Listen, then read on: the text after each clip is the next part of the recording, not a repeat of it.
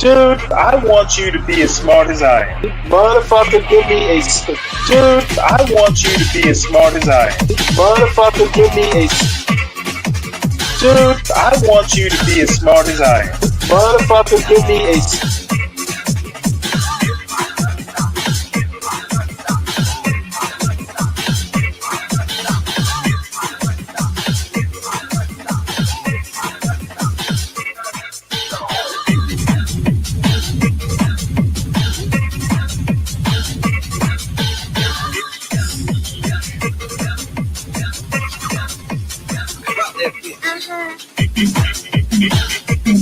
Dude, I want you to be as smart as I am.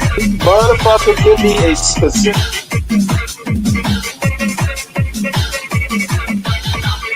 Dude, I want you to be as smart as I am. Motherfucker.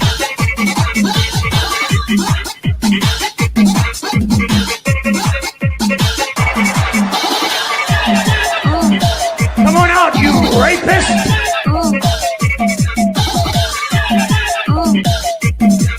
Dude, I want you to be as smart as I am. Toni Tipton-Martin has made it her life's work to shine a light on the people behind our food.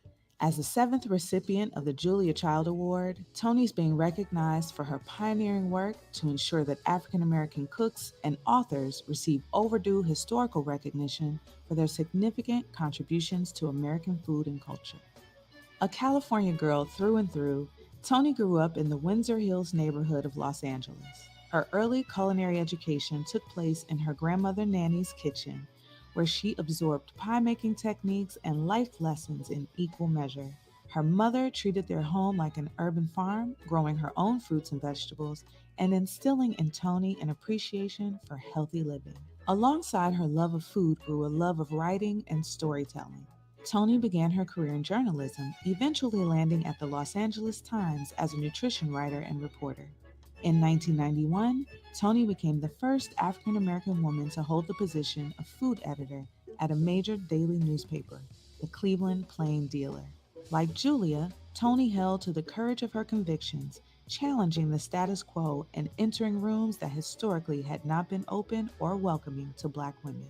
Toni began studying Black culinary history, a journey which led her into musty secondhand stores where she spent a small fortune amassing a collection of more than 400 Black cookbooks.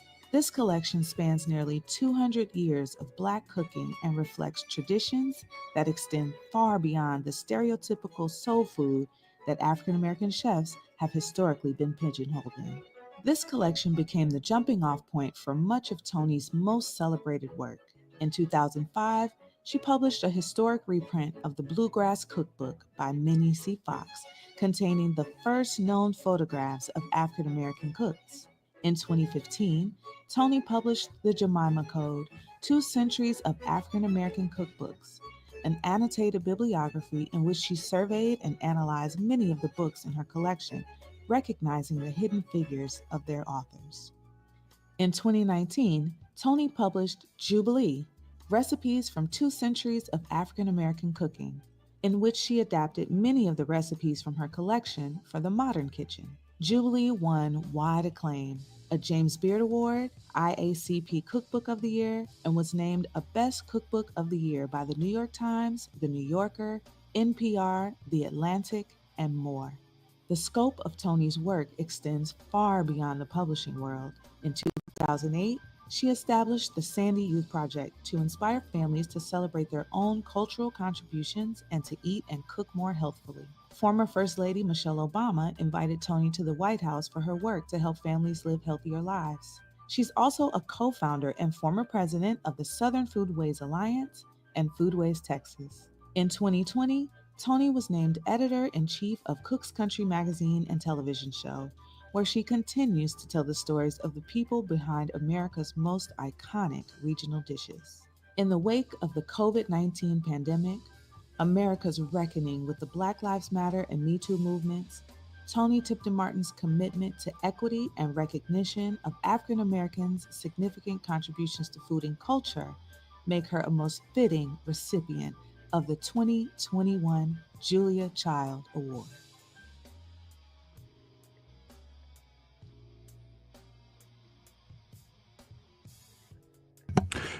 Good morning, everyone. Welcome to Stanley versus the World. Uh, Everyone, please make sure you hit the like button. Uh, and please subscribe to the John Galt Urban Landlord channel. Also, please make sure you subscribe to Stanley Cross channel. It's at Stanley Cross 6000. I occasionally do a video essay or two. I'm overdue, but I do have a couple in the works. Also, please make sure you support the show, support your host, me, and also make sure that you support Portia J, who is kind of the executive producer and I know the brains behind inflicting me upon the world. So I've got one more short video. This is my favorite historian, if not, well, one of two. Um, he's got a new book out, which I didn't even know he put out. He puts out a lot of them these days. But his name's Gerald Horne, and very interesting guy. He's also a lawyer, though I don't think he's practiced law in decades. But let's have a look at what he has to say. Pretty interesting.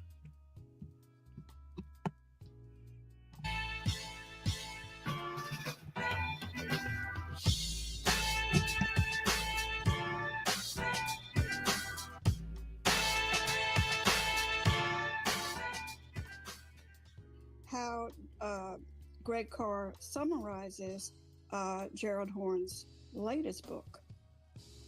This book just came out. This is Gerald Horne's latest book. It just came out a couple of days ago. African Americans and a New History of the USA. This is Gerald Horne's latest book. And what's interesting about this book is it is not a new book. When you look at its 16 chapters, it is the introduction of 16 different books that are of the nearly 40 books that Gerald has written.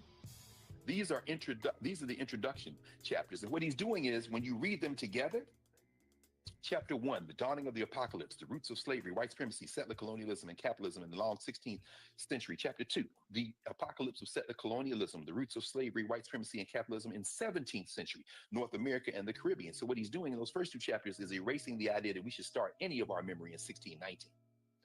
Now, John Clark would start our memory in antiquity. Gerald is not against that, but his focus is on the last 500 to 600 years. And what he's not doing, what he's doing is revealing something I've already said, but I want to tie it now to where we are as we kind of begin to think about this in context. What Gerald Horne is reminding us is that we should not think of ourselves as African people in relation to any of the criminal enterprises that came together to call themselves Europe. Certainly not picking sides into which European we identify with the most. A 1619 project says, I identify with the English. A project that goes back to the 16th century say, I identify with the Spanish first, or I identify with the French first, because they precede the English, the Portuguese, or the Dutch. We identify with it. No. Gerald's like, don't identify with any of these people. All of this is visiting, as John Clark has said many times and written many times, the sores of Europe onto the world. Which means even the people in Europe, the vast majority of people in Europe who had nothing to do with it are being drawn into a criminal enterprise by a tiny group of people. Elon Musk has predecessors. It's always been a handful of petty tyrants trying to run the world. The technology improved. That's the major difference. And the crisis of the 21st century will be the same as the crisis of the 16th century. Understand, white Christian nationalism is not new. At its beginning, it was called the Catholic Church. And the Portuguese and the Spanish fighting each other, internecine conflict, as John Clark used to say. Please, of course, that goes on and on and on. But we're happy to have that clip from Greg Carr, you can listen and check him out on In Class with Carr on YouTube each and every Saturday.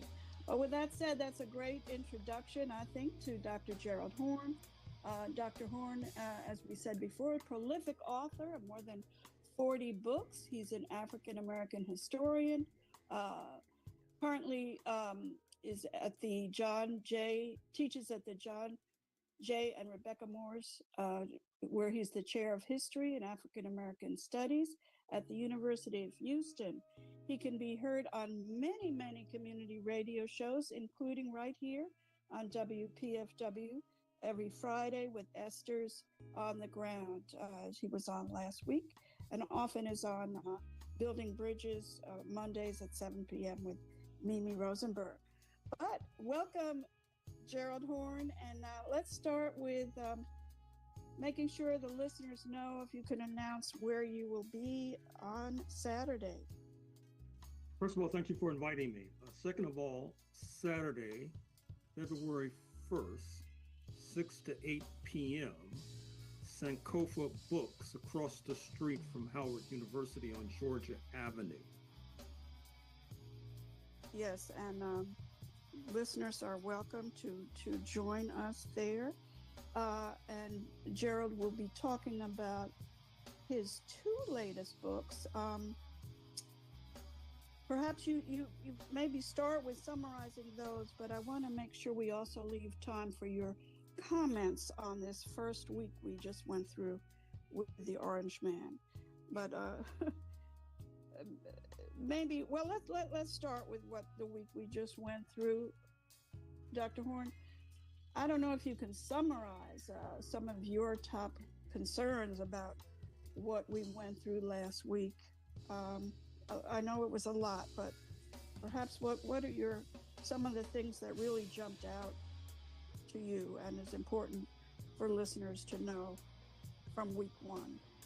Withdrawing from the Paris Climate Accord, making more likely the kinds of wildfires that you saw in Los Angeles and are still seeing in Los Angeles to this very day. Withdrawing from the World Health Organization, making it more likely that the next pandemic will kill more than the 1.2 million that COVID-19 claimed in 2020, 2021 going forward. There is the attempt to further militarize the border with deportations taking place as we speak, leading to ruffled relations with Brazil and Colombia, which I don't have time to detail, but will have enormous consequence in terms of hemispheric relations. Also, perhaps most dangerously, is the pardoning of these criminals who sought to execute a fascist coup on January 6, 2021. They are already threatening retaliation and retribution and bid fair to create a kind of private militia acting at the beck and call of Mr. Trump. And of course, we have very unfortunate histories with private militias. Think back to the Ku Klux Klan post 1865. And then there's the overthrow of diversity, equity, and inclusion, including toppling the executive order by President Johnson in 1965, which formed a foundation for affirmative action. It's fair to suggest that the DC workforce is in the crosshairs. As I said in my book on DC, published a year or two ago, a long-term ambition of the right wing has been to move federal jobs outside of Washington. That will be proceeding apace, leaving workers with the unappetizing prospect of either moving, say, to Idaho or being unemployed. My understanding is that there's already a scuttlebutt about having a general strike of the workforce in Washington and the DMV on May 1st, 2025. And I trust and I hope that that is not an empty rumor. Good point. You're listening to Dr. Gerald Horn. This is Joni with Two Heel DC, and Chuck is with me as well. We're going to be spending most of the rest of the hour talking with Gerald Horn about his takeaways from this first week. Where do we go from here?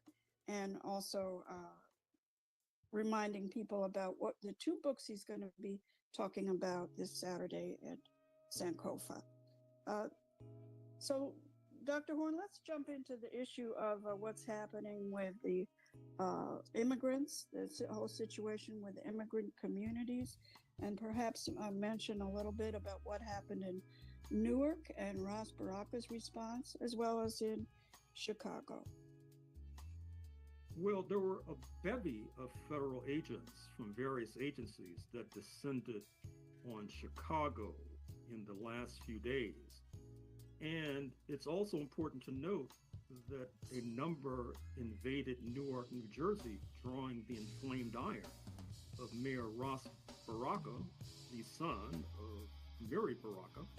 Ross Baraka intends to mount a race for governor of the Garden State, and I dare say that his forthright militant response to the manhandling and roughhousing of his constituents will hold him in good stead for that gubernatorial race.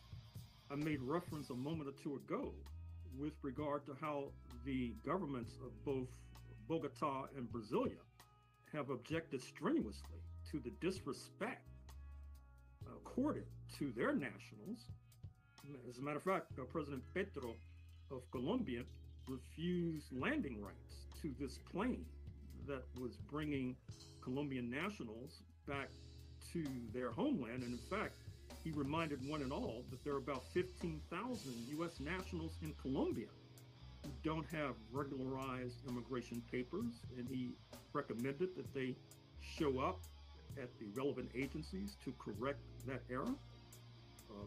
The same thing happened with regard to Brazil, and of course Brazil is a giant of the continent, a standing member of BRICS, Brazil, Russia, India, China, South Africa, which seeking to supplant the G7 led by the United States of America. And I think they have a very good chance of doing so, from the fact that Mr. Trump is alienating so-called allies as he goes after would-be allies in the hemisphere. Indeed, I noticed as well that the President Castro has also been objecting to how her nationals have been treated in the United States of America. In fact, there's supposed to be a major meeting this week that will involve President Petro, who will be coming to Tegucigalpa, and they are mounting a defense against this sort of lancing that they're being subjected to. Interestingly enough, President Petro suggested that he would send his presidential plane to the United States to transport Colombian nationals back to their homeland with dignity. I take it that that will take place after this meeting in Honduras.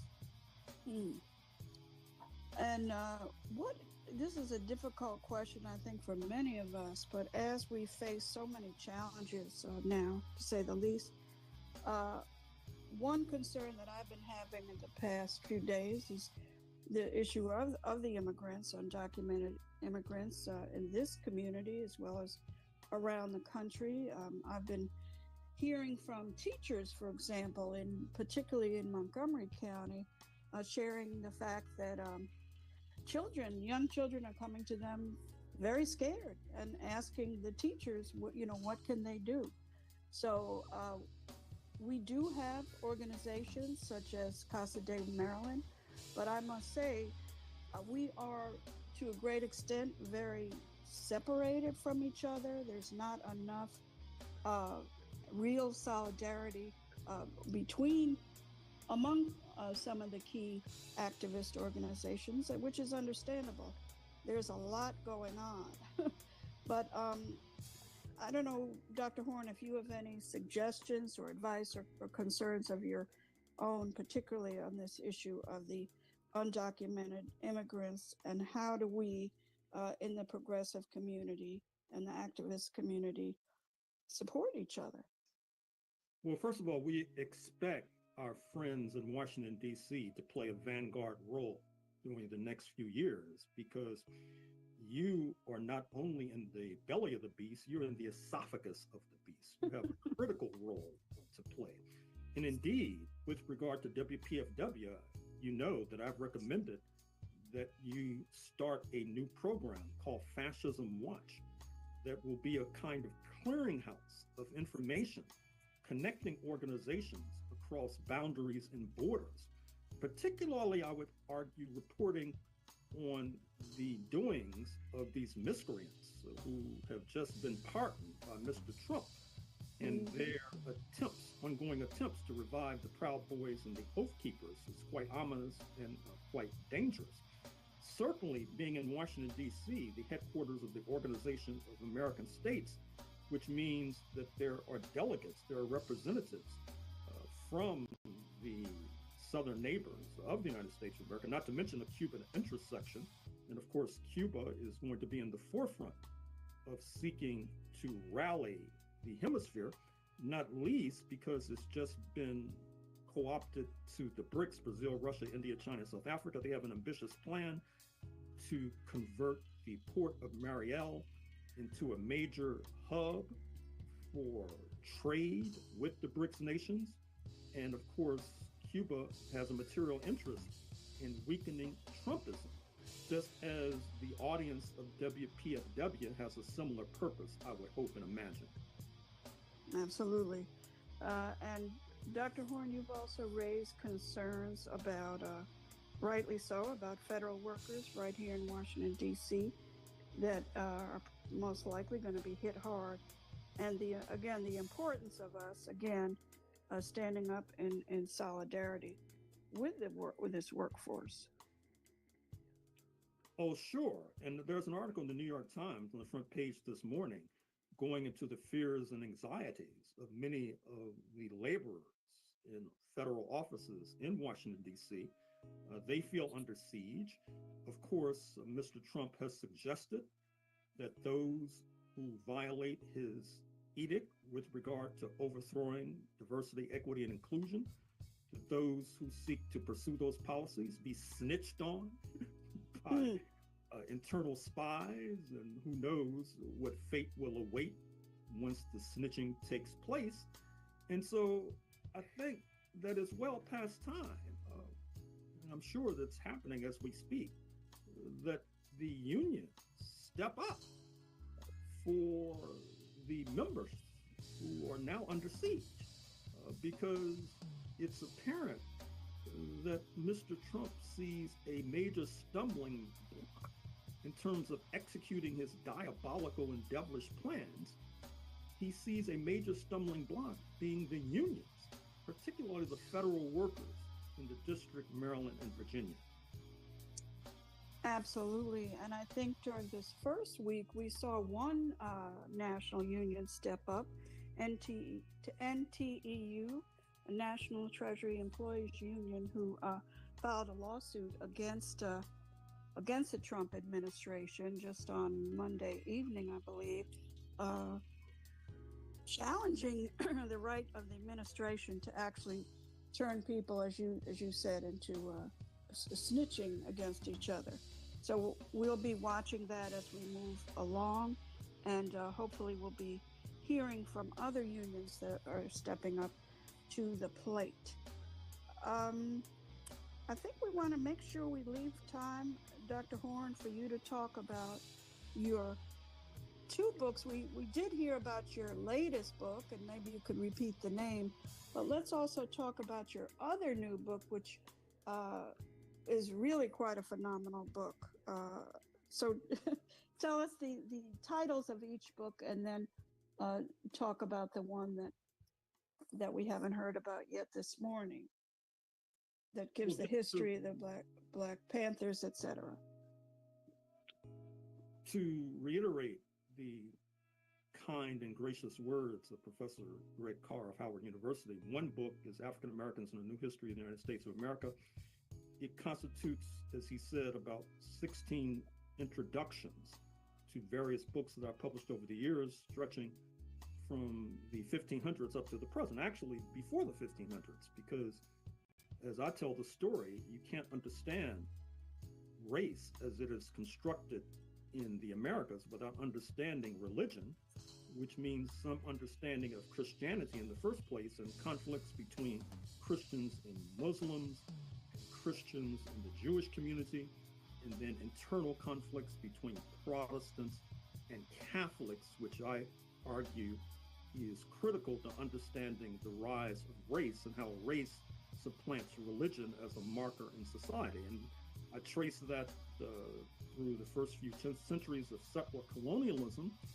And speaking of settler colonialism, I put forward an idea that I think is still relevant today, which is that settler colonialism was based upon class collaboration between and amongst Europeans of various class backgrounds who were bent upon expropriating the indigenous and then enslaving the Africans, and class collaboration is the key to understanding the 77 million who voted for Mr. Trump on November 5th, 2024. And it's astounding to me that many of our friends on the left do not have the term class collaboration within their ordinary vocabulary. Instead, they're trying to throw dust in our eyes by suggesting that the 77 million are actually frustrated social democrats who want to vote for a social democratic program. Of course, that doesn't explain the rather paltry totals for Cornel West, Jill Stein, and Claudia de la Cruz.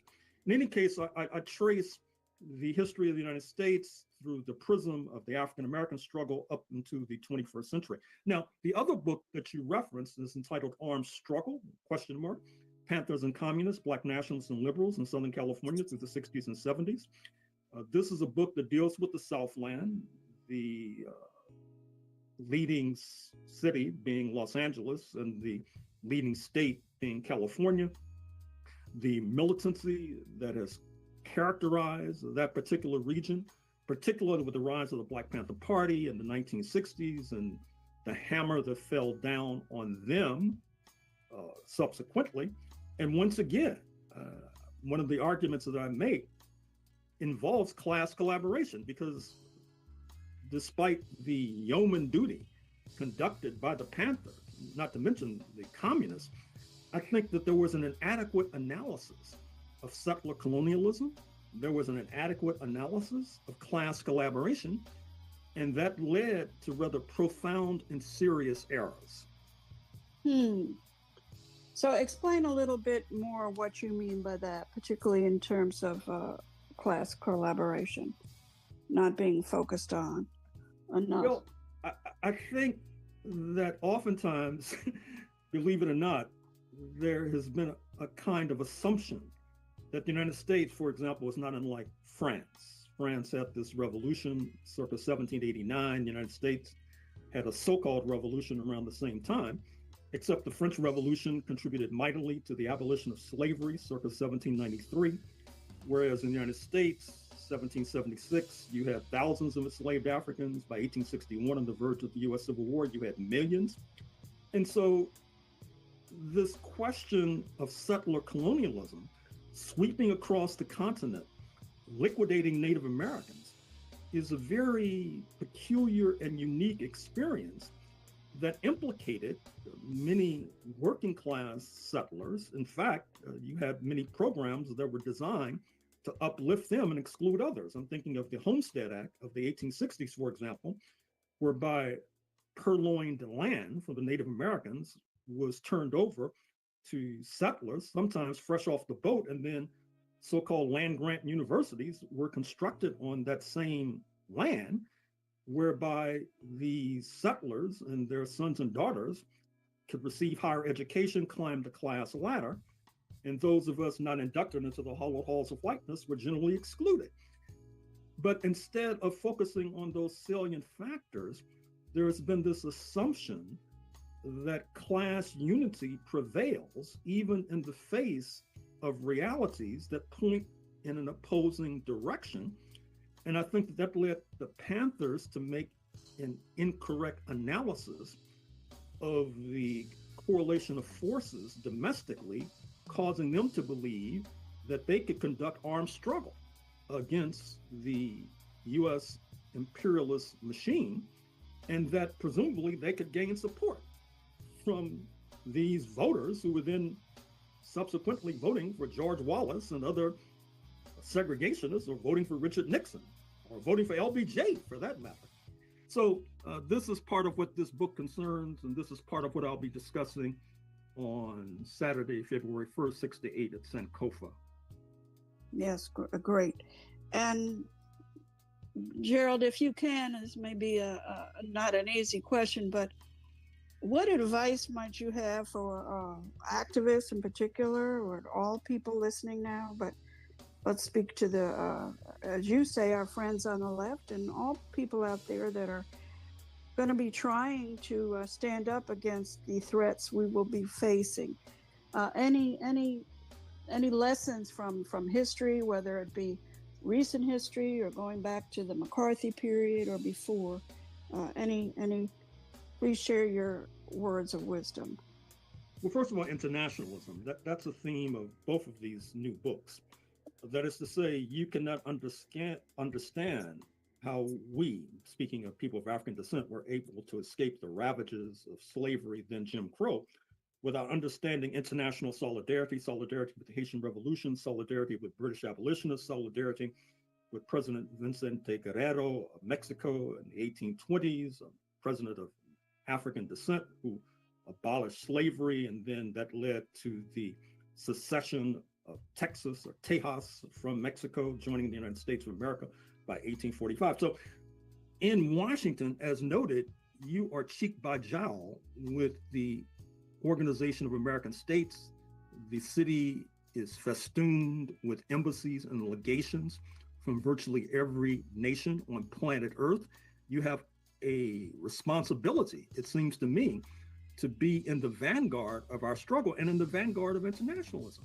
And then, second of all, a theme of this book, African Americans and the New History of the United States, I think is important to having an analysis of where we are right now. That is to say, as noted, not only do I posit that settler colonialism involves class collaboration, I also posit that the unpaid sector of the working class, speaking of enslaved Africans, were determined to engage in class struggle. And unless you understand that fundamental contradiction between class struggle on the one hand and class collaboration on the other, you will be doomed to failure. But I am certain that we are not doomed to failure. I am certain that our comrades and friends in Washington, D.C. will step up to the plate, to use your metaphor, and that gives me hope for the near term. Well, thank you very much, Gerald Horne, and you give me hope, and I'm sure you give a lot of the rest of the listeners hope as well. Again, Dr. Gerald Horne can be heard mostly every Friday, and certainly this Friday with Esther Averum at 10 a.m. on the ground. And you can come out and meet Gerald Horne at Sankofa this Saturday from 6 to 8 p.m. Thank you very I know that was kind of long and kind of boring, and no video to go with it. I didn't realize when I played it. But Gerald Horne is actually one of the more important historians. He tends to be a, quote, Marxist historian. However, he was one of the actual historians behind the 1619 project. And the one thing that I mentioned to SKC the other day, history is not a set of facts. The actual history, the story in history, is actually interpretation of what the facts mean. And historians tend to differ.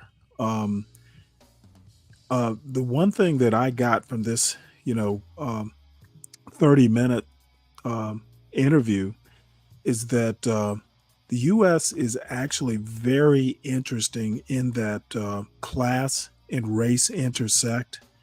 And I mentioned yesterday using Wilmington, North Carolina, 1898 is an example.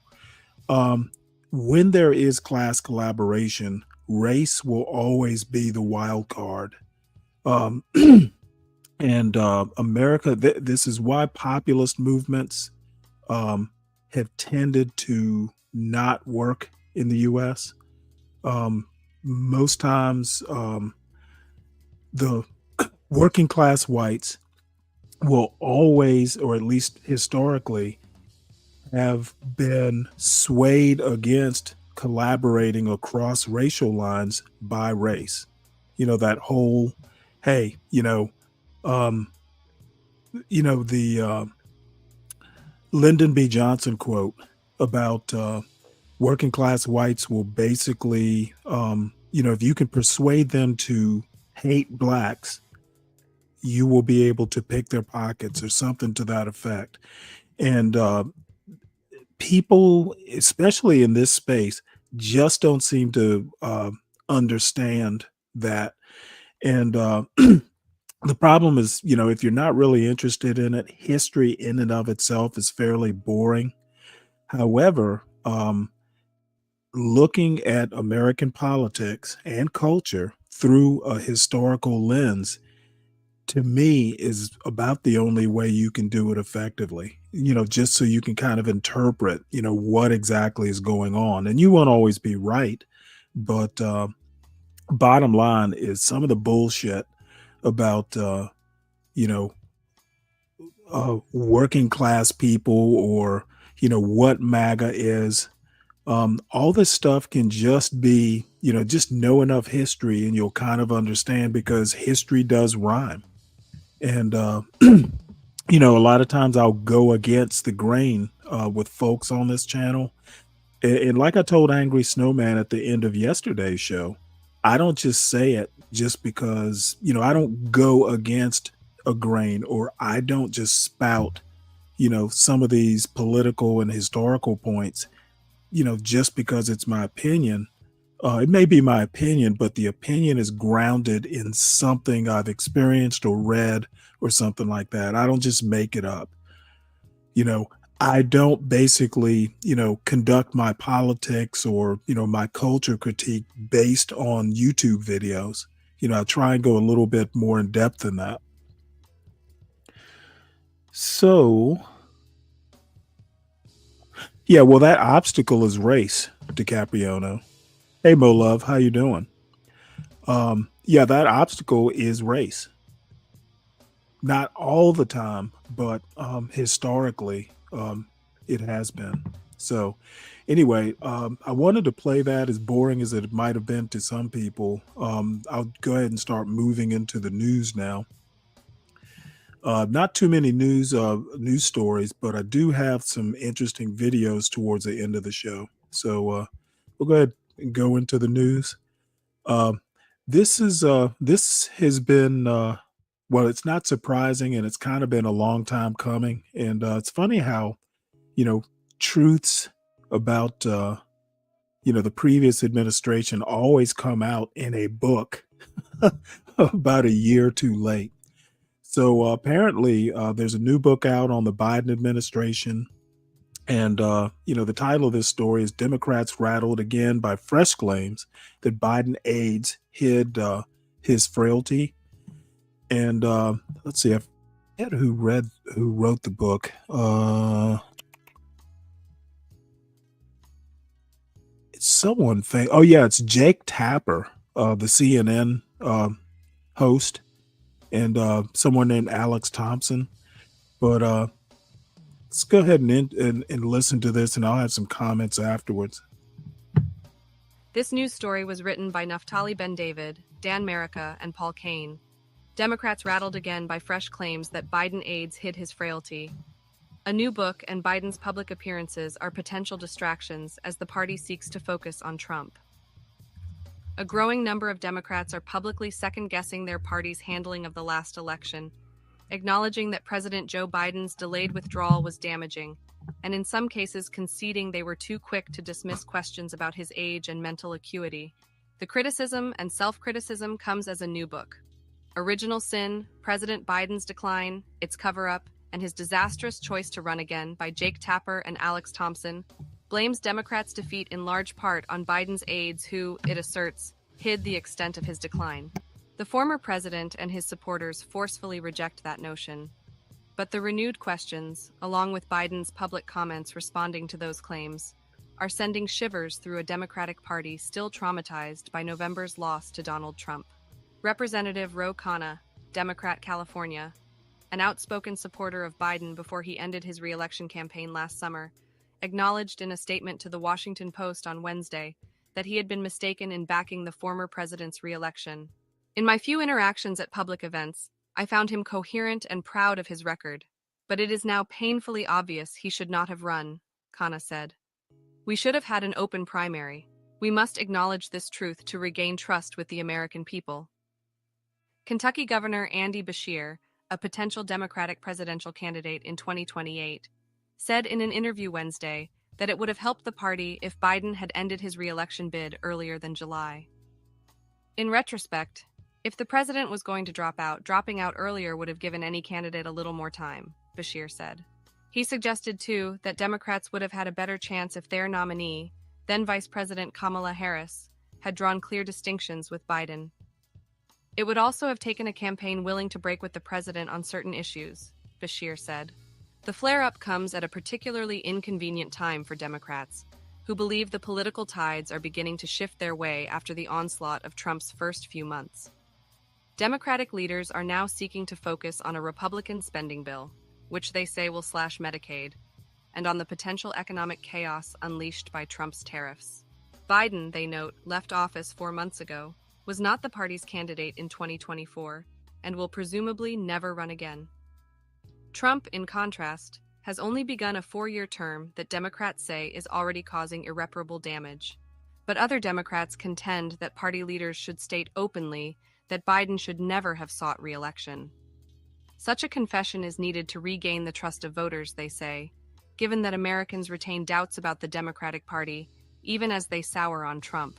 Khanna came to Biden's defense in February 2024, after then Special Counsel Robert K. Hur issued a report saying he would not prosecute Biden for mishandling classified documents, in part because a jury would see the president as a well-meaning elderly man with a poor memory.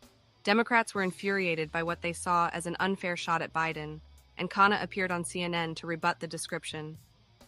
I've seen the president twice in the past 2 weeks. I've had a conversation with him. He's completely mentally sharp, Khanna said.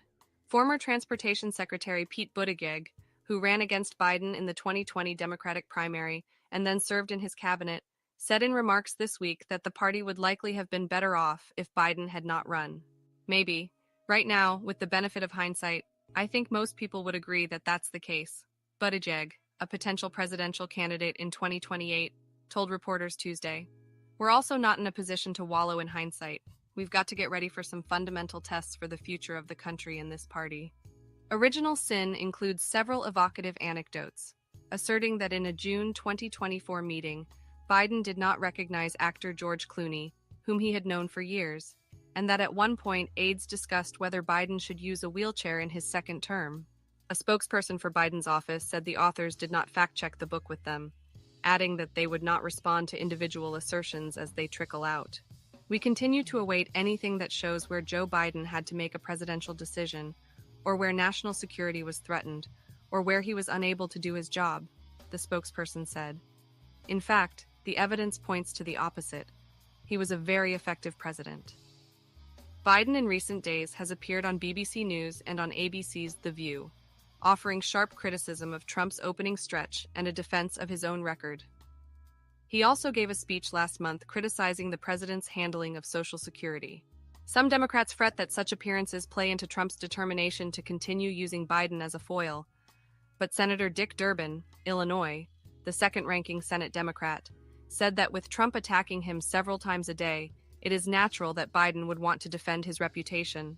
He is more assertive than most former presidents, that's for sure, said Durbin, who announced last month he was not running for re-election. But he is facing criticisms from the Trump administration about things that happened and didn't happen on his watch that are unprecedented, so I can understand his sense of defending his own name and his own reputation. Jamie Harrison, former chair of the Democratic National Committee, said Democrats now engaged in second-guessing are being disloyal for political gain. Biden is off the scene now, so there are no repercussions for what they now claim is being bold, Harrison said.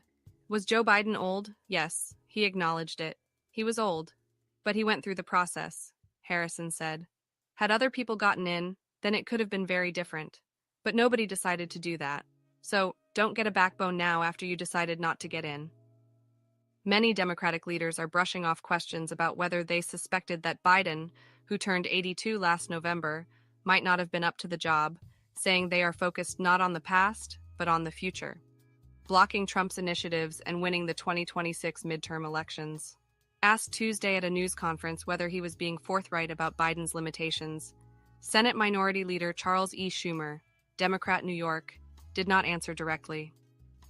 Look, we're just looking forward, he said. Dick Harpootlian, former chair of the South Carolina Democratic Party and a longtime Biden supporter, said he blamed Democrats around the president who put pressure on him to get out, but did not have a plan. I think people realize now that Joe Biden in a wheelchair would have been better than what we have right now, said Harpootlian. This is the blame game, and the Democratic Party doesn't appear to be waking up. Representative Brad Sherman, Democrat California, said that if Biden's aides put the best spin on his abilities, that was not a scandal but their job. Look, what do you expect from flacks and hacks? Sherman said. I've got a press secretary and I'm sure he told you I am the most brilliant, incisive man to ever walk the planet. If he didn't, he's fired. Of course, the people who worked for the president said he is brilliant. David Axelrod, a longtime Democratic strategist and close advisor to former President Barack Obama, said the loyalty shown by Biden's aides may have been sincere, but that did not excuse it. I think they were motivated by a belief in him, by a belief to see him continue, Axelrod said on NPR. But it was an irresponsible decision on his part, and I have to say on his family's part. The issue's reemergence makes it likely that any Democratic presidential hopeful in 2028 will be challenged on how they viewed Biden in 2024 and what they said about it. One potential candidate, Illinois Governor J.B. Pritzker, told CNN that in his meetings with Biden, he saw nothing to make him doubt the then-president's abilities. I never had the experience of anything other than a guy who brought to the table a lot of good ideas about how to solve problems, he said Tuesday.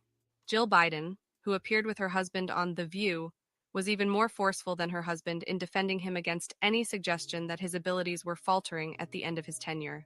The people who wrote those books were not in the White House with us, the former First Lady said. They did not see how hard Joe worked every single day. I think he was a great president. If you look at things today, give me Joe Biden any time. Hannah Knowles and Theodore Ickmeyer contributed to this report. Well, I think the larger lesson here is people need to stop voting for people. I don't know what it is. I guess they call it the gerontocracy. We need to stop running people who are like mid-70s and above. I basically think that we're kind of having the same thing with Trump. It's just not been noticeable by many yet. I think that Biden was irresponsible, and I agree that his aides were irresponsible too. But it is hindsight. I think the lesson we learn from that is stop running old men, people that are way past their prime for president. And for that matter, other offices too. Dianne Feinstein, Ruth Bader Ginsburg, now Donald Trump, these people who do not want to give up power. And I don't think that term limits or anything like that are the solution either. I think it's just basically we run the wrong people. Joe Biden said he was going to run for one term, and people should have just held him to that. So next story. This, I think probably a lot of people realize that Donald Trump, and this is actually, something that I would blame on age also. Trump's tariff strategy, didn't he know beforehand that there would be repercussions? He's so chaotic, he leaves people guessing as to why he'll do something, then backtrack on it, and then redo it and backtrack on it. I'm literally going to put it up to either age or he's actually not running the show. So this next story, basically the China tariffs were going to hurt people who were his supporters. That's one of the reasons he backed off of it, which is ridiculous. He didn't know this beforehand. So this is a longish story, and if it gets repetitive, I'll stop it. This news story was written by Jeff Stein, Natalie Allison, and David J. Lynch. White House eased China tariffs after warnings of harm to Trump's people. The president has backtracked repeatedly on his tariff policies, creating a whiplash with downsides and few clear benefits so far. Some of the president's top aides saw an opening. Throughout April, President Donald Trump's sky-high tariffs on imports from China had rippled through the U.S. and global economies. But the president was reluctant to move too quickly to lower the penalties on Beijing, believing that the United States needed to stomach some short-term economic pain to achieve a major rebalancing in trade, and that China had more to lose in the standoff. By the end of the month, though, a growing number of blue-collar workers whom Trump saw as part of his political base, including longshoremen and truckers, began warning that tariffs and a near-total cessation of trade with China were hurting them. Behind the scenes, White House Chief of Staff Susie Wiles, Treasury Secretary Scott Bessent, and other aides told Trump that his own voters were in danger if the tariffs did not come down, according to two people familiar with the matter who spoke on the condition of anonymity to describe private discussions. That gave them a path to initiating negotiations with the Chinese, which culminated this past weekend in Geneva with a partial deal to reduce tariffs between the world's two biggest economies. One White House official cautioned, however, that multiple factors contributed to the trade talks in Switzerland. The key argument was that this was beginning to hurt Trump's supporters, Trump's people, one person briefed on the talks said. It gave Susie a key window. Trump's pullback reflected the core tension that has bedeviled the White House as he has tried using tariffs to remake the global economy in record time. What he seeks is virtually impossible without substantial political and economic blowback, even to constituencies the administration aims to protect. That challenge is reflected in the sheer number of times the president has adjusted his tariff policies at a pace economists say is without precedent. Since the inauguration on January 20th, Trump administration officials have announced new or revised tariff policies more than 50 times, according to a tally by the Washington Post. A separate tally by Reed Smith, a law firm, has found about 55 such actions. Trump has issued more than a dozen tariff-related executive orders, or about one per week. One aimed at Mexican drugs and migration, another aimed at Canada, yet another hitting China, and several that modified previously issued executive orders, among others. Some of his plans have been strikingly short-lived. More than a half dozen of the president's tariff announcements, such as duties on dairy imports and Colombian trade, didn't last more than a week before they were altered. Some didn't last a day. The White House says this was because they achieved their intended result. Trump has substantially changed tariffs on goods from China, Canada, and Mexico at least a half dozen times each. He has reversed himself at least 3 times on auto tariffs, on steel and aluminum, and on agriculture and energy. Other sectors are left waiting to see how their production lines might be upended. Trump has announced, but not implemented, tariffs on semiconductors, pharmaceuticals, and a range of other critical imports. Previously, the most rapid period of change for U.S. trade policy was from 1806 to 1812, as early American presidents contended with shifting alliances with Britain and France, according to Douglas Irwin, an economist at Dartmouth College who specializes in economic history.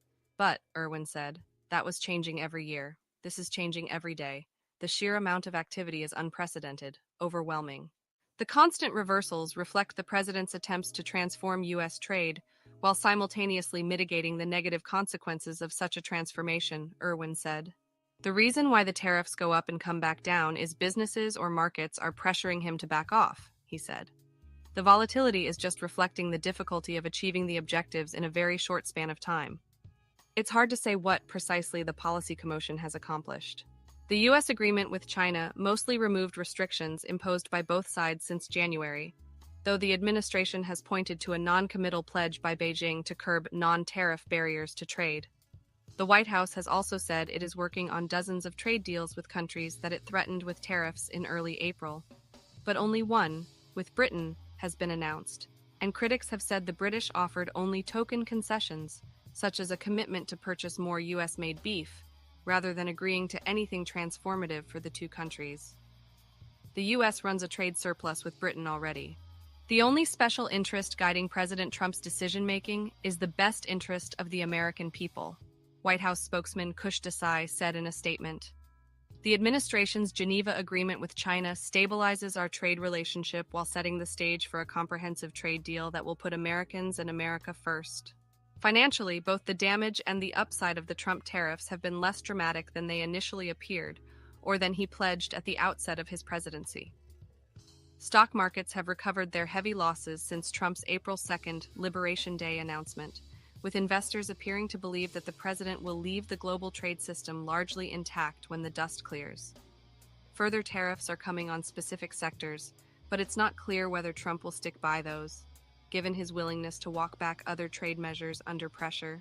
Spokespeople for the Treasury Department declined to comment. The White House's defenders maintain that the president is in the early stages of rebalancing a global trade order that has disadvantaged U.S. manufacturers and workers for decades. There are several things that even Trump haters have to respect this limited progress, Michael Pillsbury, a China hawk who has advised Trump, said of the partial deal with Beijing. It's a big deal that China acknowledged it would do more to reduce non-tariff barriers, Pillsbury said. Other defenders of the administration's policy say Trump has made clear that he will leave in place his 10% universal tariff on all imports, which could raise more than $100 billion annually, said Wilbur Ross, who served as Commerce Secretary during Trump's first term. Trump pulled back on more aggressive moves against China because of the market turmoil and resistance in Congress, but he's getting offered some pretty major concessions, because no country can afford an all-out trade war with us on a protracted basis, Ross said. However, China dug in more for a prolonged trade war than some observers expected. White House Press Secretary Caroline Leavitt, reading a statement from Trump, told reporters last month that China needs to make a deal with us. We don't have to make a deal with them. Yet Beijing didn't back down before Washington did. China's $3.2 trillion in foreign currency reserves helped bolster its determination to resist what Chinese leader Xi Jinping had labeled bullying on the part of the U.S. Through various official and non-government channels, Beijing sent the White House a clear message that it wasn't folding and wouldn't negotiate until the most aggressive U.S. tariffs came down. Meanwhile, a steady parade of CEOs, including from Walmart and the major automakers, delivered stark warnings about the imminent economic costs from the embargo on trade with China. It just made sense for Trump to blink, given the political or economic cost he faced, said Myron Brilliant, a senior counselor for the strategy firm Albright Stonebridge Group. The pressure is different for Xi, even with a weak economy. The concessions of the past 2 weeks may obscure just how much Trump has altered U.S. economic relations with other countries.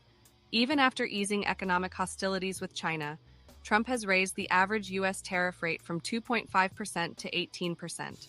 The highest level since the Smoot-Hawley tariff rate of the 1930s that most economists think exacerbated the Great Depression, according to the Budget Lab at Yale University. Trump has long maintained that these higher tariffs will provide an incentive for companies to bring operations onshore and will help pay for the GOP tax bill. But some critics say these policies are unlikely to achieve that result. A high tariff rate could, in theory, provide an incentive for manufacturers to move production to the U.S., but the administration's constant reversals of policy gives businesses little confidence that they won't be undercut later. That undermines the goal of encouraging companies to invest heavily in new U.S. facilities. It's been completely insane, Michael Strain, an economist at the American Enterprise Institute, a center-right think tank, said of Trump's tariff policies. When I step back from the euphoria over easing tariffs with China, what I see is the tariff rate is 5 times as high as when Trump took office. And we seem to have gotten nothing out of it at all. Douglas Holtz-Eakin, president of the American Action Forum, a center-right think tank, pointed out that the only formal pact so far is more of an outline for a future agreement than a traditional trade deal. It's hard to imagine that Britain needed to be threatened with major tariffs for its leaders to agree to relatively minor concessions, Holtz-Eakin said. All we've done is impose tariffs and then unimpose them. We haven't accomplished anything, honestly, Holtz-Eakin said. We're going to sell some more Boeings to the UK, that's the only thing. Did we really need the tariffs on the world to get that done? Despite the turmoil, Trump has continued to defend tariffs and suggested they could again be escalated. But it is increasingly difficult to imagine him raising the import duties to anywhere near where they were in the aftermath of last month's announcement, given his unwillingness to endure sharp market slides and business slowdowns. That may mitigate the damage to the U.S. economy, but it also weakens the administration's hand in negotiations with countries who know Trump's pain threshold. The fallout also highlighted just how many obstacles there will be to implementing Trump's tariff vision. In addition to public criticism from the International Longshore and Warehouse Union, the president faced defections from other players typically viewed as allies, struggling manufacturers, truckers with plummeting orders, construction firms fearing rising costs. CEOs from major companies made their complaints known to the White House. Republican senators closely allied with Trump pushed back heavily, and the president's polling numbers took a beating in a way that he may be unlikely to risk again, said Doug Heye, a GOP strategist who worked for former House Majority Leader Eric Cantor, Republican Virginia. We saw Trump underwater for the first time on the economy, and this was why, Heye said. It hits at something core to his DNA, the economy and business. That made these tariffs difficult for him to maintain. Yeah, it was his DNA, all right. I think it just basically makes him look weak. They're right. You know, I think other countries know his pain threshold. And the other thing that I know the EU did was they did targeted tariffs in retaliation. Basically, they targeted red states when they did their counter tariffs. So the thing that I can't figure out is why did they not know other countries were going to retaliate? And as I pointed out, China's the only country on earth that can literally go toe to toe. And this article pretty much confirmed what I thought. The U.S. blinked first. Okay, China did not come to Trump and say, hey, let's sit down and do a 90-day truce. The U.S. went to China. So I don't see how this is an effective negotiation strategy. And if we're inflicting pain so much on the non-China countries, Britain's the only one. And, you know, who expects Britain to put up much of a fight, you know, against the United States? Of course, they were first to have a trade deal. So this next story is actually good news. Yesterday, people, I know I had one or two people say, well, you know, shoot, looks like Gaza's in for a really rough time. Well, a rougher time. You know, famine is imminent, etc.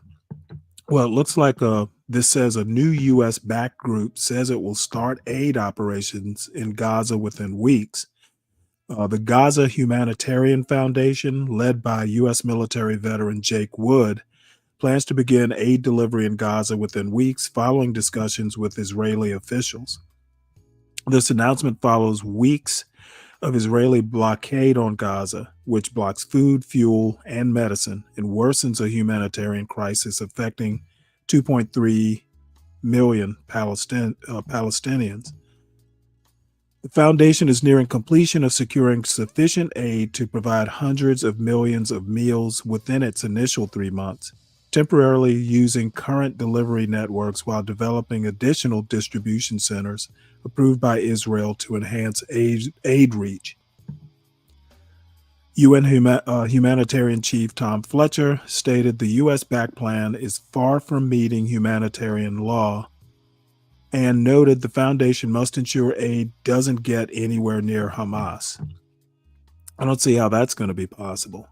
International aid groups have widely rejected the plan, citing unresolved questions about funding, government involvement, and concerns that it may violate humanitarian principles and supplant existing aid systems. So, I don't know. Sounds like it's good, but it sounds like a bunch of the established aid networks are against it. Not exactly sure why. Says, let's see, private U.S.-backed foundation, a plan initiated by Israel to use private companies instead of the UN. Okay, well, that's why. These are private companies versus UN. And, you know, if private companies are involved, there has to be a profit motive somewhere. So I'll have a look out for developments here. I think there's a way I can follow this story on Ground News. So I'll see, can I figure that out? Well, I'll figure it out. So next story. This is, we're going back to going back to the road to Trump's embrace of white South Africans. This is kind of an investigative piece, which I look forward to hearing. I haven't read it. So let us see here. Interesting. It's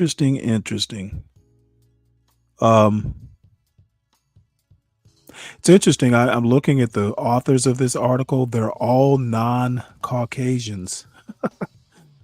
So let's that's interesting that they didn't get any any Caucasians in on the fun. The Road to Trump's Embrace of White South Africans. This article is by Zolan Kano-Youngs, Erica L. Green, John Elegon, and Edward Wong, and read by an automated voice. It was May 2019, and national security officials were in the Situation Room discussing Iran when President Trump abruptly changed the subject. He wanted to talk about granting asylum and citizenship to white South African farmers.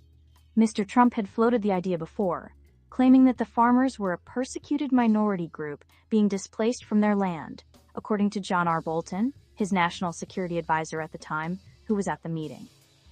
Mr. Bolton said he thought little of Mr. Trump's wish. The president had embraced fringe ideas and false narratives pushed by white Afrikaner activists, Mr. Bolton said. It never amounted to anything, so I just put it as typical Trump, Mr. Bolton recalled in a recent interview. Some random person tells him something and he's obsessed with it. Years later, Mr. Trump's views on white farmers in South Africa are shaping U.S. foreign policy in his second term. On Monday, the first group of Afrikaners, a white ethnic minority that ruled during apartheid in South Africa, landed in Washington as the Trump administration upended a refugee system that had provided sanctuary for those fleeing war, famine, and natural disasters. The administration is welcoming white South Africans after suspending the program for everyone else, including other Africans who have waited in refugee camps for years and were vetted and cleared, and Afghans who supported the U.S. war in their country.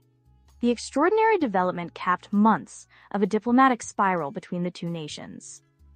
In early February, Mr. Trump signed an executive order halting all foreign aid to South Africa, claiming that its government had engaged in "euleticism." In March, his administration expelled South Africa's ambassador after he criticized Mr. Trump for playing to white grievance in America and warned of a "global protective movement that is beginning to envelop embattled white communities." Wow. A convergence of factors has fueled the administration's hostile approach to South Africa. They include meetings with Afrikaner activists, a break between the two countries over Israel's war in Gaza, and Mr. Trump's focus on eradicating diversity and inclusion programs that the administration alleges have led to racism against white people. His most influential advisors include hard-right conservatives executing an agenda influenced by white victimhood. The officials who might have rebuffed Mr. Trump's ideas have been replaced by loyalists, such as Secretary of State Marco Rubio, who are willing to turn his impulses into policy. And a conversation with the renowned South African golfer Gary Player stayed on Mr. Trump's mind. When Mr. Trump raised the issue of white farmers in the Situation Room, Mr. Bolton recalled that the president, while practicing his swing with Mr. Player, had heard that the Afrikaners were being, "driven from their land." Two other former administration officials also said Mr. Trump had heard about the struggle of Afrikaners from Mr. Player. In February, Mr. Player said he had not even once spoken to Mr. Trump about U.S. policies in South Africa. "I'm a big Trump fan, but I can't get involved with politics," Mr. Player said, adding, "Donald Trump's going to make the decisions about South Africa. That's going to come from him." Asked about Mr. Bolton's account last month, an advisor to Mr. Player, Dave King, said the golfer did not recall the conversation with Mr. Trump. He considers all discussions that he has on the golf course as private, Mr. King said.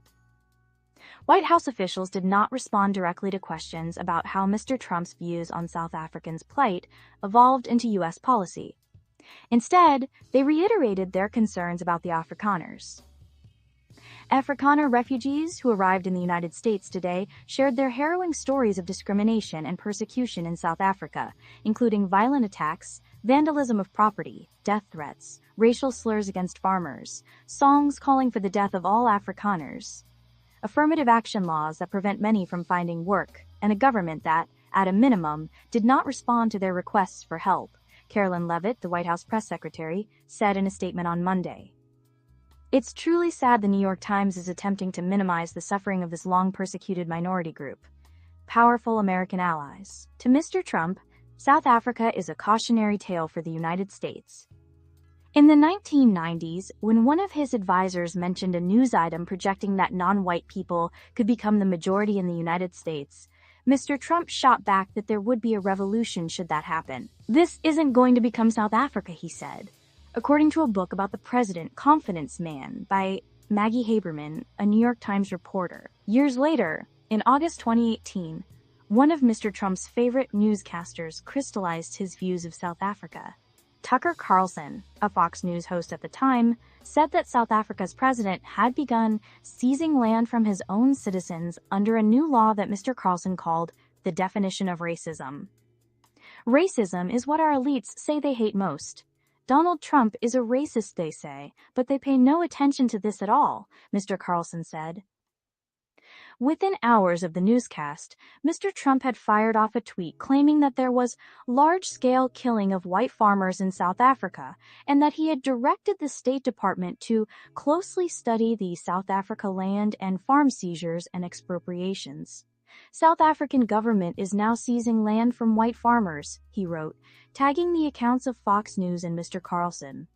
With that comment, Mr. Trump had weighed in on an issue at the root of tensions in South Africa for generations. For nearly 5 decades, South Africa lived under the Afrikaner-led apartheid government, which violently segregated the black majority, denying them access to quality housing, education, and land, and the ability to build generational wealth. Since the end of apartheid in 1994, the government has made efforts to undo the economic imbalance created by the system, including through a program created to redistribute land to black South Africans that had been seized by the former colonial and apartheid governments. But black South Africans continue to lag behind white South Africans by virtually every economic measure. President Cyril Ramaphosa this year signed a law enabling the government to take private land without compensation when it is deemed to be in the public interest.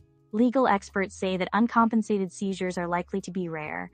The government has long purchased land from white farmers. The law also includes a judicial process that gives landowners an opportunity to challenge seizures. Despite Mr. Trump's statement, white South Africans still dominate land ownership. White-owned farms occupy about half of South Africa's surface area, even as white people make up just 7% of the population. While gruesome killings of white farmers in South Africa have captured national attention, police statistics show that the farmers are no more vulnerable to violent crime than other people in the nation. A State Department report on South Africa in the first Trump administration said that farm killings represented only 0.2% of all killings in the country. Those killings have remained minuscule in the years since. South Africa's governing party, the African National Congress, has ruled South Africa since the end of apartheid, but the party has been plagued by accusations of corruption and political retribution campaigns, and has struggled to provide basic needs for its people. Critics of the government say that it has escaped scrutiny from allies like the United States, where many politicians still have a romanticized view of the country that elected Nelson Mandela. U.S. officials and Afrikaner activists have pointed to a different South African political party's rallying cry of "Kill the Boer" as evidence that white South Africans are being targeted.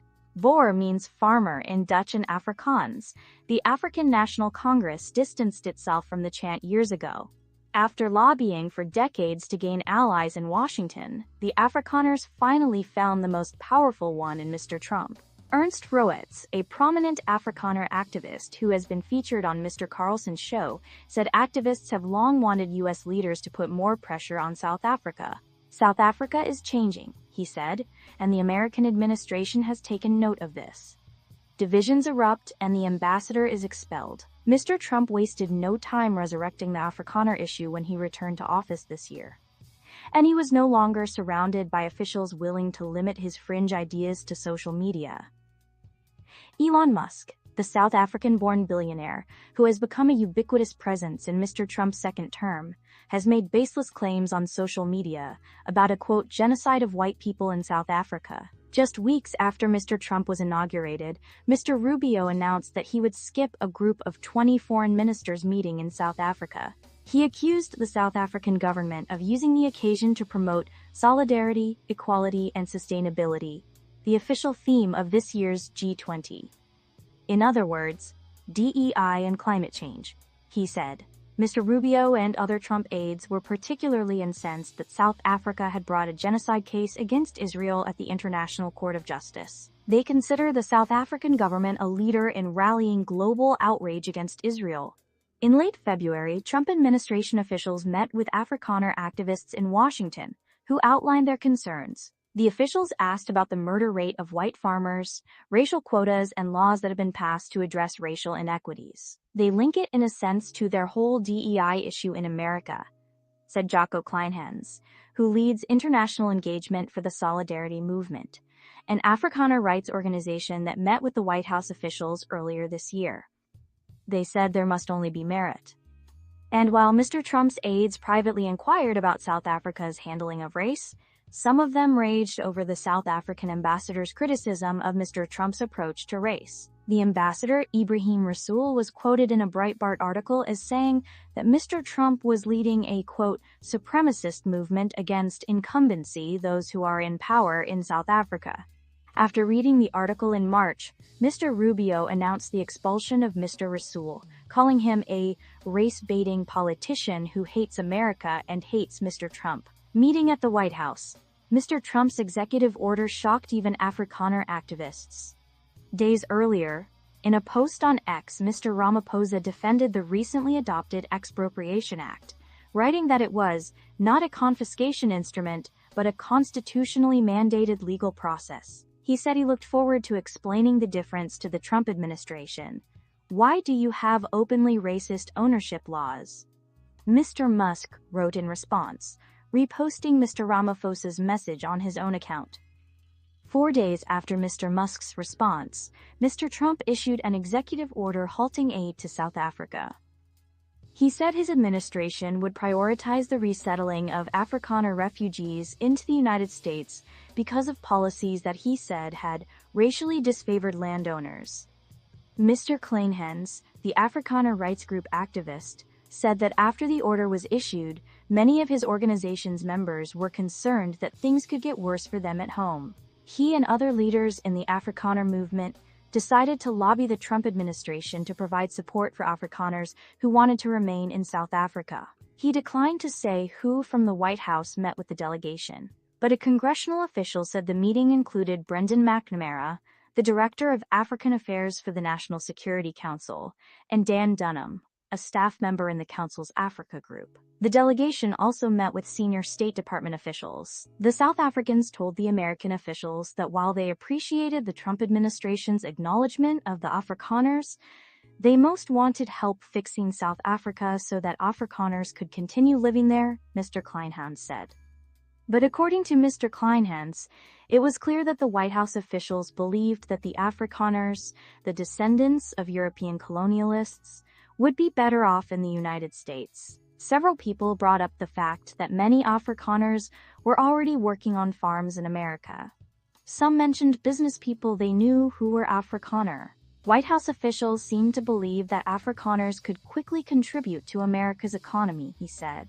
Christopher Landau, the Deputy Secretary of State, made the administration's cultural affinity for Afrikaners clear on Monday when he was asked why the South Africans were welcomed over other refugees, including Afghan allies. Some of the criteria are making sure that refugees did not pose any challenge to our national security, Mr. Landau said after meeting with the newly arrived white South Africans at Washington Dulles International Airport, and that they could be assimilated easily into our country.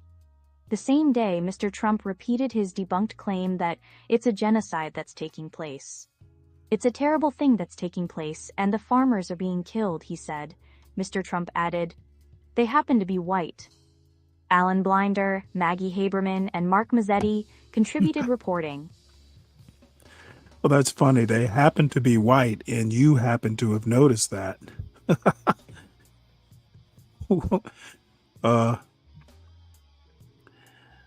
I don't know. I mean, it's pretty obvious that Elon Musk, is knee deep in this.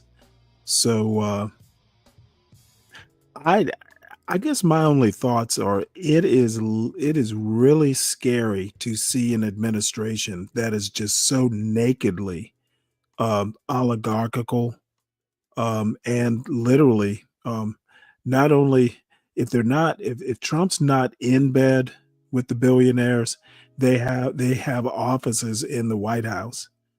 So hopefully this is his last term, and hopefully MAGA dies with him. These people are literally oligarchs,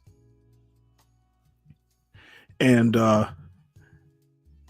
this is an FAFO moment with this administration.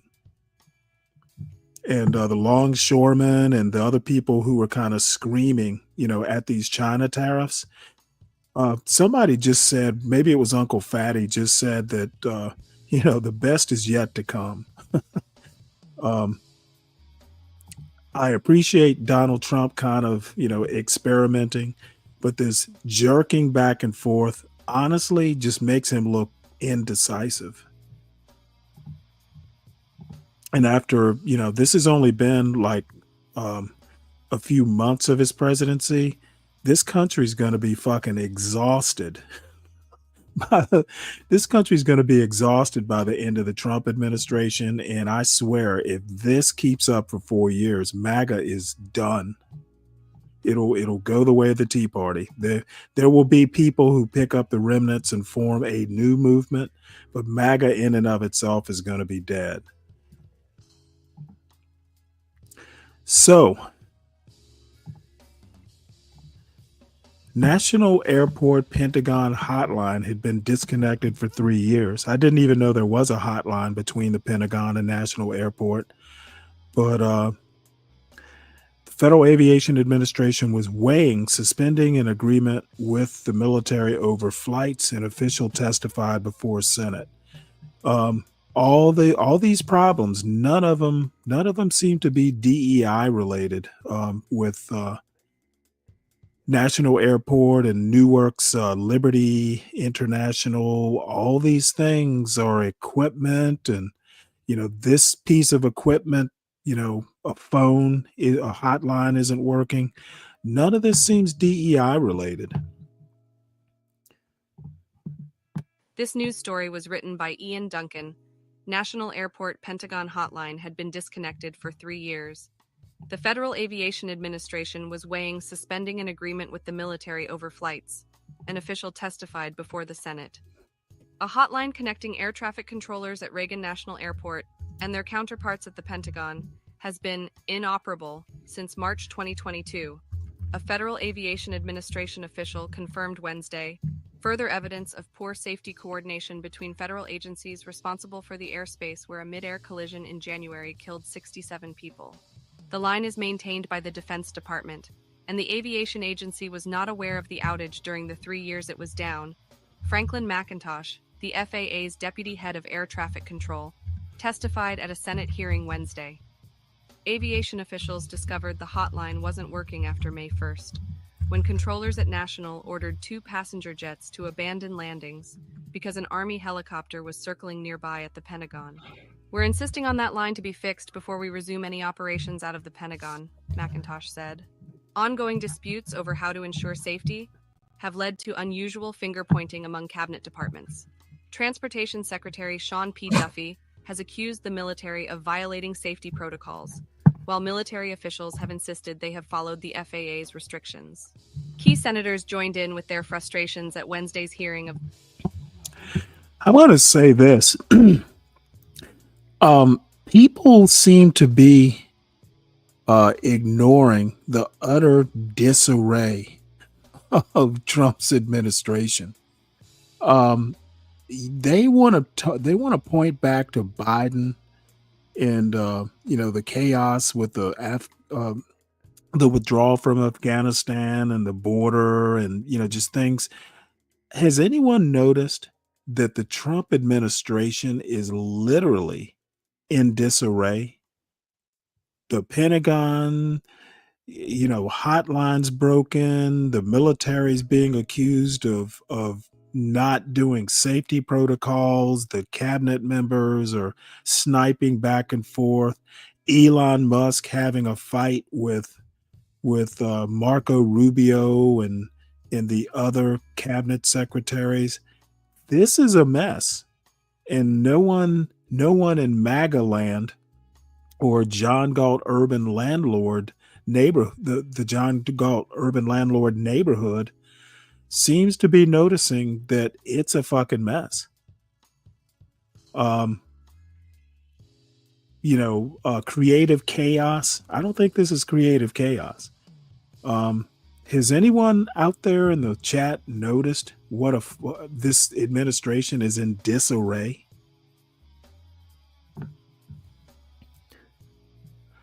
This is scary.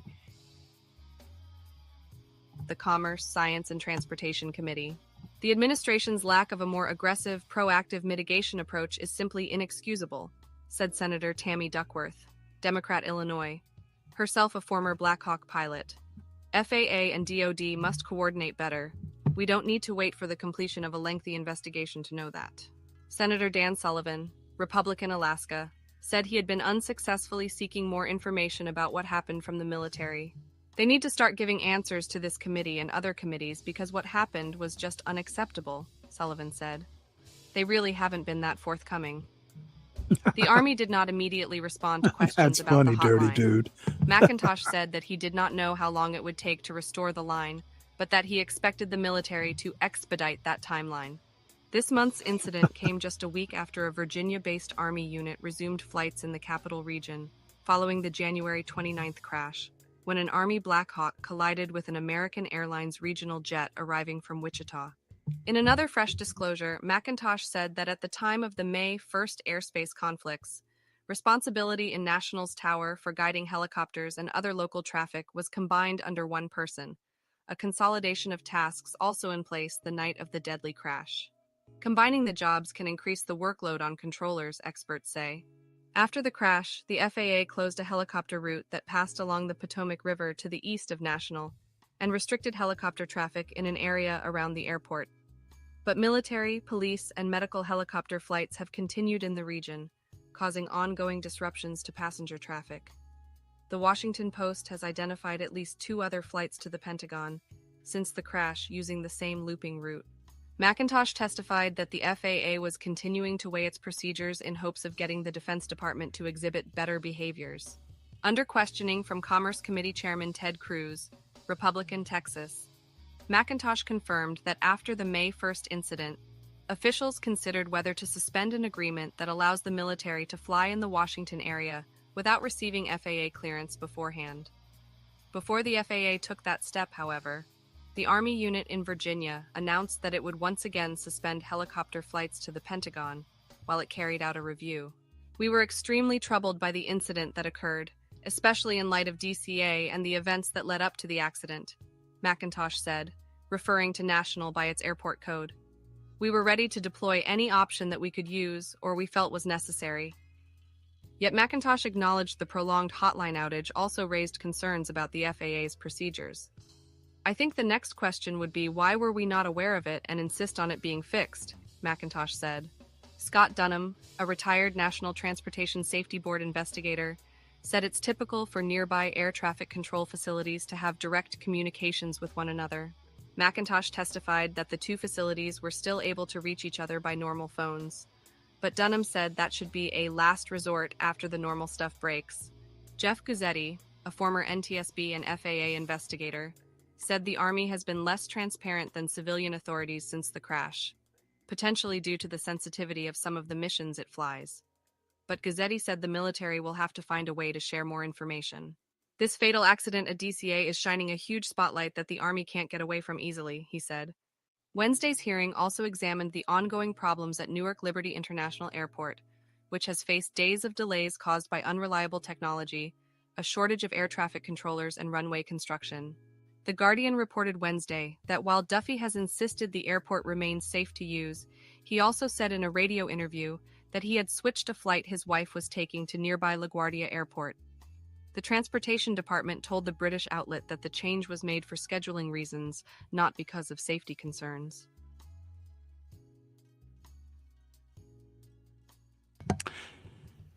Yeah, this is it's getting pretty concerning. Stay tuned.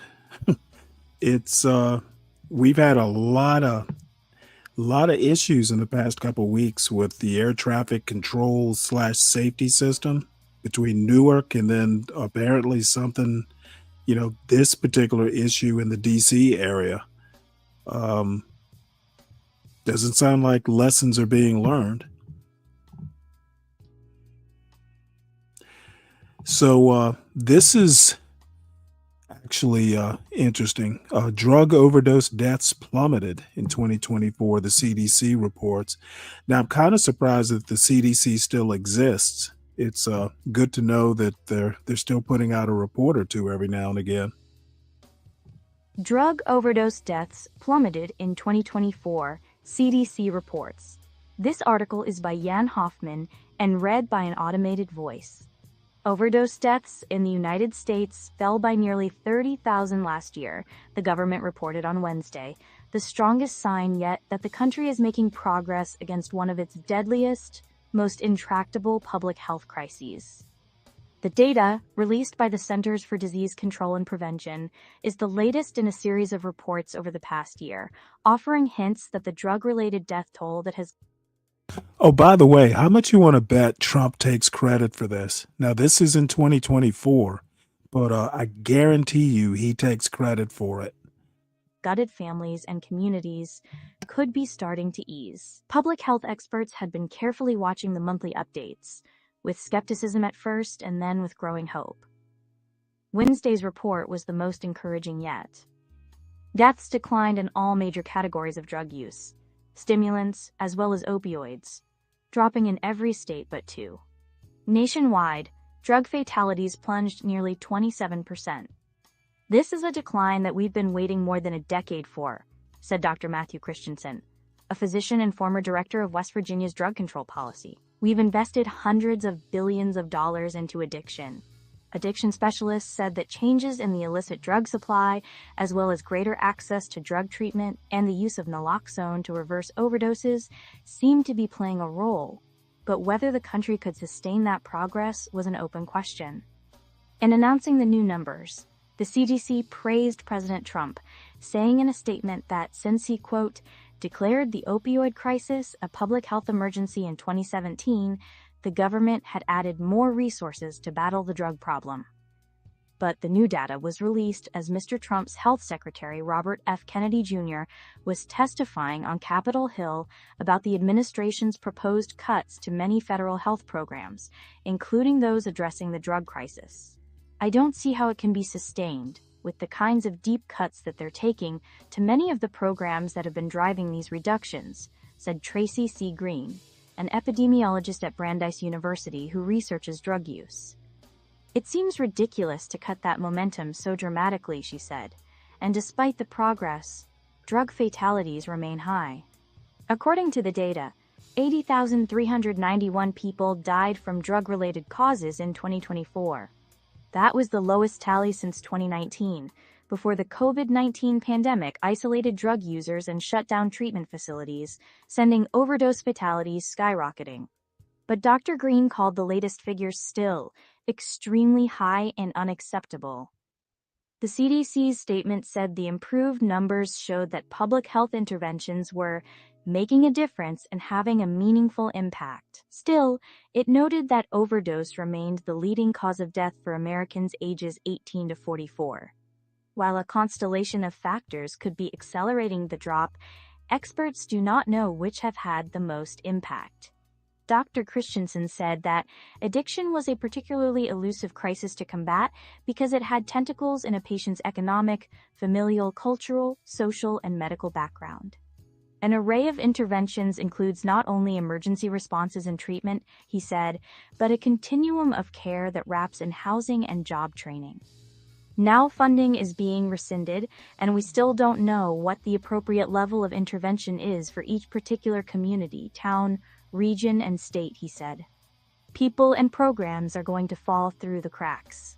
According to the preliminary budget circulated among federal agencies, the CDC's opioid surveillance programs may be cut by $30 million and folded into a new subdivision, the Administration for Healthy America. The Substance Abuse and Mental Health Services Administration, the federal agency that coordinates and monitors grants for support programs and provides training and data analysis, is facing a cut of over $1 billion and will also be folded into the new subdivision. According to the agency's most recent survey about substance use, in 2023, 27.2 million Americans ages 12 or older had a drug use disorder. 28.9 million had alcohol use disorder, and 7.5 million had both. At Wednesday's hearing, before the House Appropriations Committee, Representative Madeline Dean, Democrat of Pennsylvania, whose son is in recovery from opioid addiction, took Mr. Kennedy to task, noting his own history of heroin addiction. She said that in light of the improving fatality rates, she could not understand the rationale for the administration's cuts.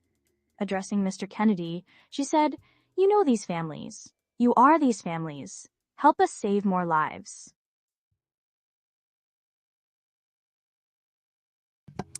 That's a good point there, Ryan. But I doubt you're right.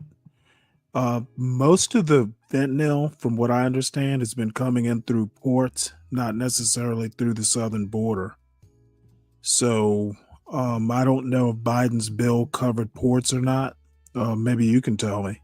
But fentanyl isn't coming in majorly through the southern border, from what I understand. So this next story is actually pretty interesting. Again, something I hadn't thought of. But apparently there's a booming business for return products. Let's see how this is working. A trade war winner? The booming business of returned products. This article is by Ken Belson and read by an automated voice. On a recent afternoon, televisions and laptops, power tools and fishing rods, kitchen supplies and toys overflowed at the receiving docks of a 250,000 square foot warehouse in Fort Worth. The warehouse belonged to Return Pro, and the goods passing through it, worth millions of dollars, had been returned by consumers to major retailers including Walmart, JCPenney, and Bass Pro Shops. Those retailers then shipped the items to Return Pro, which has a dozen warehouses globally. Workers there sort, clean, and repackage the items, then post them for sale on an array of websites where consumers, wholesalers, and off-price retailers hunt for discounts. The cycle is part of the sprawling reverse logistics industry that recirculates overstock items and returned goods.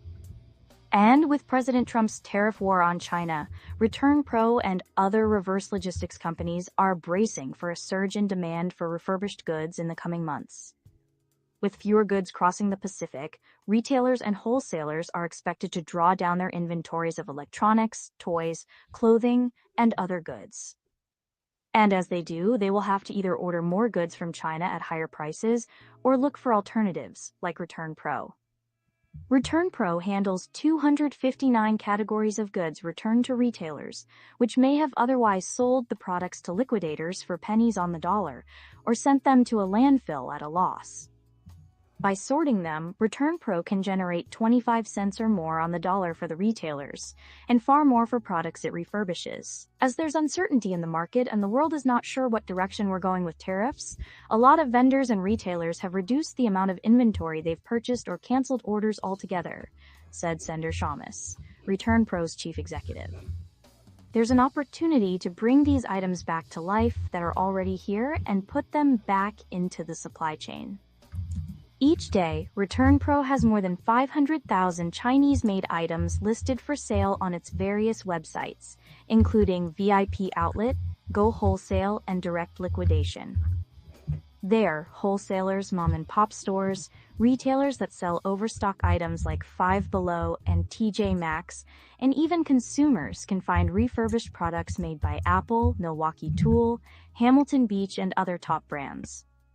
ReturnPro sells more than 70% of the returns it receives on consignment from retailers, with up to 300 truckloads worth of goods sent every week to wholesalers and liquidators. Roughly half of the returns that ReturnPro receives are made in China, and ReturnPro tries to sell the products in its warehouses within 60 days. It's a continuous cycle of one man's trash is another man's treasure, said Zach Rogers, an associate professor of supply chain management at Colorado State University. When inventories plummet, the sort of normal cycle of continuous replenishment is going away, and these goods will have to come from other places. The returns business has been booming. According to the National Retail Federation, an estimated $890 billion in goods were returned last year, more than double the amount in 2020, when retailers made it easier for stuck-at-home consumers to return products. Mr. Shamus, a gregarious Toronto native known as the godfather of returns, said his company's software used algorithms to help retailers determine the potential resale value of returns. Low-cost items like cell phone cases, for example, aren't worth shipping to ReturnPro. The company may deem some damaged items beyond economic repair, in which case they would most likely be sold to a liquidator or sent to a recycler. But items like computers, hunting gear, and coffee makers, which have higher resale values, are worth refurbishing, and ReturnPro will do the work. The company, which used to be called GoTRG, charges retailers to use its software and collects commissions on what it sells for them. The company said it expected to move 67 million units through its facilities this year. Mark Kingsley, a co-owner of 203 Trading, an electronics and computer wholesaler, has been buying Apple, HP, and other brand-name goods in bulk from ReturnPro since 2008. He said that during the COVID-19 pandemic and financial crisis of 2008, consumers became more comfortable with refurbished goods, which also have advantages for wholesalers.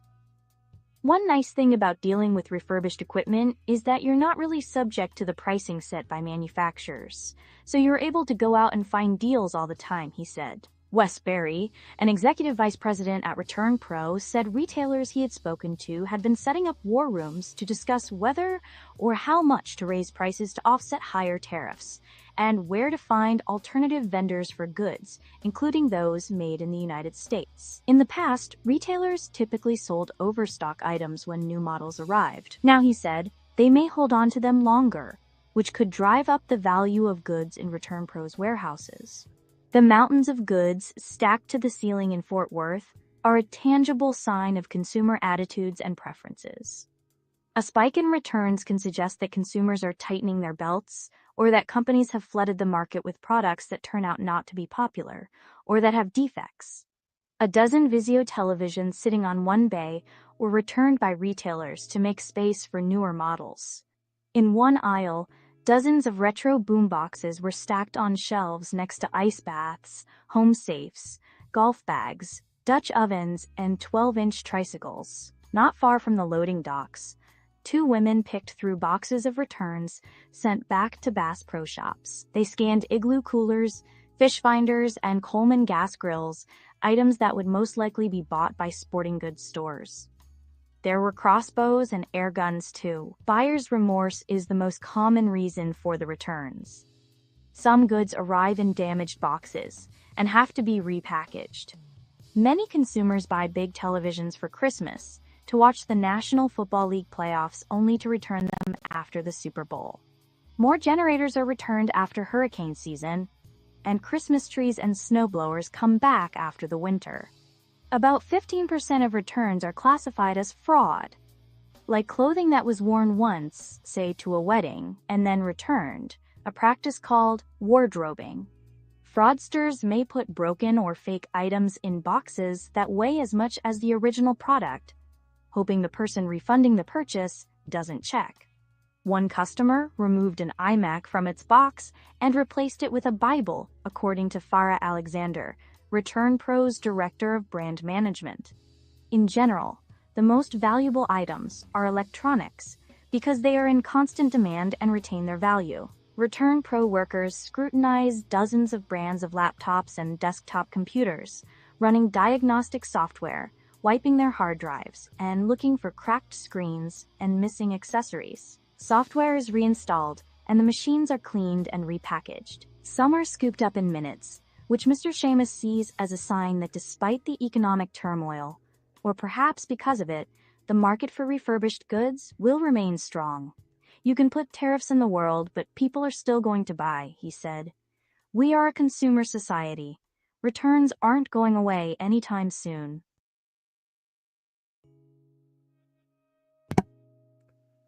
It's very interesting. I think Blacks Who Defy said his brother's actually in this business. Next time I run into him, I'm going to have to ask him. As a matter of fact, I'll save this article. And saw him a couple times last week online. As a matter of fact, I will email it to him. I have his email address if I recall. I forgot to talk about this after the Gaza story. I'm sorry, after the South Africa story. Uno De Niro. I thought autism was usually diagnosed like really early, like like 6 months. Kids don't develop socially. I thought autism tended to be caught fairly early. Maybe I'm wrong, but I don't know about that computer use stuff. I mean, I don't see how, something like stimuli, an external stimuli like a computer, could lead to autism. How does that lead to permanent damage? Are you saying that, dealing with that stuff? Because I know the brain's still plastic at really early ages and toddlers and stuff. But if computers are the problem, then, it always goes back to my automatic go-to. It's are you saying autism is a parenting problem? Because if kids don't grow up with computers like attached to them. They have to be given. And so anyway, definition of genocide, and this has come up a couple times in the past few days with Orthodox guy. I just happened to think of it when I was looking at that South Africa story.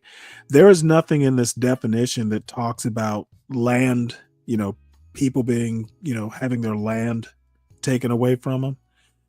Genocide is still genocide. And the UN definition, this is a little quote from it, and I'm not going to get deep into it. But Orthodox guy, if you're listening, it says here, genocide involves any of the following acts committed with intent to destroy, in whole or in part, a national, ethnical, racial, or religious group. As such, killing members of the group, causing serious bodily or mental harm to members of the group, deliberately inflicting on the group conditions of life calculated to bring about its physical destruction, in whole or in part, imposing measures intended to prevent births within the group, and forcibly transferring children of the group to another group. Are you saying that taking land from a group would basically cause serious mental harm? If that's the case, then you know what? There are a lot of things historically that should be reclassified as genocide.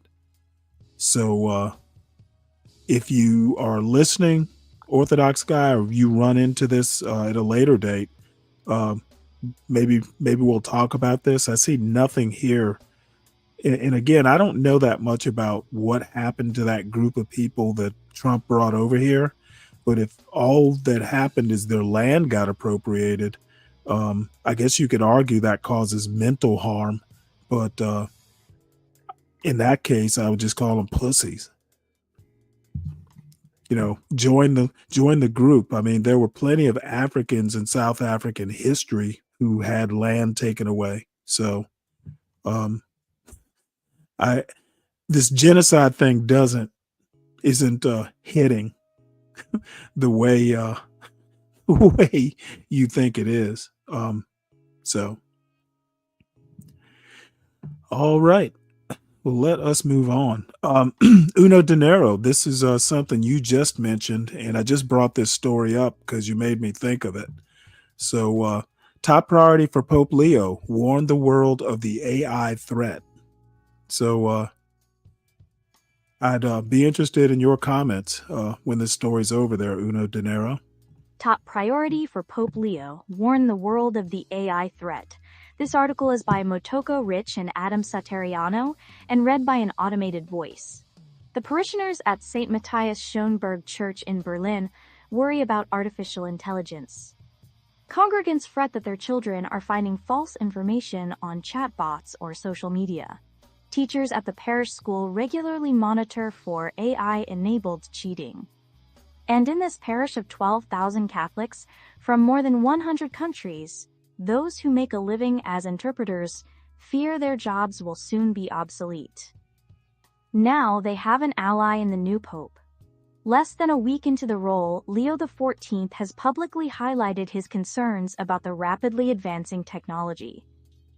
In his inaugural address to the College of Cardinals, he said the Church would address the risks that artificial intelligence poses to human dignity, justice, and labor. And in his first speech to journalists, he cited the, quote, immense potential of AI, while warning that it requires responsibility to ensure that it can be used for the good of all. While it is far too early to say how Pope Leo will use his platform to address these concerns, or whether he can have much effect, his focus on artificial intelligence shows he is a church leader who grasps the gravity of this modern issue. Paolo Benanti, a Franciscan friar, professor and the Vatican's top advisor on the ethics of artificial intelligence, said he was surprised by Leo's bold priorities. Father Benanti remembers that just 15 years ago, when he told his doctoral advisors that he wanted to study cyborgs and human enhancement at the Gregorian, the pontifical university where he now teaches, his advisors thought he was nuts. And now it's the first topic of a pope, he said in an interview at his monastery this week. As a cardinal and head of the Vatican office that selects and manages bishops around the world, Pope Leo was already thinking about artificial intelligence. Father Benanti said that last September, the future pope, who has a degree in mathematics, invited the friar to talk to the heads of other Vatican departments about how to deal with digital life generally, including AI. The subject preoccupied his predecessor, Pope Francis, as well. Under his leadership, the Roman Catholic Church called for more oversight of AI, and in 2024, Francis said the technology must be harnessed for solving social problems, not the desire for profit and the thirst for power. That kind of exhortation dates back much further, and was a source of inspiration for Leo. He chose his name mainly because Pope Leo XIII, who occupied the papacy in the late 19th century, took on the Industrial Revolution, writing in 1891 that governments must, quote, save unfortunate working people from the cruelty of men of greed, who use human beings as mere instruments for money-making, even as he marveled about discoveries of science. Now Pope Leo's advocacy comes at a time of similar technological disruption and promise. Companies are spending tens of billions of dollars and working at a breakneck development pace, while there is little global agreement about regulation. Leaders in countries like the United States see advancing AI as a geopolitical imperative and fear that any major restrictions could give rivals like China a chance to race ahead. Many in the tech world believe with religious-like conviction that AI is a technological breakthrough comparable to the steam engine, electricity, and the internet. Its biggest champions believe the tools will lead to new health discoveries, scientific leaps, and economic growth. But AI also poses many risks, including the spread of fake videos and other disinformation, algorithms taking over financial and other key decisions, autonomous weapons that can evade human control, and the mass replacement of workers. The International Monetary Fund estimates that AI will affect about 40% of global jobs, complementing some and eliminating others. Those labor market effects could exacerbate wealth inequality by dividing the haves who capitalize on AI from the have-nots whose jobs cease to exist. The Church has championed technological progress in the past. Medieval Catholic monks invented new labor-saving technology like tidal-powered water wheels, and the Church supported inventions by Catholics, including the barometer and an early calculator, said Brian Patrick Green, Director of Technology Ethics at Santa Clara University. But as the power of technology has really become very, very large, then the potential downsides have really come into view, Mr. Green said. Like any other institution, the Church and its 1.4 billion followers can benefit from artificial intelligence by using it to streamline menial tasks, conduct deep research, and tackle massive data computation. An emerging niche market for apps and other services allows users to talk with priest-like AI chatbots. On Bible Chat, a chatbot trained on the teachings of the Bible, some of the most common conversation topics include: is getting tattoos a sin? Or how do I overcome lust? The program, which costs $59.99 for an annual premium subscription, has recently been among Apple's most downloaded apps. Services like Magisterium AI help clergy choose readings for Mass, or answer basic theological questions like, is euthanasia ever morally permissible? Catholics say the Church will need to learn how to navigate the tools of AI. Like anybody else. If you said, please write a homily for this Sunday, and they print it and then read it, of course that sucks, said Jose Manuel de Urquidi, who founded a digital marketing company in Dallas that helps Catholic organizations connect with U.S. Latinos, and who sat at a table with Pope Leo last year during a meeting of bishops and laypeople in Rome. Catholic ethicists believe the Pope can be a voice for restraint. What we can do is convene people of goodwill, said the Reverend Brendan McGuire, the pastor of St. Simon Parish in Los Altos, California, and a frequent consultant to technology leaders in Silicon Valley. This is not a Catholic problem, this is a humanity problem. Father Josef Wienecke, the pastor at St. Matthias in Berlin, said he was happy to hear the Pope talk about artificial intelligence so quickly, because leaders outside the Church are interested in the Catholic ethical perspective. Father Wienecke said publishers have asked him for referrals on someone who could write about the religious view of AI. Leo's 19th century namesake pressured governments to mitigate the damage of new technology as it was harnessed to capitalism. Wage earners, he wrote, should be specially cared for and protected by the government. Whether Leo XIV will have any better luck at persuading governments or multinational corporations to rein in excesses and protect workers is an open question. The Pope may struggle to convert convictions into things that are really going to influence the big businesses and corporations. Or legislation, said Stephen N. Williams, Emeritus Professor of Systematic Theology at Union Theological College in Belfast. Matthew Harvey Sanders, who founded Magisterium AI, said he wanted the Pope to offer the Church as a refuge to those who lose jobs, fall into a virtual reality vortex, or end up in despair when a ChatGPT lover fails them. He said the Pope shouldn't be trying, quote, to ensure that governments are behaving and are doing the right things, adding, quote, that's not, effectively, I think, the role of the Pope. Perhaps a hint of Leo's approach may be found in an interview he gave in 2012 to Catholic News Service about the harm caused by popular culture and social media. I don't think that turning away from the media would be the answer, he said. The answer was to think about how to teach people to become critical thinkers, and to understand that not everything you hear or everything you read should be taken at face value. Josephine de la Bruyere contributed reporting from Rome.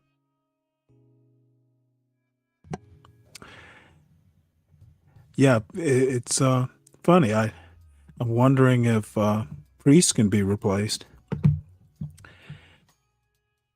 That would be something. Oh, is that right, Broke Genius? That's interesting. Good for you. Let's see. I don't know. I don't know. How did everyone who didn't grow up with video games like myself learn to make decisions? So let's see here.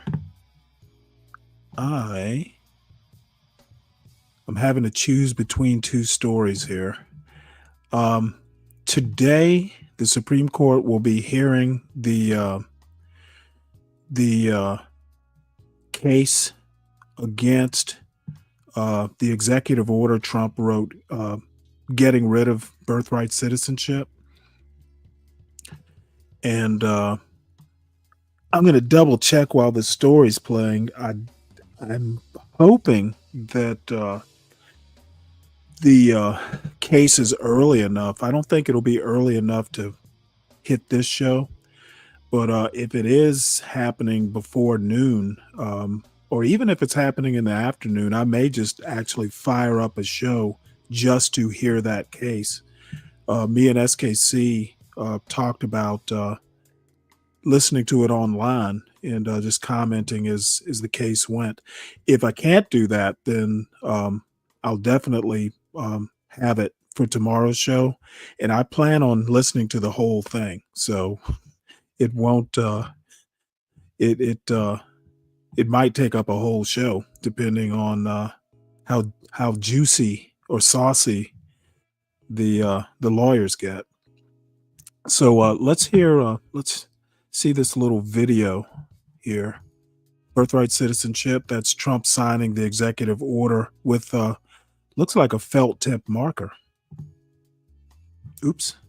Birthright citizenship is headed to the country's highest court, the Supreme Court, announcing it'll hear oral arguments next month on Trump's efforts to enforce his executive order that would end automatic U.S. citizenship for children of undocumented immigrants or foreign residents. Almost immediately after President Trump signed the order in January, multiple federal judges swiftly blocked it nationwide. But the Trump administration says those judges didn't have the legal authority to do that. Now the justices will decide if lower court judges have the power to issue broad injunctions that block the president's policies. NBC News analyst Danny Ceballos joins us now with more on this. Danny, good morning to you. So the Trump administration had asked the justices to lift these injunctions and let this work its way from the ones that it received from the lower courts, but they instead decided to hear arguments. How should we look at that decision alone? Yes, I mean, no matter what, this is a case, birthright citizenship, that will end up finally at the Supreme Court, but it's going to take time. And as you can see, we're not litigating the actual issue of birthright citizenship. We're really litigating a different issue, which is, can these district courts, these lower courts, do they even have the power to issue these nationwide injunctions and prevent the administration from carrying out this executive order? But eventually, sooner or later, we will get to the purely constitutional issue of whether or not birthright citizenship, or jus soli, is the law of the land. Something that almost everybody in the United States thought, well, of course, that's what we're taught in civics class. But according to some, even some academics, that may not be exactly the case. So on this issue, like setting birthright citizenship, as you mentioned, aside for a moment, just of if the courts were able to do this, what do you think the likelihood is that the Supreme Court rules in the Trump administration's favor? Because this is obviously an important issue for courts and judges. Yes, and in a way, it feels as though they have to address to some degree the issue of birthright citizenship, because it goes to the issue of whether or not the executive branch has the power to issue executive orders that cannot be touched, in their view, by injunctions from the district courts. So really the issue to be decided is whether or not district courts have this power to issue nationwide injunctions. And by the way, nationwide injunctions themselves have always been controversial, because our federal district courts are these little geographic areas. Sometimes they're the size of a state, sometimes they're smaller than a state. There's a real question as to whether or not, or to what degree, one sitting judge, say, down the street in the Southern District of New York, can issue an injunction that affects people in Oregon or Hawaii or Alaska. So that's an issue that's always been controversial, and I expect we'll see it addressed here. So keeping all of that in mind, if the court does side with the Trump administration on this, how will that play out? What will happen next? The next step will be procedurally, we'll move towards deciding the issue of whether or not birthright citizenship exists for everyone. And this is really the issue. The Trump administration is not seeking to do away with birthright citizenship for everyone, just a category of people that the Trump administration says who were born here but not subject to U.S. jurisdiction, whatever that means. And in fact, the entire debate comes down to just those few words. What did the framers mean when they passed the 14th Amendment? What did they mean when they said people born here and subject to jurisdiction thereof? There's a lot of debate about it, and especially because it. Okay. The framers of the Constitution did not. 14th Amendment came after the Constitutional Convention, so I'm not exactly sure what he means by framers. I've always heard framers basically referring to the people who were at the Constitutional Convention. So maybe there's something I'm missing. It's something, like I said before, that nobody ever really questioned until about 8-9 years ago. A lot of implications there for how that plays out. Danny Ceballos, thanks so much. Thank you. All right. Well, we'll get into a longer story here from the Washington Post.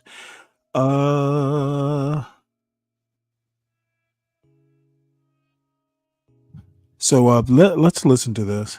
May not listen to the whole article, though, because it's kind of longish. And if it starts repeating itself, I'll cut it off. At Supreme Court, a once fringe birthright citizenship theory takes the spotlight. This article is by Abby Van Sickle and read by an automated voice. Shortly after the Supreme Court announced in April that it would consider the nationwide freeze on President Trump's executive order ending birthright citizenship, he gleefully spoke to reporters in the Oval Office. Mr. Trump said that he was so happy the justices would take up the citizenship issue because it had been so misunderstood. The 14th Amendment, he said, long held to grant citizenship to anyone born in the United States, is actually about slavery. That's not about tourists coming in and touching a piece of sand, and then all of a sudden there's citizenship, Mr. Trump said, adding, that is all about slavery. For more than a century, most scholars and the courts have agreed that though the 14th Amendment was added to the Constitution after the Civil War, it was not, in fact, all about slavery. Instead, courts have held that the amendment extended citizenship not just to the children of former slaves, but also to babies born within the borders of the United States. The notion that the amendment might not do so was once considered an unorthodox theory, promoted by an obscure California law professor named John Eastman and his colleagues at the Claremont Institute, a conservative think tank. The same professor who would later provide Mr. Trump with legal arguments he used to try to overturn the results of the 2020 presidential election. The story of how the theory moved from the far edges of academia to the Oval Office and, on Thursday, to the Supreme Court offers insight into how Mr. Trump has popularized legal theories once considered unthinkable to justify his immigration policies. They have been pushing it for decades, said John Yoo, a law professor at the University of California, Berkeley School of Law and a top lawyer in the George W. Bush administration. It was thought to be a wacky idea that only political philosophers would buy. They finally got a president who agrees. The White House did not respond to requests for comment. President Trump promoted the theory during his first campaign, but did not act on it until his second term. He signed an executive order on his first day to end birthright citizenship for the children of undocumented immigrants and some temporary foreign residents. Legal challenges were swift and emphatic. Challengers pointed to the text of the 14th Amendment, which states, all persons born or naturalized in the United States and subject to the jurisdiction thereof are citizens of the United States and of the state wherein they reside. Proponents of the policy have pointed to birthright citizenship as a cornerstone of what it means to be an American, part of the national ethos of the country as a place that is open to everyone, regardless of faith, color, or creed. Of the world's 20 most developed countries, only Canada and the United States grant automatic citizenship to children born within its borders. In a brief to the Supreme Court, an immigrant advocacy group argued that birthright citizenship is at the core of our nation's foundational precept that all people born on our soil are created equal, regardless of their parentage. State attorneys general who are challenging the policy weighed in with a brief that argued that the Supreme Court had already settled the question in the landmark 1898 case of United States versus Wong Kim Ark, when the court found that a man born in San Francisco to Chinese parents was a citizen. So far, courts have agreed. Judges in Washington state, Massachusetts, and Maryland quickly instituted nationwide pauses on Mr. Trump's policy. In oral arguments this week, the justices will primarily consider whether federal judges have the power to order these temporary pauses, known as nationwide injunctions. But the question of birthright citizenship will form the backdrop. In an interview, Mr. East cut it off there just to address something.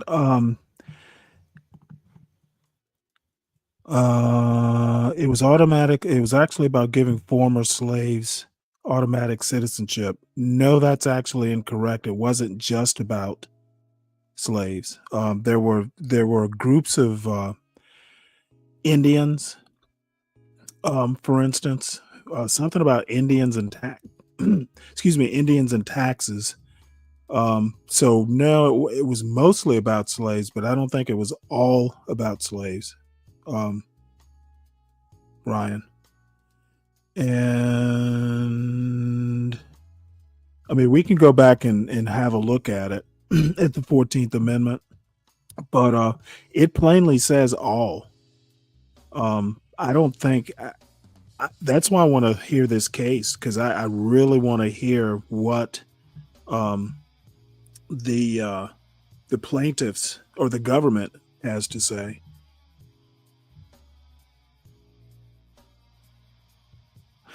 Well, yeah, but the thing is at the end of the Civil War, there were Indians that were there's some issues with Indians that I can't really exactly recall. And then there were also other immigrants. So, I mean, immigration has been happening in America for quite some time. So even when it was cut off, it was cut off at some point, but I think round about the end of the Civil War, people were still immigrating.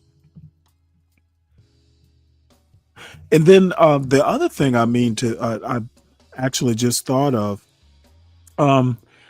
isn't this birthright citizenship thing? I know Trump wants to basically cut off incentives for illegal immigration, but if we're so concerned about our population, it almost seems like we're cutting off our nose despite our faces. We want people to be born here, I would think. So I wish SKC were here, because he'd probably have a good counter argument. But I think we're kind of cutting off our nose despite our face. We want citizens, I would think.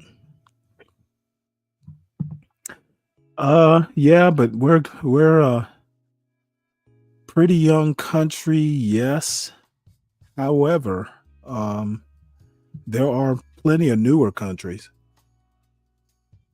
So let's finish this up right quick. Eastman said he developed his views on birthright citizenship after the terrorist attacks on September 11, 2001. Back then, Mr. Eastman, who had clerked for Justice Clarence Thomas, was a law professor at Chapman University in Orange County, California, and director of the Center for Constitutional Jurisprudence at the Claremont Institute. In late November 2001, a man named Yasser Sam Hamdi was taken into custody by U.S. forces in Afghanistan and transferred to the U.S. military base/prison at Guantanamo Bay. Officials learned Mr. Hamdi was an American citizen. His mother, a Saudi national, had given birth to him while the family was living in Baton Rouge, Louisiana, where Mr. Hamdi's father was working as a chemical engineer. Because Mr. Hamdi was a U.S. citizen, the authorities believed they could no longer hold him as an enemy combatant in Guantanamo Bay, where he was considered beyond the reach of the full legal protections of federal courts. They transferred him to a naval brig in Norfolk, Virginia. In a 2004 friend of the court brief in the case, Mr. Eastman argued that the idea that citizenship was automatically conferred on all children born on American soil was a quote, generally accepted, though erroneous interpretation of the 14th Amendment that was incorrect as a matter of text, historical practice, and political theory. Mr. Eastman drew on the work of a California State University, San Bernardino political science professor affiliated with the Claremont Institute, Edward J. Erler, who had offered the same theory in books published in 1997 and 2003. Mr. Erler, who did not respond to a request for comment, argued that the children of people in the country illegally or temporarily are not automatically citizens. Although the idea that children born in the United States automatically become citizens has deep roots in the common law, it was not adopted in the text of the Constitution until 1868 as part of the 14th Amendment. It came in a sentence that overturned Dred Scott, the 1857 Supreme Court decision that affirmed slavery and helped prompt the Civil War. Mr. Eastman claimed that nowhere during the debate over the 14th Amendment had lawmakers agreed to include temporary visitors. The justices rejected this view, finding that the Constitution's due process protections applied to Mr. Hamdi. Still, for years afterward, Mr. Eastman and Mr. Yu publicly debated the issue, with Mr. Eastman arguing his theory that birthright citizenship was not in the Constitution and Mr. Yu arguing it was. For much of that time, the debate felt abstract, Mr. Yu said, of interest mostly to legal scholars. Never has an abstract idea had such enormous policy effects, he said. It's like it almost just jumped from law review articles to the White House. That leap happened when Mr. Trump ran for president in 2015. In an interview with the Fox News personality Bill O'Reilly in August 2015, Mr. Trump outlined his plans to overhaul the immigration system. Mr. O'Reilly seemed skeptical at first, and then increasingly frustrated. Mr. O'Reilly pointed to the 14th Amendment as an impediment to Mr. Trump's plan. But Mr. Trump responded, "I think you're wrong about the 14th Amendment. I can quote it." "Do you want me to quote you the amendment?" Mr. O'Reilly said, nearly shouting. "If you're born here, you're an American. Period. Period. But there are many lawyers. Many lawyers are saying that's not the way it is," Mr. Trump responded. Mr. Eastman said Mr. Trump was likely referring to him, but also to other academics who had published on the issue. He said he was not sure how his views had reached the presidential candidate. Mr. Trump did not pursue a plan to end birthright citizenship in his first term. Mr. Eastman said that in 2019 he met with Attorney General William P. Barr at Mr. Barr's invitation to discuss a possible executive order on birthright citizenship, but that nothing came of it. Mr. Barr did not respond to a request for comment. Mr. Eastman said he was very happy when Mr. Trump announced he would end birthright citizenship on his first day back in office. By then, Mr. Eastman and Mr. Trump had a close association.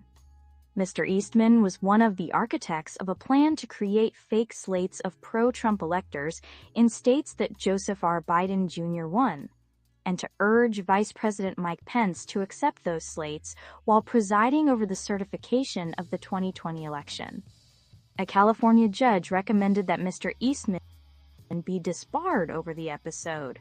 He said he was appealing, though his California law license is currently inactive as a result.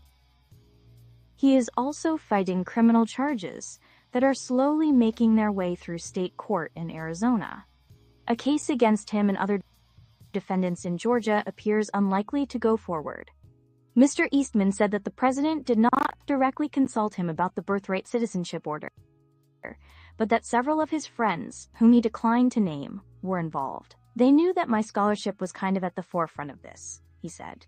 Mr. Trump's order fueled new interest in examining the underpinnings of birthright citizenship, said Ilan Werman, a law professor at the University of Minnesota and author of a book on the 14th Amendment. President Trump has a rather uncanny ability to move Overton windows. Issues that people thought were off the table are on the table, Mr. Werman said.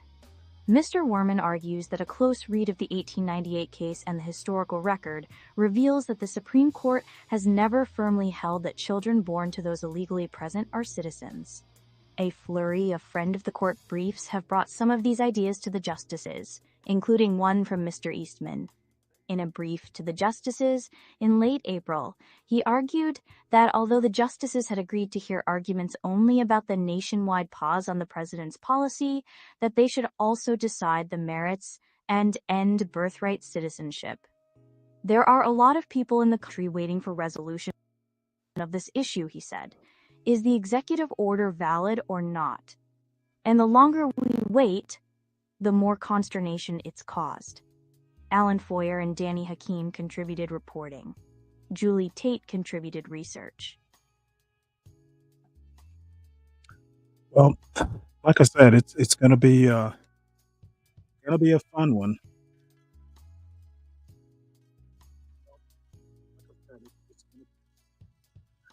Let me also, before I forget, everyone, please make sure you hit the like button, please. We're a little light on like right now.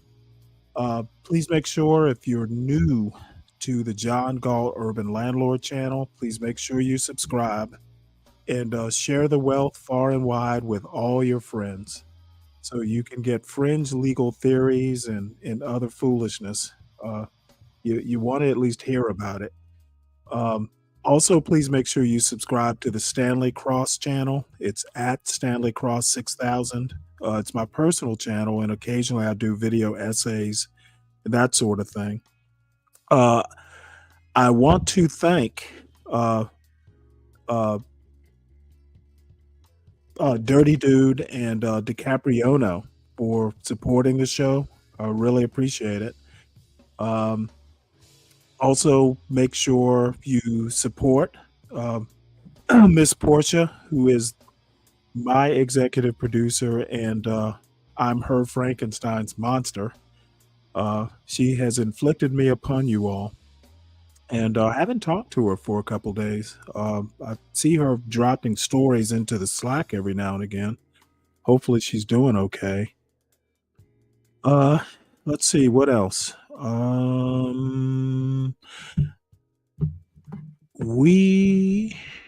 next story, this is a weird one. There is a Harvard scientist, Russian-born, who has been criminally charged with smuggling in frog embryos. So I couldn't resist. We have to explore this one.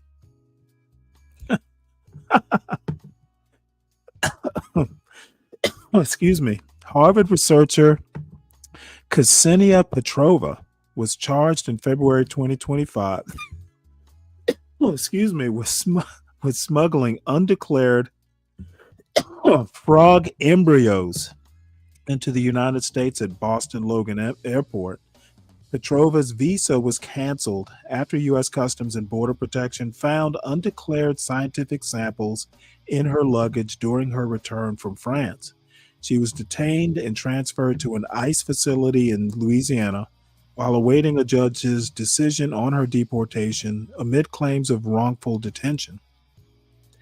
Experts describe the chemically fixed frog embryos as harmless and commonly found in educational labs, while Petrova asserts she did not intend to smuggle and was unaware of declaration requirements. The case raises concerns about federal immigration enforcement's impact on international scientists and may influence U.S. scientific collaboration and talent retention. I guess I could kind of understand. I mean, who knew you would have to declare frog embryos? It's not like they have any value outside of a lab. So I kind of feel for her. So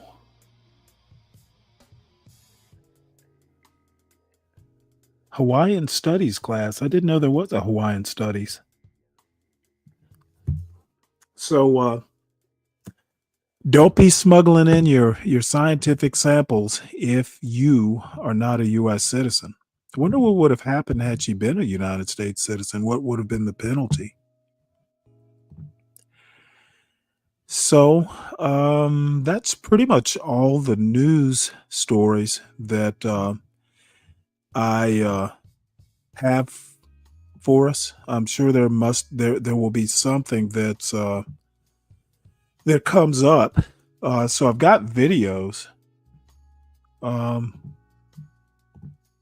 This is actually one kind of a holdover from yesterday. I didn't see it yesterday, but it's on black fatigue, which I hadn't really intended on touching today. But this particular lady is a favorite of mine. She runs a YouTube site called The Pink Pill, and she's a very interesting person. If you ever run across her videos, or again, her site is called The Pink Pill. She's a divester, but obviously a Republican leaning divester, and she had some interesting things to say about black fatigue, and then I have interesting things to say about what she has to say about black fatigue. As a fellow member and victim of black fatigue, I want to raise my right hand in solidarity to all the other black people who have stood up and said that they too are tired of all the foolishness. Some of us have been here for a long time. Some of us have tried to say things and been shot down, called horrible names by people who look just like us. And then we have a certain party who also reinforces this behavior that allows for one group to denigrate the other with no consequences. How long did you think that you were going to be able to call people names and then people were not going to start calling them back? And how narcissistic is it that you feel entitled to call people names, but then when they're called to you, you want to cry victim? I am tired of a community or certain people in the community who absolutely refuse to call out any bad behavior that they see. Egregious things that are obviously wrong that we simply will not admit to because racism. And when we are called to account on anything, all we do is blame racism, slavery, systemic, whatever. And people are sick of y'all. I'm sick of you. And I gotta be honest, I'm really glad that the conversations are being had and that Black people like me, you know, the coons, the Uncle Toms, the bedwenches, who just want to be in their garden and mind their own business. And then they have to scroll on social media or go to Walmart and see people who look like us acting a complete fool. You guys are a disgrace to the people who actually went through all of the horrible things that you think you're going through right now. Do you think that your grandmothers and great grandparents suffered and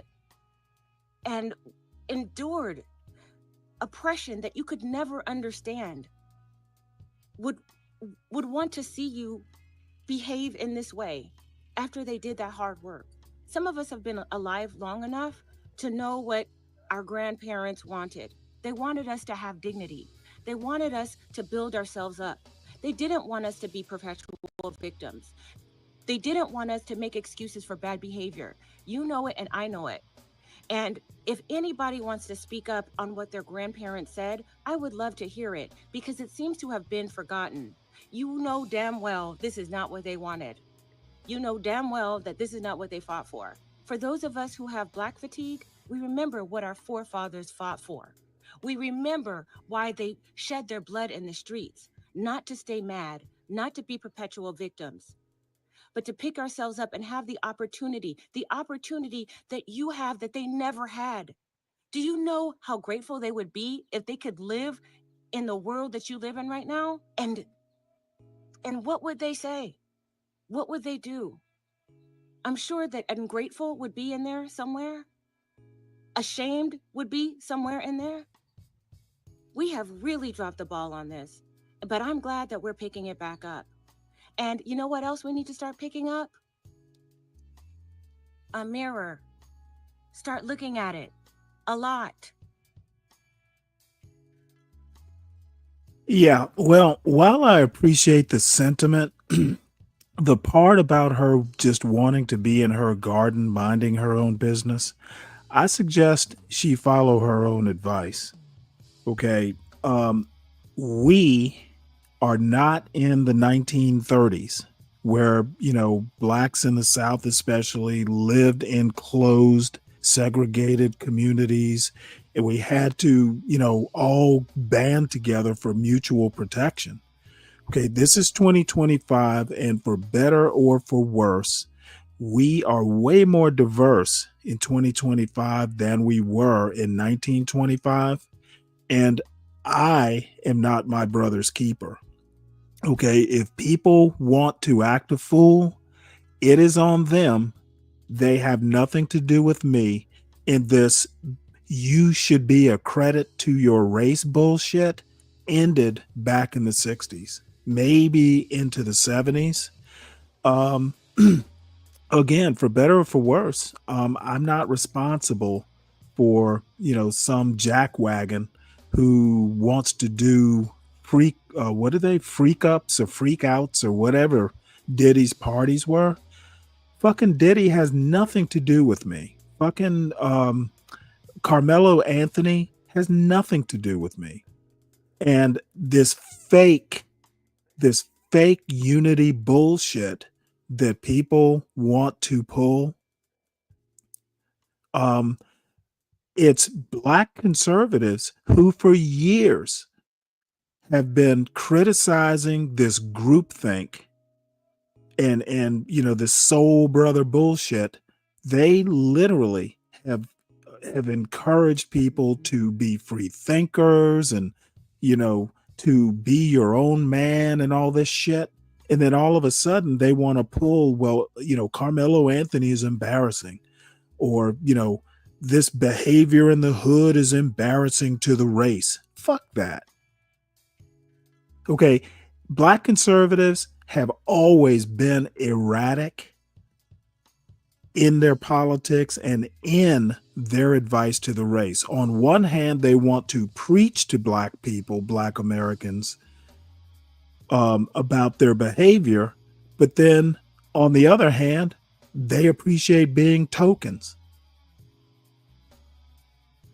So, Thomas Sowell and the other black conservatives, Glenn Lowry, etc., are not even well known in the broader black community.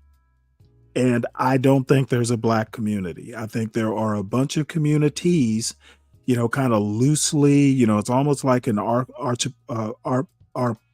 can't even say the word, archipelago of, black communities, and, there's loose connections. I'd almost call it a confederacy, not a community. Maybe that's what I'll start saying, the Black Confederacy. I know nothing about Houston. I know nothing about Chicago other than they exist. So I won't be held responsible for some fool in Chicago who wants to shoot up his neighborhood. It is not a reflection on the black community, period. And black conservatives like the pink pill. I love her to death, but you must be consistent. On one hand, you don't want to be like them. You want to be a divester. And on the other hand, you want to basically wag your finger at behavior that really doesn't even concern you. So the black fatigue is bullshit, especially if you are black. And the black fatigue is bullshit, especially if you are white. Sorry, but there's a lot of problems in America, and a lot of them are white people problems. What white people need to do is rein in their be braves and fucking like the be braves in the white community need to be dealt with by the white community. And you know what? They may very well tell me that, hey, be brave isn't our problem. and they would be right. So bottom line is the time of the black community kind of like being its own council or its own, its own I don't know, its own source of peer pressure. Those days are over. It's 2025 and there's a time for unity and we all get together and be a community, and there's a time that it's not a good thing to do. And having some woman in California preach at shit she has nothing to do with, that just seems a little presumptuous. So that's my diatribe. The black fatigue is is basically bullshit. And if you wanna stop the fatigue, then you know what? Mind your own business and let adults, if adults want to act a fool, then let them act a fool. And I don't actually agree that what's happening in the hood affects all black people. It doesn't. Now, if the argument is, oh hey, everybody in the black community gets judged by what's going on in the hood, well then that's a white people problem and they need to fix their problem. Okay, but what happens in the hood has nothing to do with me, because I don't live in the hood.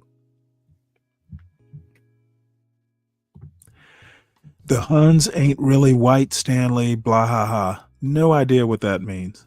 What Huns? The Germans? I don't know where you're going with it, Ryan, but I don't get the joke. Sorry.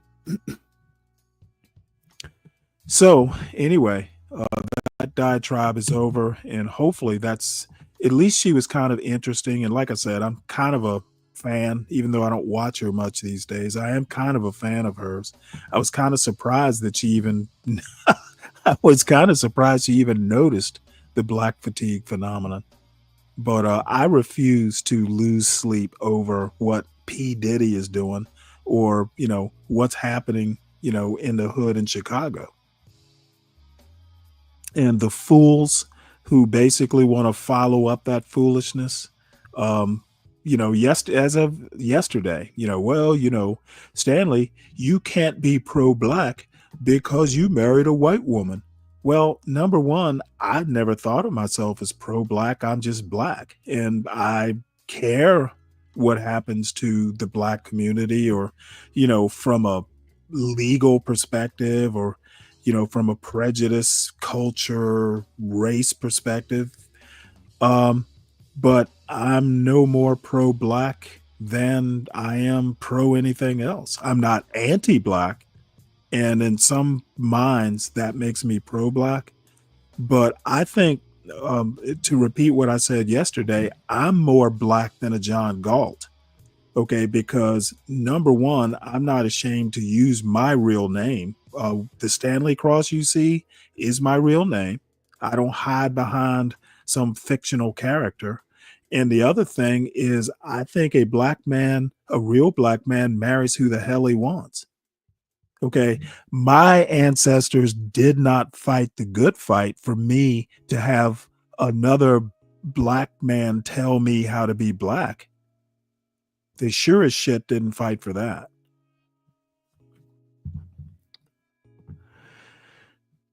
Well, why wouldn't I be a fan of women talking, Deacon Dave? I have no problems when they talk, especially if they're making sense. And she was not. Let's see. My mom will probably have a lot of influence in the white community because she's born and raised in America, is from an aristocratic family, and was in the civil rights movement. No idea. Well, good for your mother. Let's see. There are not racial communities from what I can tell. There are racial communities, regional and socioeconomic communities. I think those communities are regional. There's not a coast to coast black community. Back in the Civil War, for instance, there were 4 million black, African or African descended slaves. most of the black people in the United States were in the South and Southeast specifically, basically from Georgia over to Texas. With a few in South Carolina, a lot of them in South Carolina, as a matter of fact, more black people in South Carolina at the time of the Civil War, I believe, than there were white people. But the bottom line is that back in those days, you could make the argument that it was one big community, even though that was arguable. Today, where the distribution, it's still mostly in the South, but there are a lot of pockets in Chicago, the big metro areas. Blacks are way more diverse culturally, geographically, politically, just a lot of different ways that there is diversity in, people who are, I'll call legacy Black Americans. And what happens in LA does not affect me here in Georgia. And the insistence that it does is just fallacy.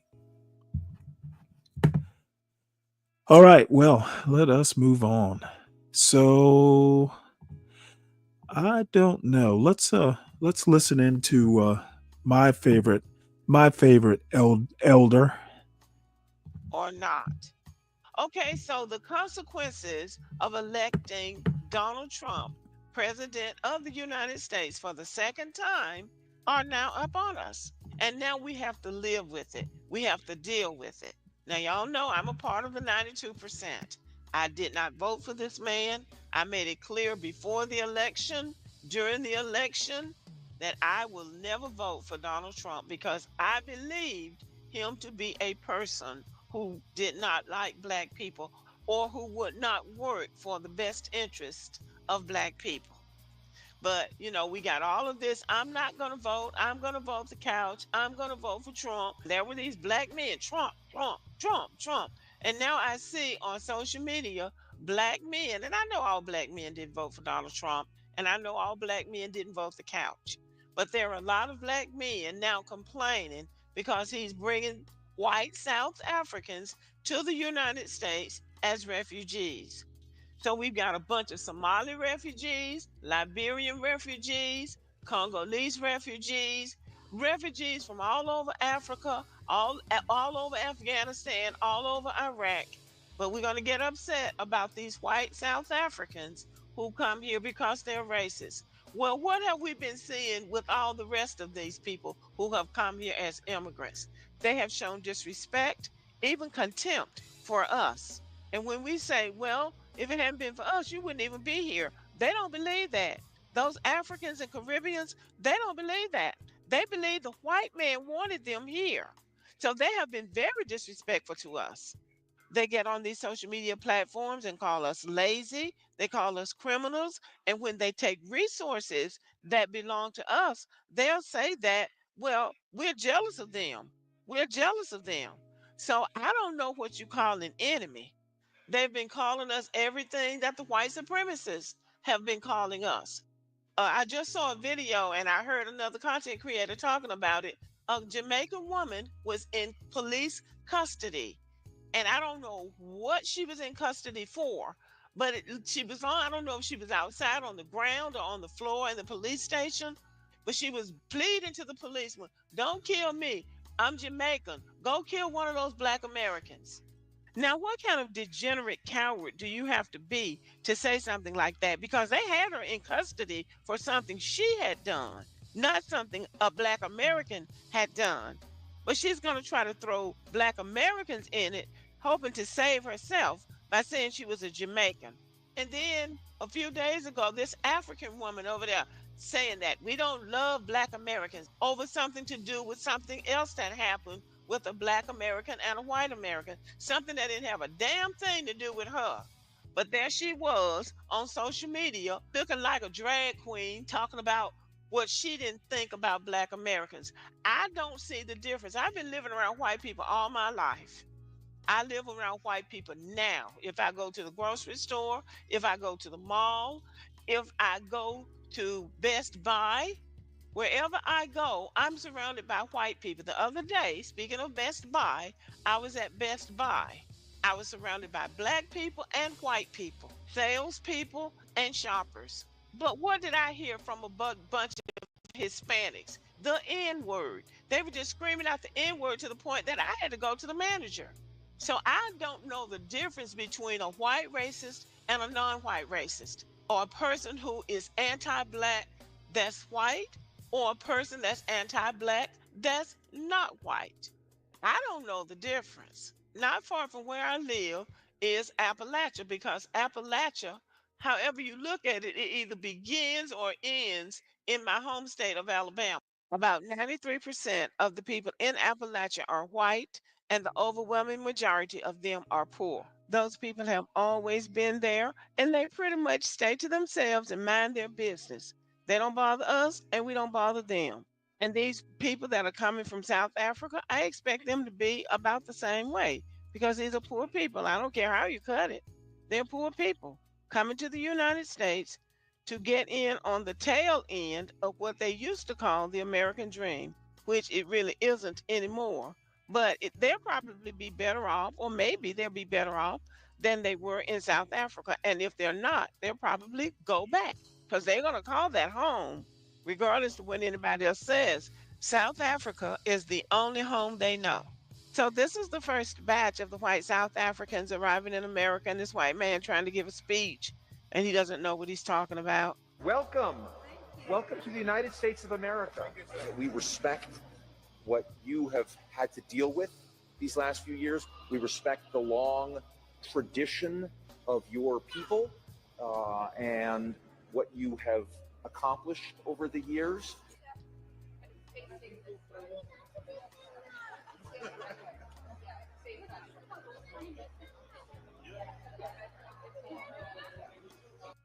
Well, I would like to know what their long tradition is and what they have accomplished over the years. I guess the South Africans will have to fill us in on that, because I haven't heard about anything they've accomplished. Back to what I'm saying, I don't care about them bringing those South African people here. I don't see them as somebody that's going to be a threat to me any more than the ones that are already here.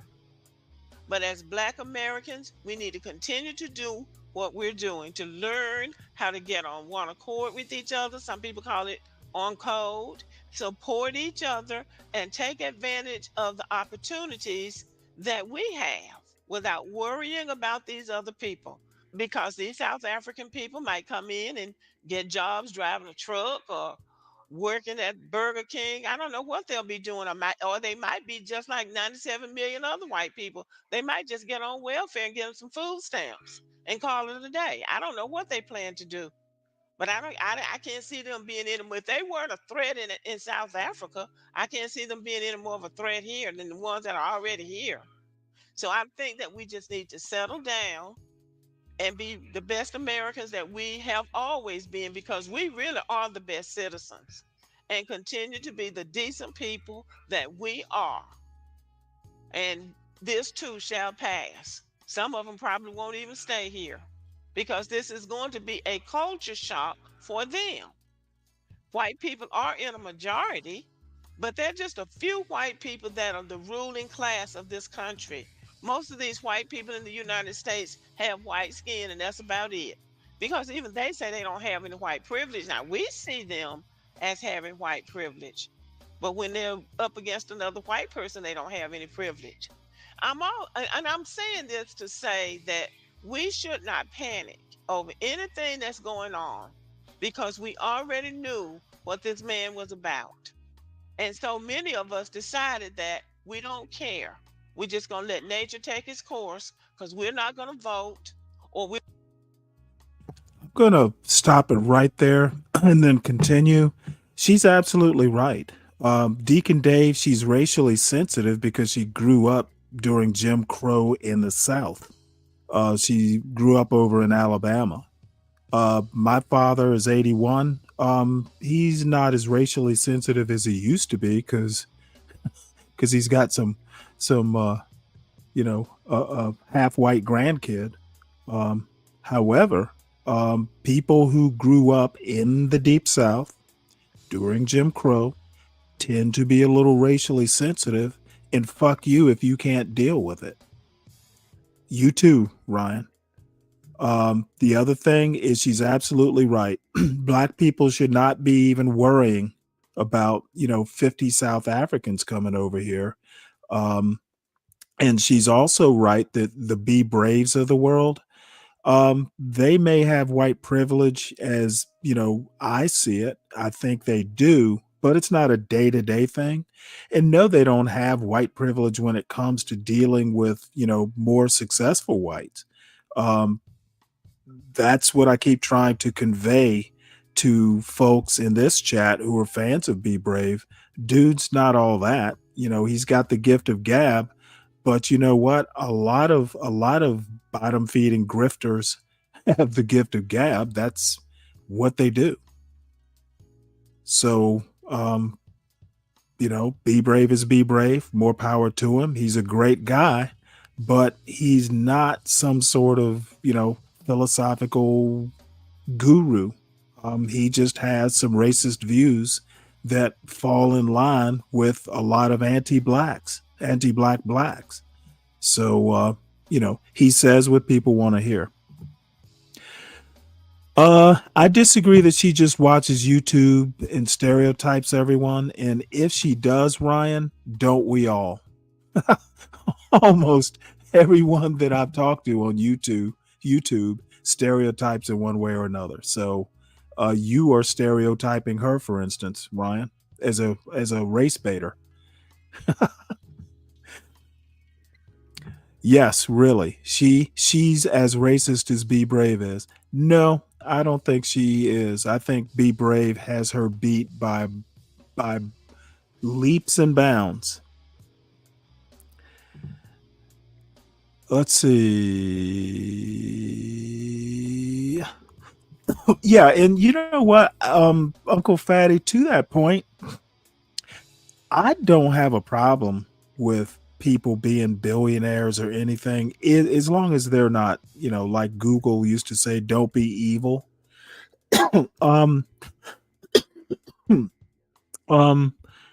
think people, like, one of the bad things about the American dream is everybody wants to be a millionaire or a billionaire versus just being comfortable and happy.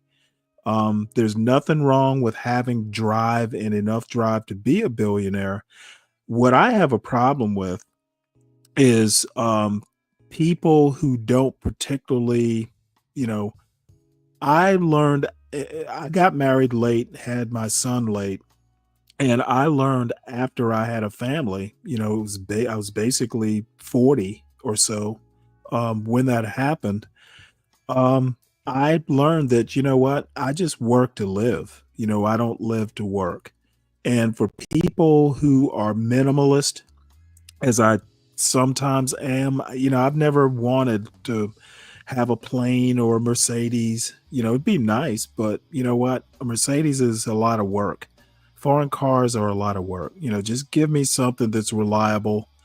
And I'd much rather, go fishing or hunting or read a book than, hang out, 16 hours a day in a boardroom. It's just not me. But for people who do like that sort of lifestyle, more power to them. We need people like that. I just wish America could be a little bit more truly laissez-faire and just kind of let people be who they want to be, as long as they're fairly productive and not a drain on the system and, aren't committing crime. So anyway, I'm kind of drifting away here. I don't think she's racist at all. I think, if anything, she's like Be Brave in calling herself a race realist. So it's funny how the Ryans of the world think basically America should ignore race. The only way to get rid of race problems in America is just to ignore the history, ignore the racists, just act like there's no differences or no problems, and they'll just automatically go away. To me, that is literally the worst thing you could possibly do. So I happen to like Lady Boulay, and fuck the people who don't. I'm in that kind of mood today. Screw you. So if that pissed you off, let's finish this up. But if this pisses you off, the next one might piss you off even more. And I hope it does. We're going to vote Trump, or we're going to vote for Jill Stein, or we're going to vote for Cornel West. And all of that was a vote for Donald Trump. So the ones of us who did not vote for him and did vote for somebody else.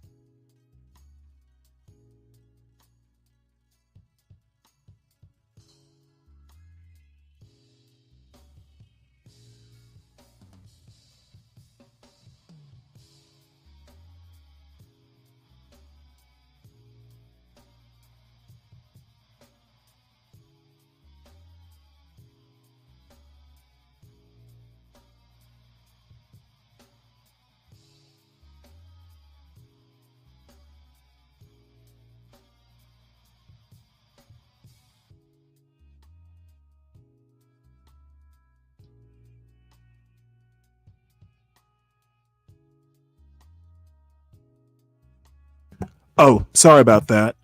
I was going to say, Samuel, it is the worst thing not to solve problems. Problems don't solve themselves.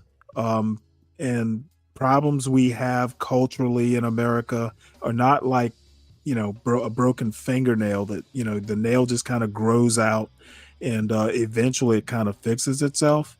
No, actual problems require proactive measures. And race in America will involve proactive measures. It just ignoring it. There's a lady that I talked about the other day. She's a professor. She has a theory of racelessness, and essentially her proposition is, hey, you know what? You just can y'all hear me now?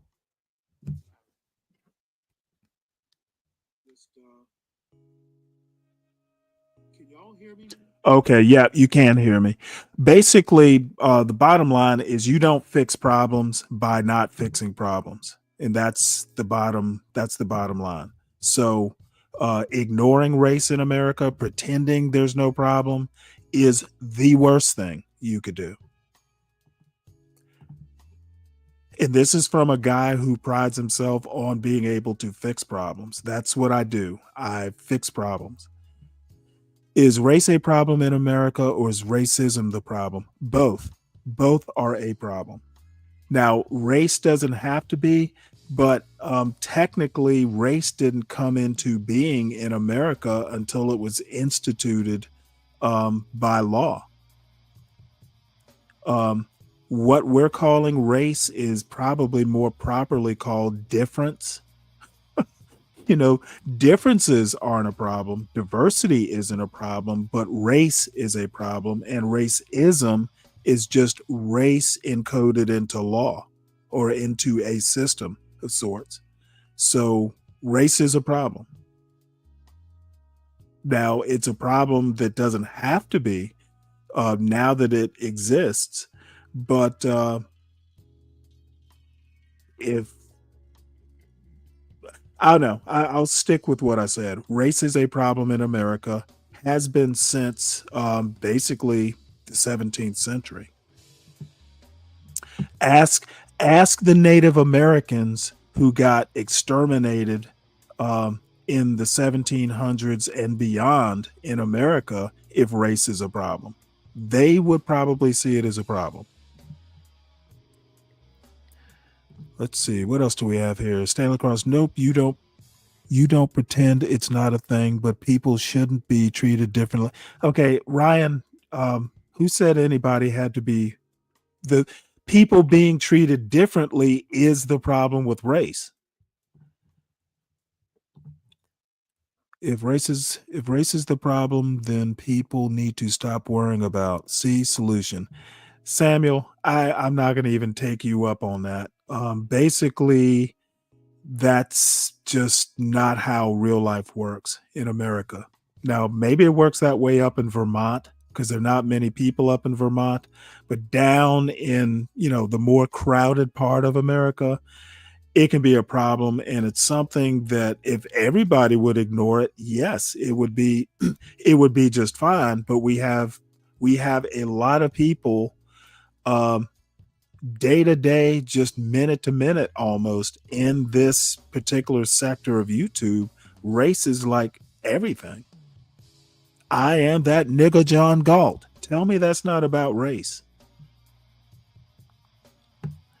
My God, you guys have gotten so insulated that you don't even notice the shit. I said unrealistic and utopic if you bothered reading my earlier comments. Well, you're typing them so fast I don't get to read them all, Samuel. How about just put it all in one so I can read it in one fell swoop? So let us finish up with Lady Boulay, who is not, well, you know what? What if she is a racist? Like Be Brave says, he's a race realist, and I think Lady Boulay is a race realist. Who had a chance to win. I think all we can do now is circle our wagons and just get through. Word limits. Because at the end of the day, somebody's going to be coming up in here. And just about everybody that's going to be coming up in here I apologize. is going to be anti-black. I apologize so we then, Samuel. Do what we do. When we have to take a stand, we take a stand. And we take a stand for anybody. And the people that we advocated for, the people that we wanted to come here, the people that we wanted to network with, those people have turned out to be just as bad as the ones that we weren't even trying to network with. So we say we don't have any friends. So if we don't have any friends, it doesn't matter what color the people are who come here. But anyway, y'all, it's time for us to put our faith to work and believe what the scripture says. No weapon formed against us shall prosper. Trust in the Lord with all your heart. Lean not unto your own understanding. In all thy ways acknowledge him, and he will direct your path. And so we just have to do what we've always done. We're good citizens. We're good people. We've been here from the beginning, and we're still standing, and we will continue to stand. And as the song says, after you've done all you can, just stand. That'll be enough. We will be fine. Don't let anybody frighten you. Don't let anybody have you afraid of these people, because you don't even know these people. They're more afraid of us than we would ever be of them. So just keep on doing what you're doing. Be blessed, and I'll be back soon. Have a good evening, y'all. See, I think it was a pretty positive message. She's just basically saying, why is everybody getting, so wrapped around the axle with, 50 Afrikaners coming to America. And I think she's right. I think people would be much better off if they tended to their own business and pay attention only when they have to things they can't control. And you know what? You can't control what Trump does, except maybe every 4 years. And, everybody needs to tend to their own business. So the next video is kind of longish, and I'm not committed to listening to the whole thing, to be honest. But it was an interesting title, and I listened to the first few minutes of it, and it seemed interesting. So the title of it is "Why is the White Church Debating Black Humanity?" And I had no idea that there was such a debate. So, I just want to see what it's all about. Why are white people debating the sanctification of Black people? On this episode of Pastor and Professor, I'll be joined by my father, Pastor and Attorney Jerry Gurley, and we'll discuss, I don't know if you've all seen it, there's this debate going on. It's supposed to happen May 15th, where these two white men, I'm not even going to give them names, are debating whether or not Black people can be sanctified by the Holy Spirit in the same way or as much as white people. Dad, have you heard about this? Yeah. Come on now. I have, and wow, it's a shocker. In one sense it is, but in another sense it's more of the same in my thought. What's wrong with that? Well, and I hope we can get to this, Professor, but in one sense, Black people's humanity itself, the very And by the way, I want to point out this is the first time I've seen these two, but this is a father and a daughter. The father's some sort of pastor, and the daughter is some sort of professor, and they're just talking about it. And they look like really good-looking people, fine, upstanding people. Inherent nature of what it means to be a Black person, a person of African descent, that is under suspicion, has been under suspicion in terms of whether or not we are fully human. Mm-hmm. So I think if we're going to get to the core, Not on YouTube, I'm not, Deacon Dave. that how does this debate, this conversation that they're having, relate to this much broader concern that white people have had through the years, feeling the need, I guess, as it were, ordained or appointed by God, as it were, to assess our very humanity. Right. And you're pointing to some things that I think are important. First off, when I saw this debate topic, I'm like, why are we having this in 2025? And I'm like, well, it makes sense because of everything else going on. But this is not a new debate, right? We've seen this type of, are Black people, can they be saved? What does that Can they even be mean? sanctified? Dating back to at least the time of slavery. Taste for right? chicken. When you have first coming over, like, can we actually Okay. save Black people? Fried chicken? Then if we baptize them, can we then enslave them? And so this is a recycled sort of debate and process. So can you just sort of briefly explain, I know I just said it briefly, but like explain this history of Black people from the time of slavery, debating our soul, debating our humanity, and how that fits into a religious context? Well, so you've touched on quite a bit, I know. Things there. Just take one. Well, let's just start with how the issue of Black people and Christianity came up in the context of slavery. It was a common practice in Europe for European Christians not to enslave other European Christians. Mm-hmm. And I think for that matter, Christianity doesn't have the market cornered on that kind of cooperation between people who are of the same faith. I think to some degree you could find a similar type arrangement or approach as it relates to Islam, right? In Asia and in Northern Africa. So there was this thing that if you were a Christian, it's thought then you can't be enslaved because you can't enslave a fellow Christian brother. Right. But because of course the Europeans were greedy and selfish and really not committed to Christianity, those that were involved in the slave trade, they sought to find some type of carve out, and the carve out that they settled on was that maybe, just maybe, Black people aren't as equal in terms of their humanity as all other human beings. So immediately and strategically, they put our very humanity under suspicion and under observation to be determined at some later date. But while they were trying to decide whether or not we were fully human, then of course they had the right to treat us like we were less than human as animals, like horses and cows and pigs.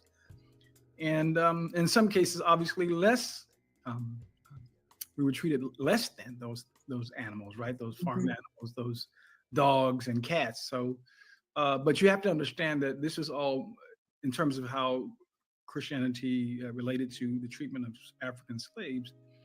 These people were trying to reconcile their stated faith with their lived faith, which really was no lived faith at all. It was just hypocrisy. But so they had to bend the rules. They had to bend their concepts of Christianity, right, to adapt or to accommodate the fact that they love money, they love power, and they love material possessions more than they love God, and certainly more than they love their fellow human being.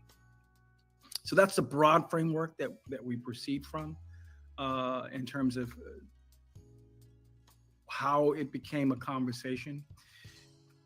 We'll talk more about it, but I don't want to get too far ahead of you and what you're thinking. Well, no, and thank you for that. That was very good, because within the context of just slavery, you also think about the indigenous population here too. So you had a lot of, and I was just reading a chapter in the book, and I was like anti-racism in the church, and the chapter, I think it was chapter 3 in particular, dealing with slave trade and these types of discussion. And you saw a lot of edicts going out from the church They say, okay, yes, you can go and explore, right? Now you can go do these different things.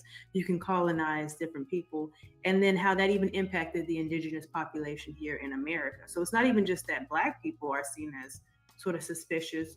You also see that in the Native American population, where by blessings of the church, you have white people going out, colonizing, enslaving different populations, different groups and races of people in the name of the church, and they have been blessed by that. So there's this sense that I am doing the work and the will of God that has sort of carried one colonization, this idea of dominating other people, but also it continues to this day. It's kind of undergirded, even though we've separated, although I think there's a reemerging of church and state, but we initially separated church from the public sphere. You still have that kind of religious doctrine and idea undergirding the thinking of people, that there's this idea that what I'm doing is divine. I should be here. I should be in power, not just with Black people, but with even the Native populations that I stumble upon. And again, it was something that was blessed by different edicts of the church. Well, I would go one step further and say, actually, I know for sure, because I've actually done a study on this. There was one particular pope who addressed this topic because there was some tension between, I believe, Spain and Portugal. Mm-hmm. So when they were going along the west coast of Africa, how they were going to proceed, whether or not Portuguese could enslave Spaniards or vice versa. And of course, the church came down, I believe, with a no to that question.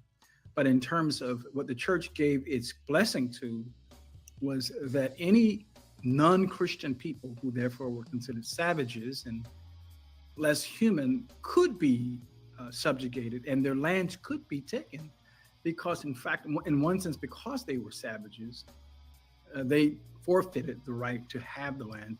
They forfeited the right to have freedom, to be treated as human beings. This was actually a formal bull. That's what it's called.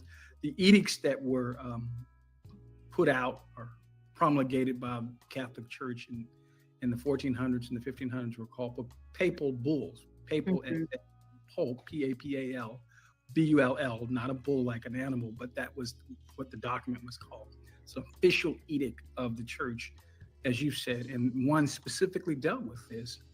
And so that's how the Portuguese in particular, as they went up and down the west coast of Africa, from Congo to what we know today as modern day Nigeria, had total confidence that they could do all the savage and animalistic and unhuman things that they did to the indigenous African people. And then, of course, as you pointed out, to Native Americans, right, to Asians. When they went to Asia, wherever they went with the confidence that they were blessed by God. They were chosen by God to do this.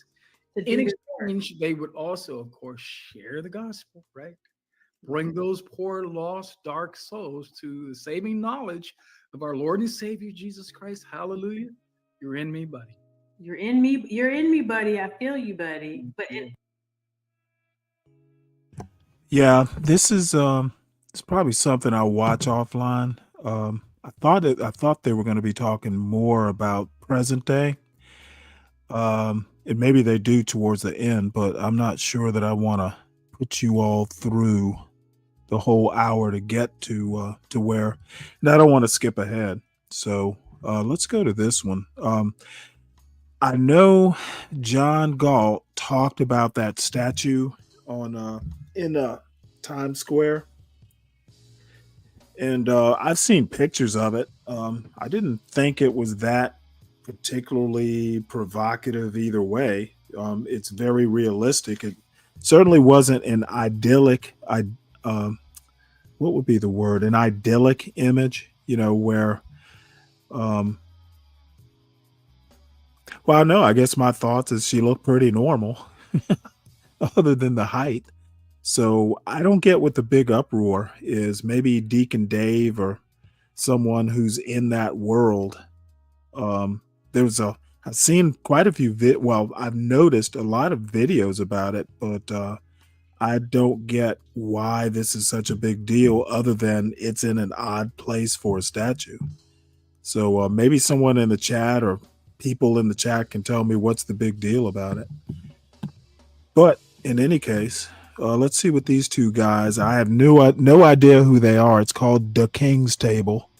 80,000 viewers, so they're not chopped liver. Let's see what they have to say. I'm your host, Big Truck. Shout out to my man, Coffee Pod. I got mine too, my mushroom coffee. So he has some things to say. I have some things to say. Then the spirit of the universe is going to take us home. I was kind of hesitant on covering this conversation. She looks insufferable. However, I will say this. One thing about fine art, you can look at it. Hold on one second. Hey, Bumpkin.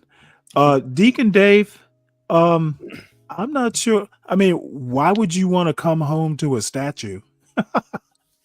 Also, I did read a little bit about this.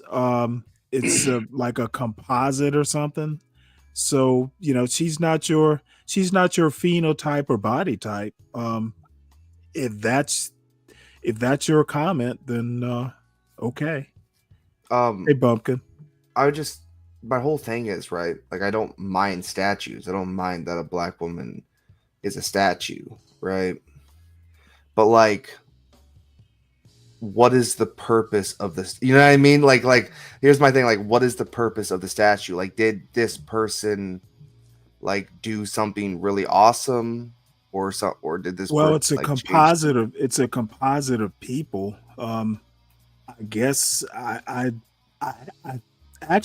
guess maybe what I ought to do is go back and kind of read how it came to be. But I read a short thing. Can't even remember where I read it because I read so much in any given day. But the artist basically said it was a composite.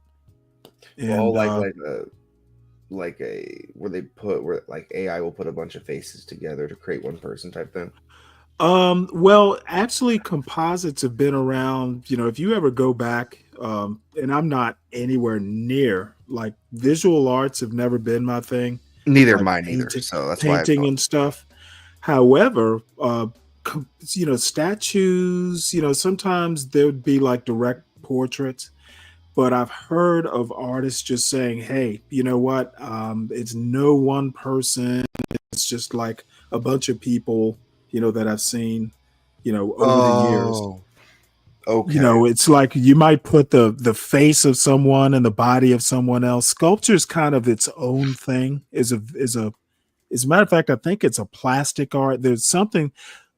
Sculpture and painting are not quite the same thing. And if I know very little about painting, I know less about sculpture.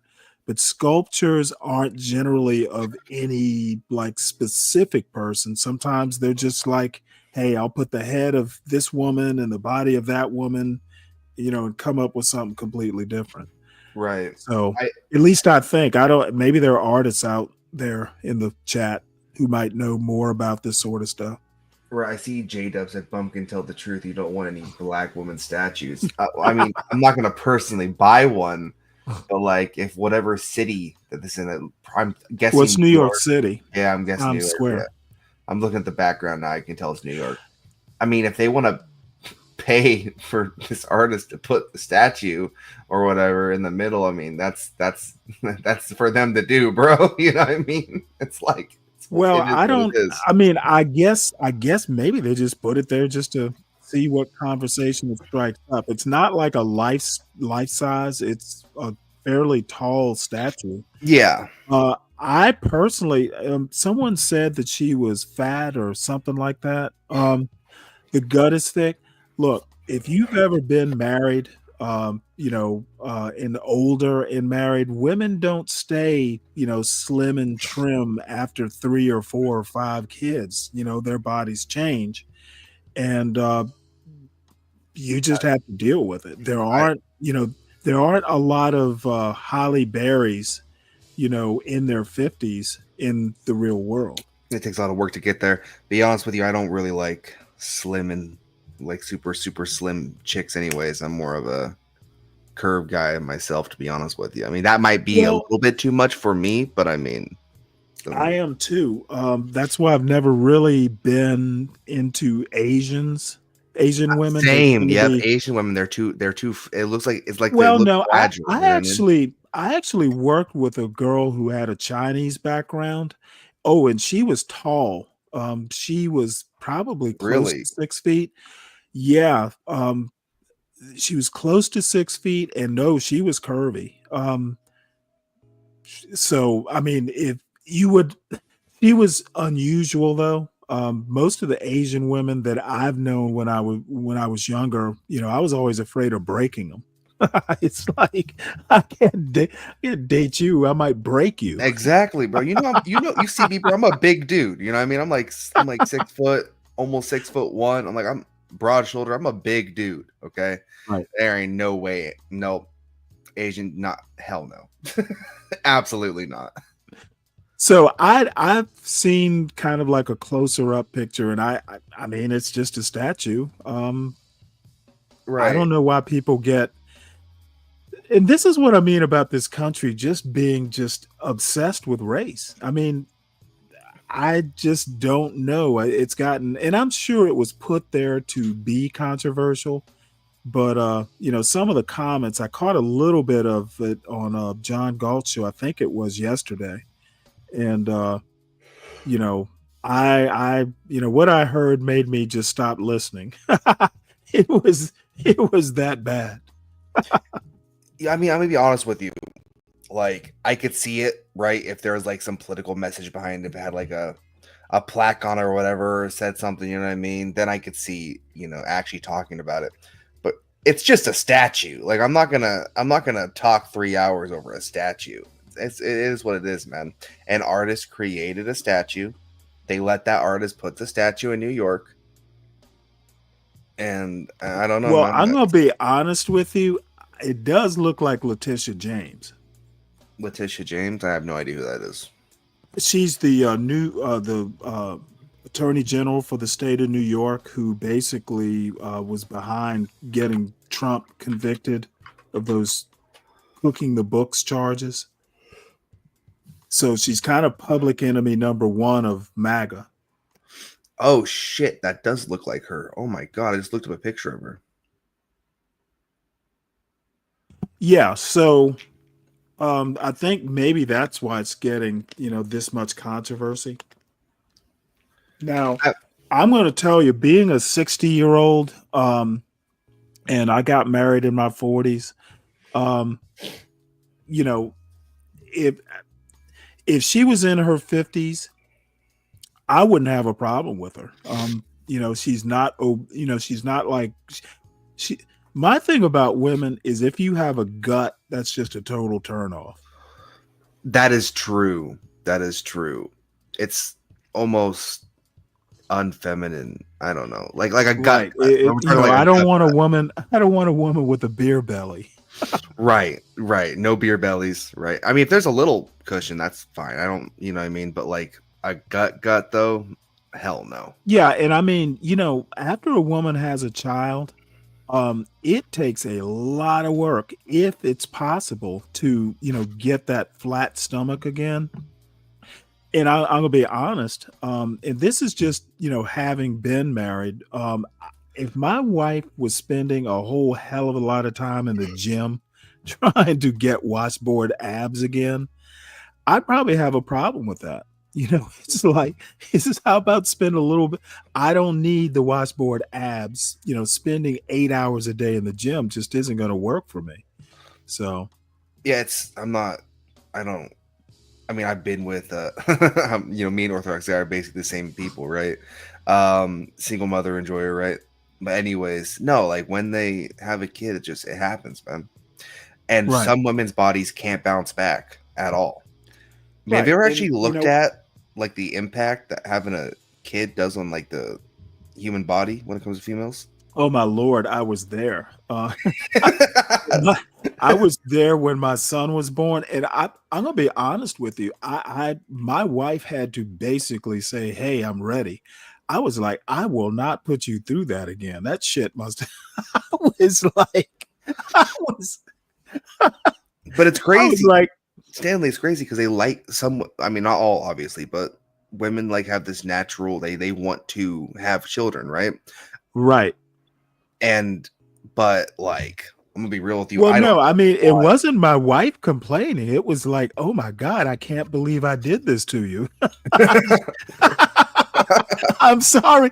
I'm sorry, honey. But I mean, she was fine, but it was just, I was 41. I think I was 41 when my son was born. So, at 41, maybe I was just a little bit more traumatized than I would have been had I been younger. But 41, anyway, 41 is a little later in life, but it's not that bad. Oh, I didn't meet my wife till I was 38. So, hey. Well, I mean, the younger you are, if I had it like, my son turns 19 next month, I would not recommend waiting. If he waits till I'm 41, there's little chance I'll meet my grandkids. So, well, you generally 30, like genetically, you generally want to have children when you're younger, because especially if you're a woman, because well, of course you have more likelihood to bounce back, because after this, right? Well, not only that, but I mean the eggs are younger. There's an expiration date on them eggs. Yeah, and less likelihood of problems with the child as well because of the egg. Right. Yeah. Well, that's why we didn't have a second, because she was 40. So we didn't want to press our luck. My grandfather, right? And we can play Right. this. My grandfather, he was born when his parents were 55. His mother was? His mother was 55 and his father was 60, I believe. Wow. Yeah. It's wild. It's wild. I'm like, fertile is the only that's the only word I can think of. Wow. Right, like should not have existed. Did he have brothers and sisters? Yeah, he had I believe he had 5 brothers and 2 sisters. Wow, and he had to have been the youngest. Oh yeah, he was the youngest. Yeah, he was the youngest. But I wonder if he was a little accident. Oh, for sure. And he knew that. He knew that for sure. Oh, well, there's nothing. I mean, look, if you're not using protection or anything, it's always a possibility. Now, at that age, I personally would think, hey, there's no way this is going to happen. So, right. but it did. Well, good for you. You wouldn't be here if it hadn't. So that's true. It's true. All right. Well, let's see what these young men have to say about this. I can't wait. Well, it's a wake up call, so I want to know what that wake up call is. Be sure the pads in your helmet and beep this out. If you ever wondered, have you ever had a notion in your comic book reading ass mind, what would happen if ever by chance? This is the standard, right? This is what they want to be acceptable. So it's a statement of you don't have to be special to have a statue that represents you. This is the artist, a British, I think like is a British-born sculptor.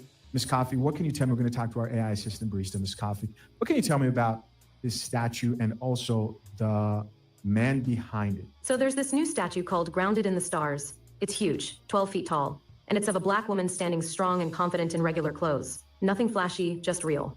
It was made by this British artist named Thomas J. Price, and the point of it is to show that everyday black women, not just historical figures or celebrities, deserve to be honored and seen in public spaces too. Now picture this, Times Square is full of statues of old white men, generals, war heroes, all that.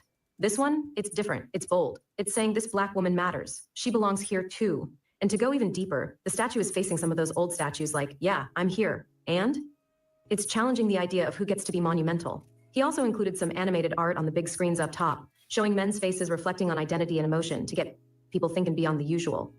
So this woman does not exist. You can look at it from so many angles. It's also showing a large number of black women of who they are. You see, a representation of who you are. This is the type of woman that we see every day, especially in the hood.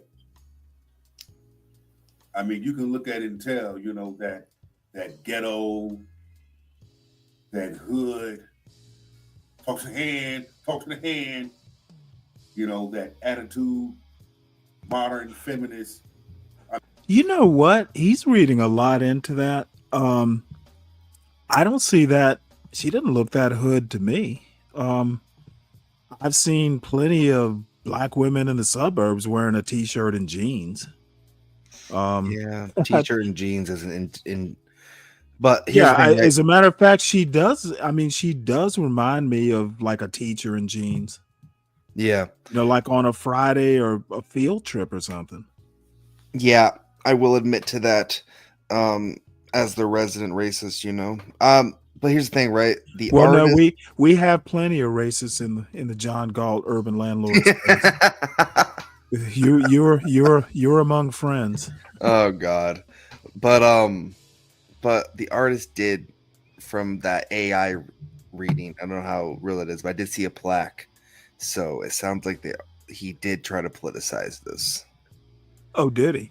Yeah, I'm about to look it up. I guess I should have done it because I just selected this on the fly. I didn't have it pre-planned. So while this is playing, I'll go out and see if I can find anything. But I mean, you know, it looks like it's like a performance art thing, multimedia. If he's got like videos of or graphics of people reacting to it. But no, she doesn't strike me as hood though. Now I hear she's either got braids or something like that, so that might hoodify it a little bit. But I mean, she doesn't strike me as particularly ghetto. But these guys are gonna see. This is the wonderful thing about art. You can kind of project your own biases onto it. Like I would have never thought hood, but this dude is. So yeah, we'll listen to it and then I'll see if there's anything different that I can find. I mean, it's right there. You see it when you look at that statue. Like I said, it tells many stories from many angles. Is this a slap in modern black women's face? Could be. But to a large number of modern feminist women, that can be your Negro wake-up call. Using black women for that representation. And this is why, you know, you wonder why there are conversations when it comes to family structures. Because I thought about this. I said, why not anything else? Why not a sculpture of the black family unit? Can we do that? I don't even think we need the fancy sculptor from London. It says here he was born in 1981, raised by a British mother and a Jamaican father, heritage. Okay. So this is supposed to be a representation of people of color being included. As a black person in the US, I look at this and I say, this is what I hope my daughter does not turn into. This right here, an angry plus size black woman. Instead, this is being celebrated. And the black women who are seeing it are like, wait, that's she's me. angry. I saw a few chicks who are like, why are they depicting us in this way? When we talk about that wake-up call, when we talk about the reality check, when we sit up here and we have all these conversations about how black modern feminist women behave. Why are we talking about when this? we have these conversations?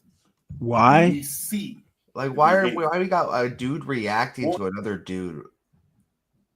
I'm sorry. I don't know. You know what? This is fascinating because it sounds like this could be a couple guys on Hood Servatives channel. Just bashing a statue of a woman. And I see Deacon Dave is going exactly. So yeah, this is definitely a red pill version of this a red pill art critique. Some people are incapable of being honest. See, this is the other thing, and this what Dave says here reminds me of something that that John Galt said to me yesterday, where if you disagree with them, they automatically think you're not being honest, like they have the fucking truth.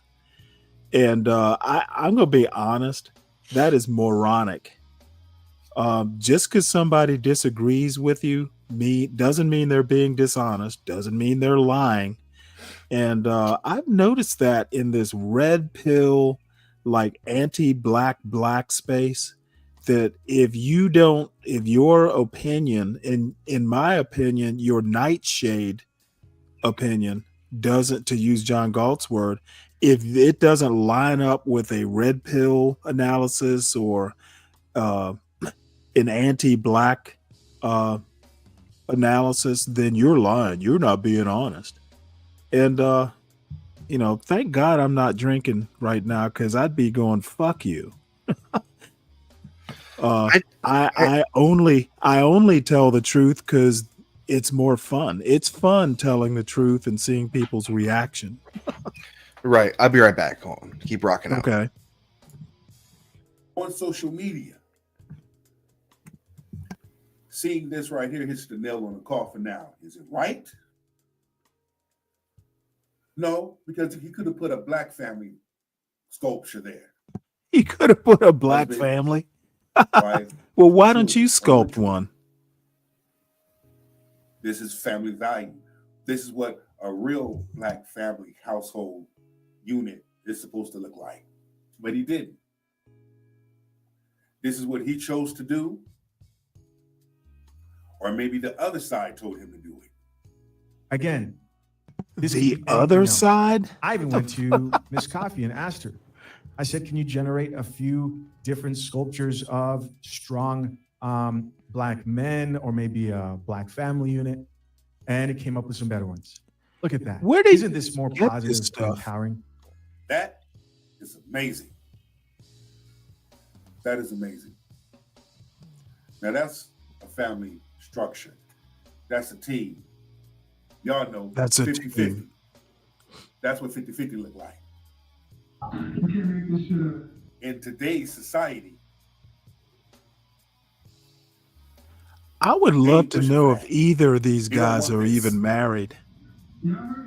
Have to accept that they are men, because it's not just the women out here who celebrate this. There are men out here who look at this and they go, yes, our black women make better leaders than us. They should be leading us. They should be put in a position of masculinity and leadership. the strong black man, the strong leader.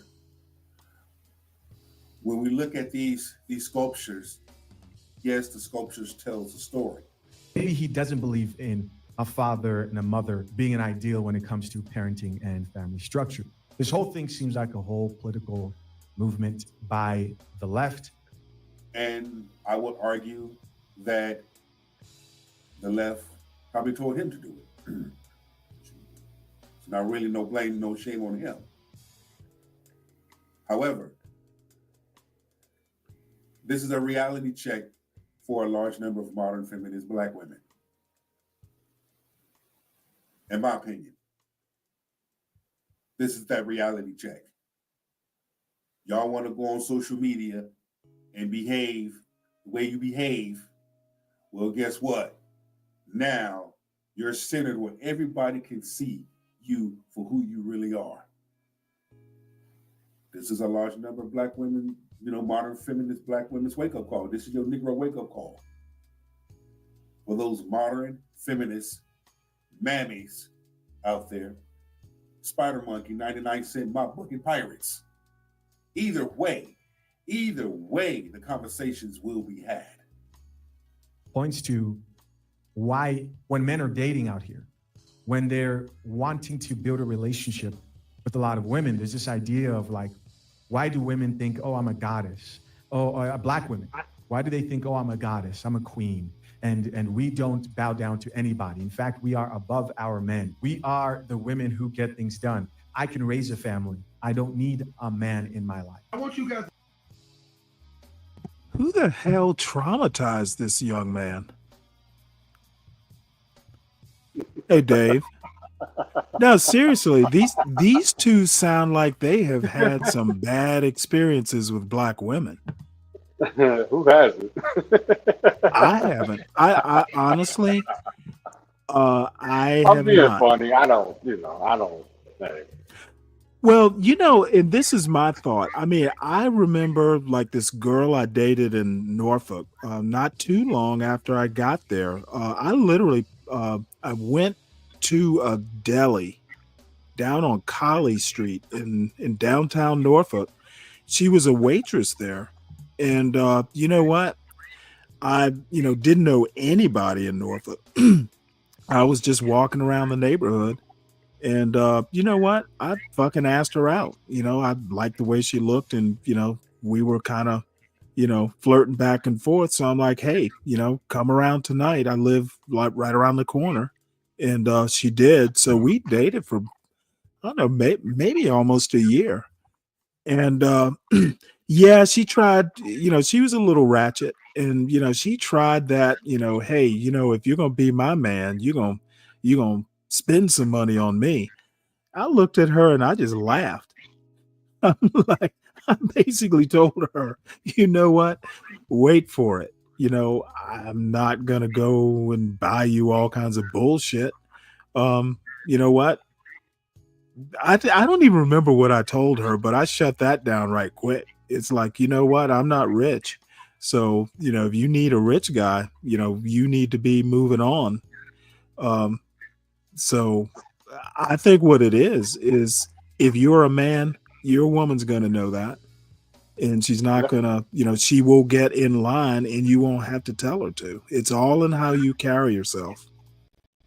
And, if something, starts going a little awry, you do a course correction. It's like I literally told my wife this once because she just, for some reason or another, was getting a little, and you know what, I'm pretty easygoing. Normally you just do what you want to do, but she was being annoying. I literally told her, you need to know your place, and I Oh, walked off. that's I'm like, misogyny, isn't it? well, no, I mean, look, like I Yeah, said, according to their definition, it is. well, no, I've never defined misogynist. If all I have to say is you need to know your place. If you want to be the breadwinner and the decision maker, then I'll quit and you fucking get a job. Because she had a PhD, she could probably make better money than I was making. So bottom line is, I want you to be involved. And I don't even remember what it was, but for me to go that far, I had to have been annoyed. You need to know your place. And I didn't yell or any of that shit. So Stanley, we be fighting bitches out here in my generation. You don't understand, dude. You don't understand. Well, I mean, these chicks are wild. Yeah. Well, you know what? Then you might have to go older. No. The women do calm down a little bit the older that they get. Yeah. I guess I could think about maybe like 30, maybe 30. Well, all I have to say is I don't like women who know they're pretty, okay, or just obsess over it. I've known gorgeous women who were just not that, I don't know. They weren't that narcissistic. Maybe that's the word I'm looking for. Yeah. Yeah, I look good, but you know what? I'm not gonna be putting on lipstick and just obsessing over my looks. And there are women out there. Now, I also think that you tend not to meet them in the middle of a city. You go out to the hinterland. There are plenty of country girls out there that are down to earth who are gorgeous. Yeah, they are, but even they're a little crazy too. You gotta remember, I grew up in the country, so you're competing with a different breed of men out there. Well, all I have to say, and I'll be honest with you, I have to give you the benefit of the doubt that, when I was growing up, people didn't grow up with the internet and they weren't exposed to a bunch of foolishness. So I did grow up at a time where, probably things were a little bit more grounded. Yeah. Yeah. So I guess I have to say I kind of feel for you, but there's got to be women out there who are normal. I mean, my son has a girlfriend, and I haven't met her, but she seems fairly, you know, um, I mean, as far as I know, she's not crazy. I guess I'll know soon. Well, all women are crazy. Hold on. It just matters how crazy they are, Stanley. Hold on. Well, yeah, it might have to. Yeah, you're right. It's like peeling back the layers of an onion. It gets crazier. It gets crazier. But yeah, no, also another problem is I decided to move rural, right, from Washington State to North Dakota. What I wasn't really anticipating was ever having to enter the dating market up here, right? Shit happened. Now I am in the dating market. There are more men than women here. Yeah, what's an oil? It's got oil. It's got an oil industry, right? Or is that South Dakota? North Dakota and South Dakota, a little bit of both, yeah. But so I mean, yeah, there are going to be more men because men are coming up there to work oil rigs and stuff, right? Yeah, and I'm just like, well, that sucks ass. Because like Washington State, it's like there's more women than men. So is that right? Mm-hmm. Have you thought about moving back? Dude, I've thought about it, but like it would be financial suicide. I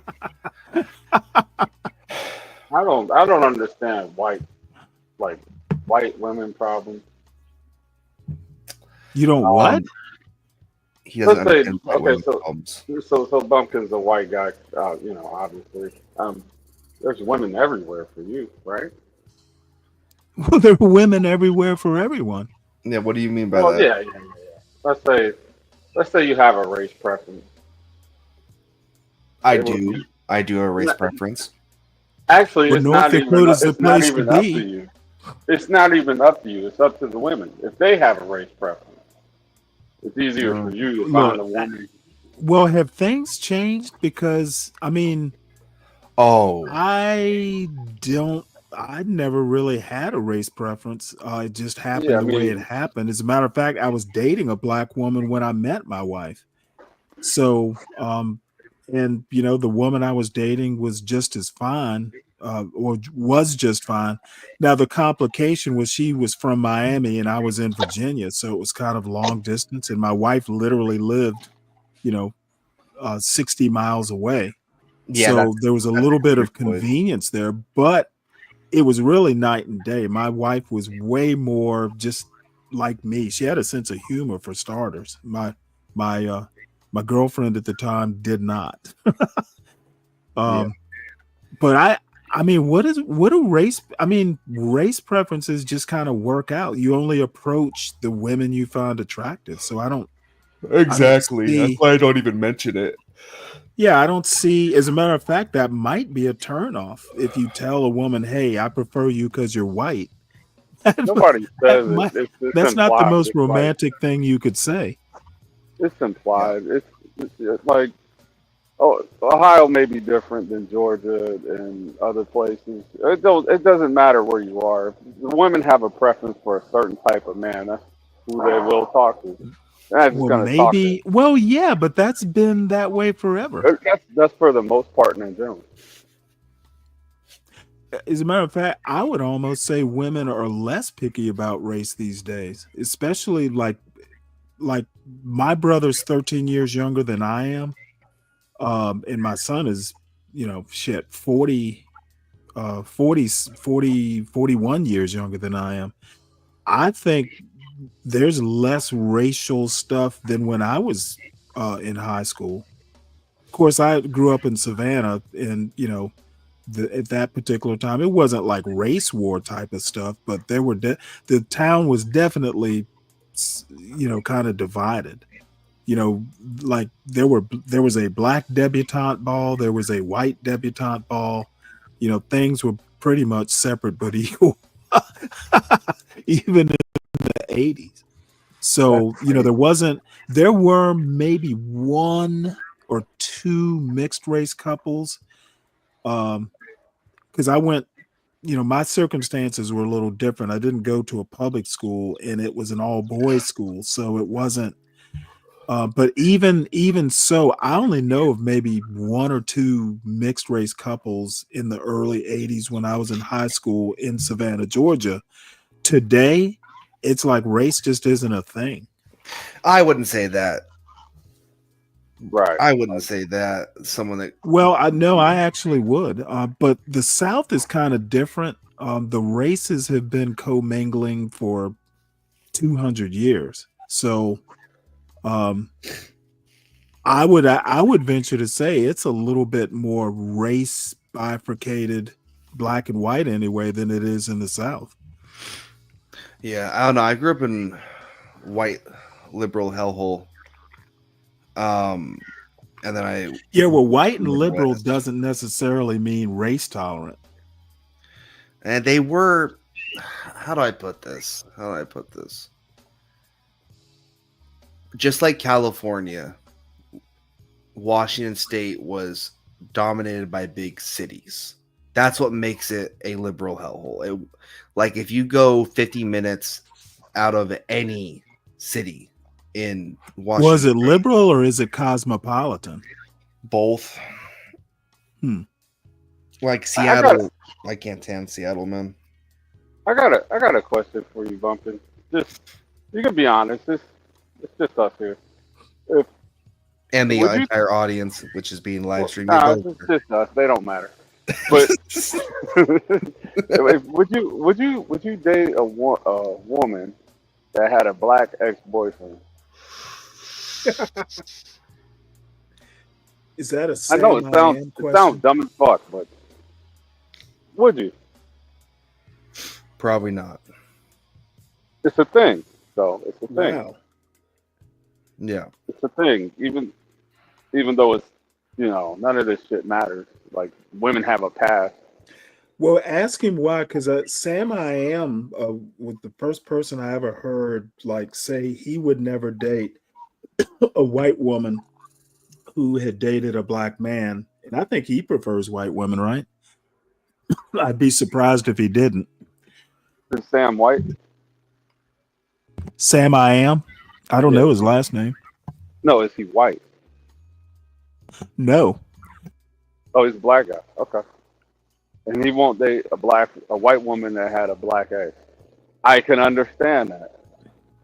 But I'm not gonna. Well, his explanation was that he would think that her morals or her aesthetic or something was corrupted. Like she would be ghettoized by dating a black guy.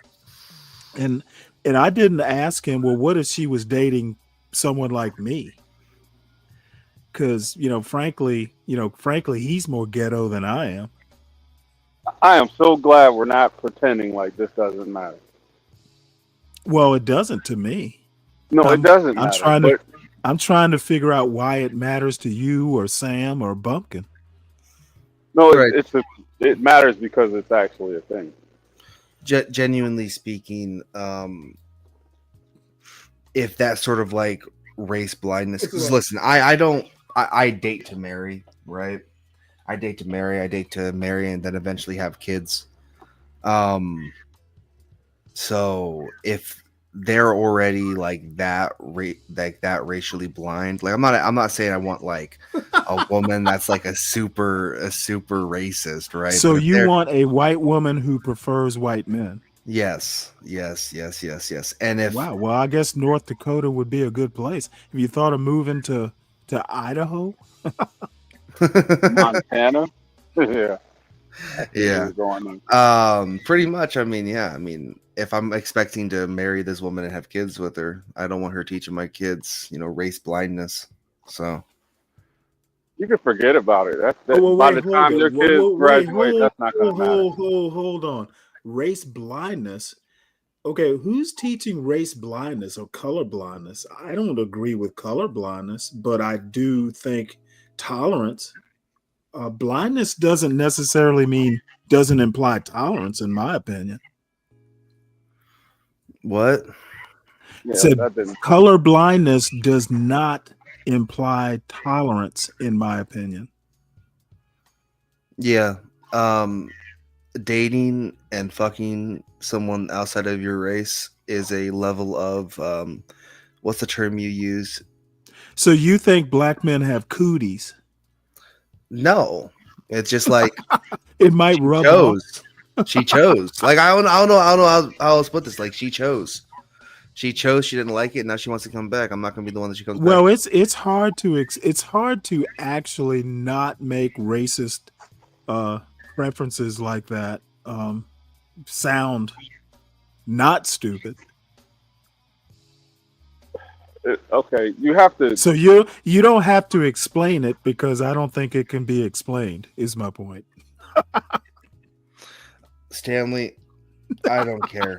I don't call me. Well, honestly, no, I didn't think. you can call Hey, me I stupid. didn't think. actually I care. did not think you did care. That's why I was comfortable saying what I did. It is what it is. I'm not even making a judgment. I'm just saying you don't have to explain it. I was wondering if you could explain it, but the bottom line is, Sam I Am's a black guy, and I would call him a racist. You prefer a racist? You mean like hard R in the bedroom, or just a preference racist? I mean, if you, and you know what, it's actually kind of, probably not right to say a preference is racist. I don't, maybe racist is the wrong word. I don't think preference is racist. No, I don't think it's racist. However, it is weird that if a woman didn't have the same preference you did, then you would not be interested in dating her. Now that's where it becomes racist. Yeah. Your preference is not racist. Having a preference for her preference, like she can't have a preference if she should only prefer white people, that's what makes it racist. When you're imposing, your she should have your preference. You're imposing it on someone else. Instead of her, hey, you know what? I used to date a black guy, but you know what, Bumpkin? I prefer Bumpkin. Not because you're white, but because you're Bumpkin. To me, that would be perfect. It wouldn't be for me. I'd be like, well, right. That's what makes it racist. I don't think it's racist. I'm not imposing anything on her at that point. Well, you don't have to think it's racist. I think it's racist. Well, no, you're not. Well, you said you're imposing, right? Right? You said you're imposing. Well, no. You imposing, like she has to have your preference, is you basically saying she has to be like you as far as preference goes. I think that's what makes it racist. That's not how that works, though. I don't think of course so. It's how. No, it's exactly how it works. Because maybe you're not used to dealing with metaphysical Stanley, can issues. we have one stream? Can we have one stream where we don't do this? Motherfucker, this is motherfucker. I'm gonna start saying motherfucker. This is my stream, not our stream. Stanley, do not get this. Hold on. Now, I mean this in good faith. I'm not even mad, but let us get it straight. This is not our stream. Stanley, pretend I'm be brave. When I started to come up here, you made don't get mad. Hey, you made me return. Look, it is what it is. Like I said, I'm not finding anything wrong with it. It is your preference. And it is my opinion. I don't think any less of you. I don't think any more of you. You're Bumpkin. So if you're offended, I apologize, but I'm calling it like I see it. Yeah. I'm thinking about starting to go by my first name. It might be too late. It's Michael. It might be too late or Mike. Oh, my brother's name is Michael. Yeah, it might be too late to do that though. My channel used to be called that, but everyone knows me as Bumpkin. And I've been doing it for like 6 years. You think it's too late to do a name change? It might be too late to do a name change. Well, I wouldn't. I mean, what's wrong with Bumpkin? Yeah, he's I great, don't know. man. As a nickname, why not? Yeah. You're already known as Bumpkin. Everybody's gonna say, "Who the fuck is Michael?" That's true. Who the fuck's this Michael guy using Bumpkin's profile picture? Right. Then you have one bad stream as Michael, and Michael's the asshole. Oh, Ryan. Yeah, well, Ryan, again, a lot of this is just opinion. So if your opinion is that Lady Boulay is a racist, well, so be it. I just disagree with you on that. Who is Lady Boulay? That lady that comes up talking She's race all day. she's this person that even like I don't know whether it's because I've been showing her, but all of a sudden, Hood Conservative has come down on her, and what's his name? BGS has come down on her. I don't know. Now I don't know BGS, so maybe he found her independently, but he reviewed the same video that I showed that morning. So I think Hood Conservative is in his orbit. But anyway, a lot of people find problems with her for different reasons. Ryan thinks she's a racist. I think BGS thinks she's a feminist. Which, is there such a thing as a 70-some-year-old feminist? Maybe. I guess that would be about her peer group. But I don't agree with everything she says. But I mean, she seems reasonable to me. Now she's Southern, so that may be why. She reminds me of my mother, frankly. Yeah. I mean, also with feminism, there are several waves of feminism. Right. Well, I don't think I don't get bogged down in waves of feminism. I leave that to the red pill dudes. I tend to take people as they are. I try not to put them into categories.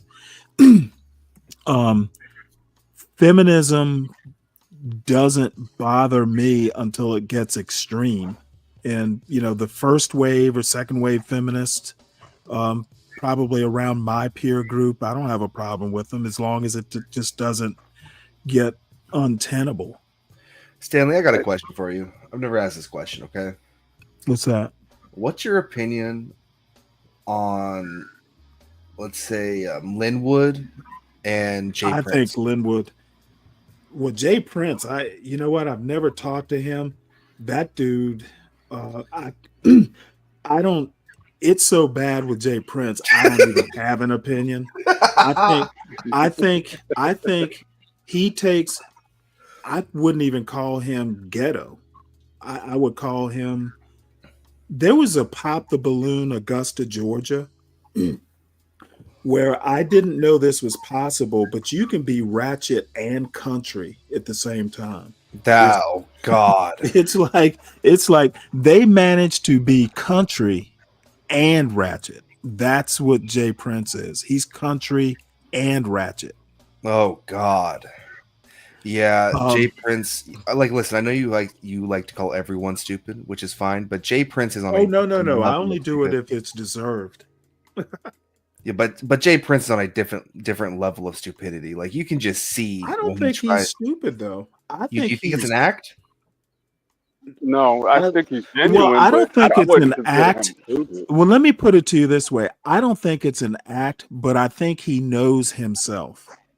Okay, Yeah, I think he's very self-aware.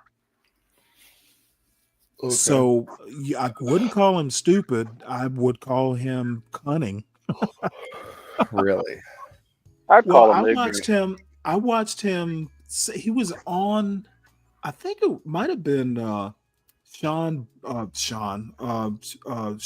Bracey's. I think it was Sharon Bracey where they were reviewing a video or a panel that he was on, and he was just roasting the shit out of somebody, and he had a smirk on his face the whole time. He knew what he was doing. Yeah. And but I think he's country and ratchet. However, I wouldn't call him stupid. And then Linwood is what people sometimes accuse me of. He can quote shit from a book, but he has a hard time applying it, what he's learned in a book, to real life. Like he's into Francis Cress Welsing and Neely Fuller, and that's so 1970s that it, to me, Neely Fuller is, there's nothing Neely Fuller or Francis Cress Welsing says that's applicable to American culture in 2025.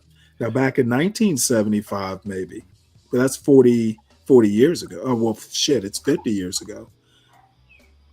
So that's my thoughts on Linwood. He's good at quoting. I don't think he has common sense. Maybe that's what I want to say. Okay, yeah, maybe. Yeah, You know, if I put him in the Navy, he'd fucking be lost. He Oh, would need absolutely. he would need a senior enlisted guy to kind of hold his hand until he got his sea legs. God, that's one thing I miss, being landlocked, dude. I miss the ocean. I miss the ocean so much. So that's what I think of him. And what about the statue, Stanley? What are your thoughts on the statue? What do you think of it? I think it's a statue. If my wife were still alive, she'd probably have a similar body type. But So she would also be 59. What about the arguments about the statue? I think the arguments are ridiculous. It's a statue. Are they baseless And I arguments? like these two guys here reading feminism into it and reading a bunch of politics into it, and they could very well be right. It just, like, art is something that a lot of times people can project their biases onto. I would be interested to hear what the artist had to say. Maybe they're right. Maybe they know something I don't. But when I looked at the statue, I didn't think feminism. And as a matter of fact, another review that I read basically said it was every woman, every black woman, I guess. There was nothing more than, hey, this is like the woman you'd see at the grocery store or something.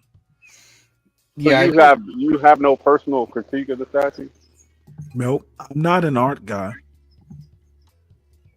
So you never looked at art and said, I see what they're trying to. Well, let me put it to you this way: the only C I got in high school was in sophomore art class because I hated the teacher and I hated the subject. I was a math guy. See, math and science. Fuck art. Dude, I suck at math, but I'm really good at history and English. Right. So what was the purpose of reviewing someone's review of someone's review? I'm just curious. Well, I was curious about what these guys would say about it. I heard a little bit of what John Galt had to say, but it really, it's in passing that I heard.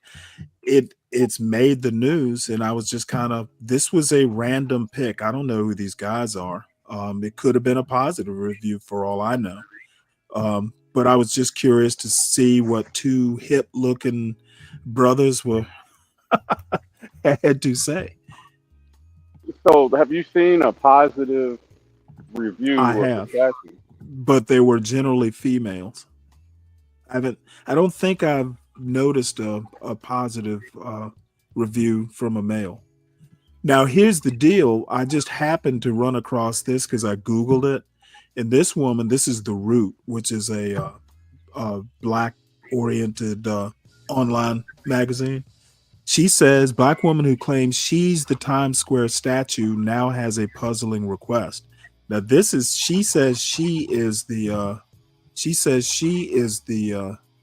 person that the statue is based on, and I have no reason to doubt her. Now, the statue has a better figure, would be my only comment. That's mean. What do you think? I think you're being mean. You know what? I'm being honest. And I would have no problems telling her that. Now I might get slapped. Look, y'all think being honest is mean? Stanley, stop it. What do you mean stop it? You think she has a better figure than the statue? She has a gut. You can tell through the T-shirt, and the Or the statue statue doesn't. has a better figure than her? Well, the statue doesn't have a gut. This woman does. And I actually made the comment a few minutes ago. I can deal with a curve or two, but I can't deal with a gut. And she's got a gut. You see it? Or maybe I can see it. It may not translate through StreamYard that well, but no, the statue doesn't have a gut. What do you think of her? Do you think she's the woman in the statue? Or that's just what she's saying? Could be. I don't know. I haven't read the story yet, Juan. I'll do that in a few minutes. So,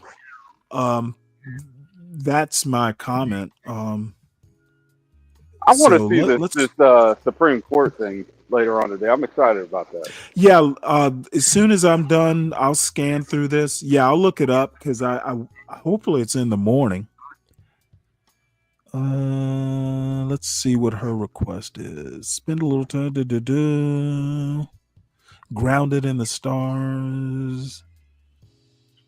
Let's see. Hey, it's me and the statue, she claimed. She goes on to say that while she's happy to be the subject of such a piece of art, she doesn't like that the statue is wearing wearing jeans and a t-shirt like she's wearing now, adding that she'd rather be immortalized in bronze while wearing something that doesn't give an I'm just running to the store to grab some toothpaste vibe.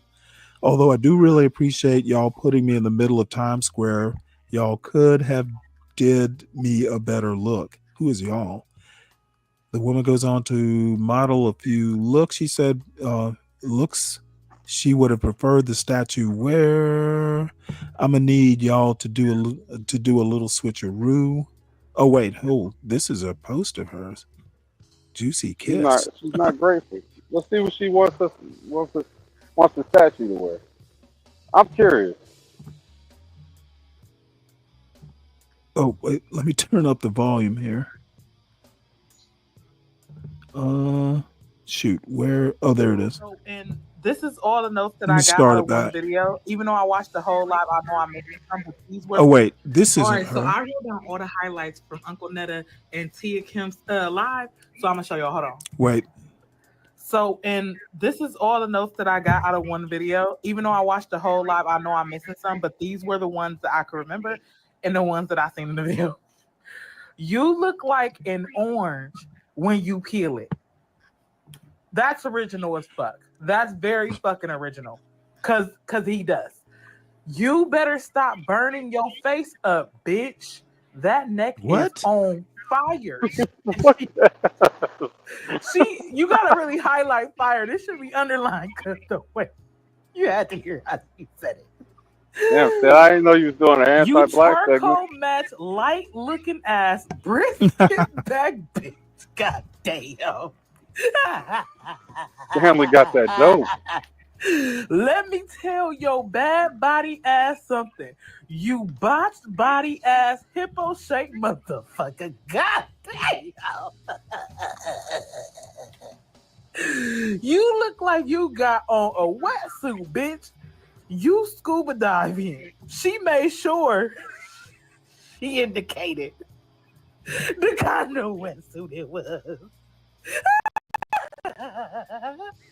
You ugly smear face, white wall, black. In one part of the video, she called crab boil face ass bitch. Proceeded to say, are those sister locks or nigga locks? Look what she said to Charles. I ain't even gonna say it. I don't want to know. Charles gets so bloody bottom back here.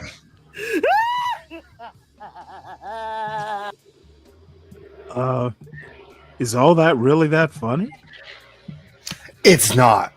It's not. It's not. Thank you for saying it, Stanley. I'm trying to figure out what's so funny. What's funnier? I mean, it could. Yeah, it could be that maybe she's. Yeah. Oh. Now I'm trying. Maybe she's just glad for the attention. Yeah, probably. I will be back. Wait, hold it. Let's see what this one is. Yeah, go ahead. I will be back on panel. I gotta go. Okay. Pick up food. I'll be right back. All right. Oh wait, hold it. You know what? Hold on one sec, guys. Here we go. Let me start this over. This is actually the lady who thinks she's.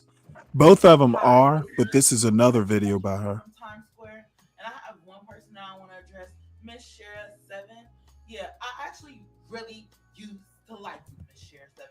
You got some good advice, but one thing you is not gonna do is talk about my statue, call me a pick-me-sha just because you didn't get picked. Your body didn't get picked. But I'm the pick-me-sha. I didn't ask for this. They asked for me love. They requested me love, and it wasn't because I was begging for it. That's what everybody gets wrong. Y'all think because I have this body, I'm desperate. You think that I require attention from men? I think who requires attention from men are people like you. People that think they have to dress up, put makeup on, and have to beg for an old man's attention with worms in order to get money or be a gold digger. Yeah, I don't have to do that, love. I get my own money, and it's not by hard work. And I actually figured out the fucking system, and I'm smart enough to know that I don't need a man in order for me to feel complete, like a lot of these women out here. So yes, the statue resembles. She's your type of woman. She doesn't need a man. Me, who is a That's type of woman. Educated woman, a woman who is tired of. I was about to say your type of woman. Stanley, be careful. Well, no, you like feminists. No, I like feminine. You like feminine. Oh, okay. No, I don't. I prefer feminine, but the thing is it's always women like her who don't need a man, and that's quite convenient in my opinion because she's not gonna get a man. Oh. So it's a marriage of convenience. You don't need a man, and you're not gonna get a man. So the universe is exactly. This is exactly what that statue says.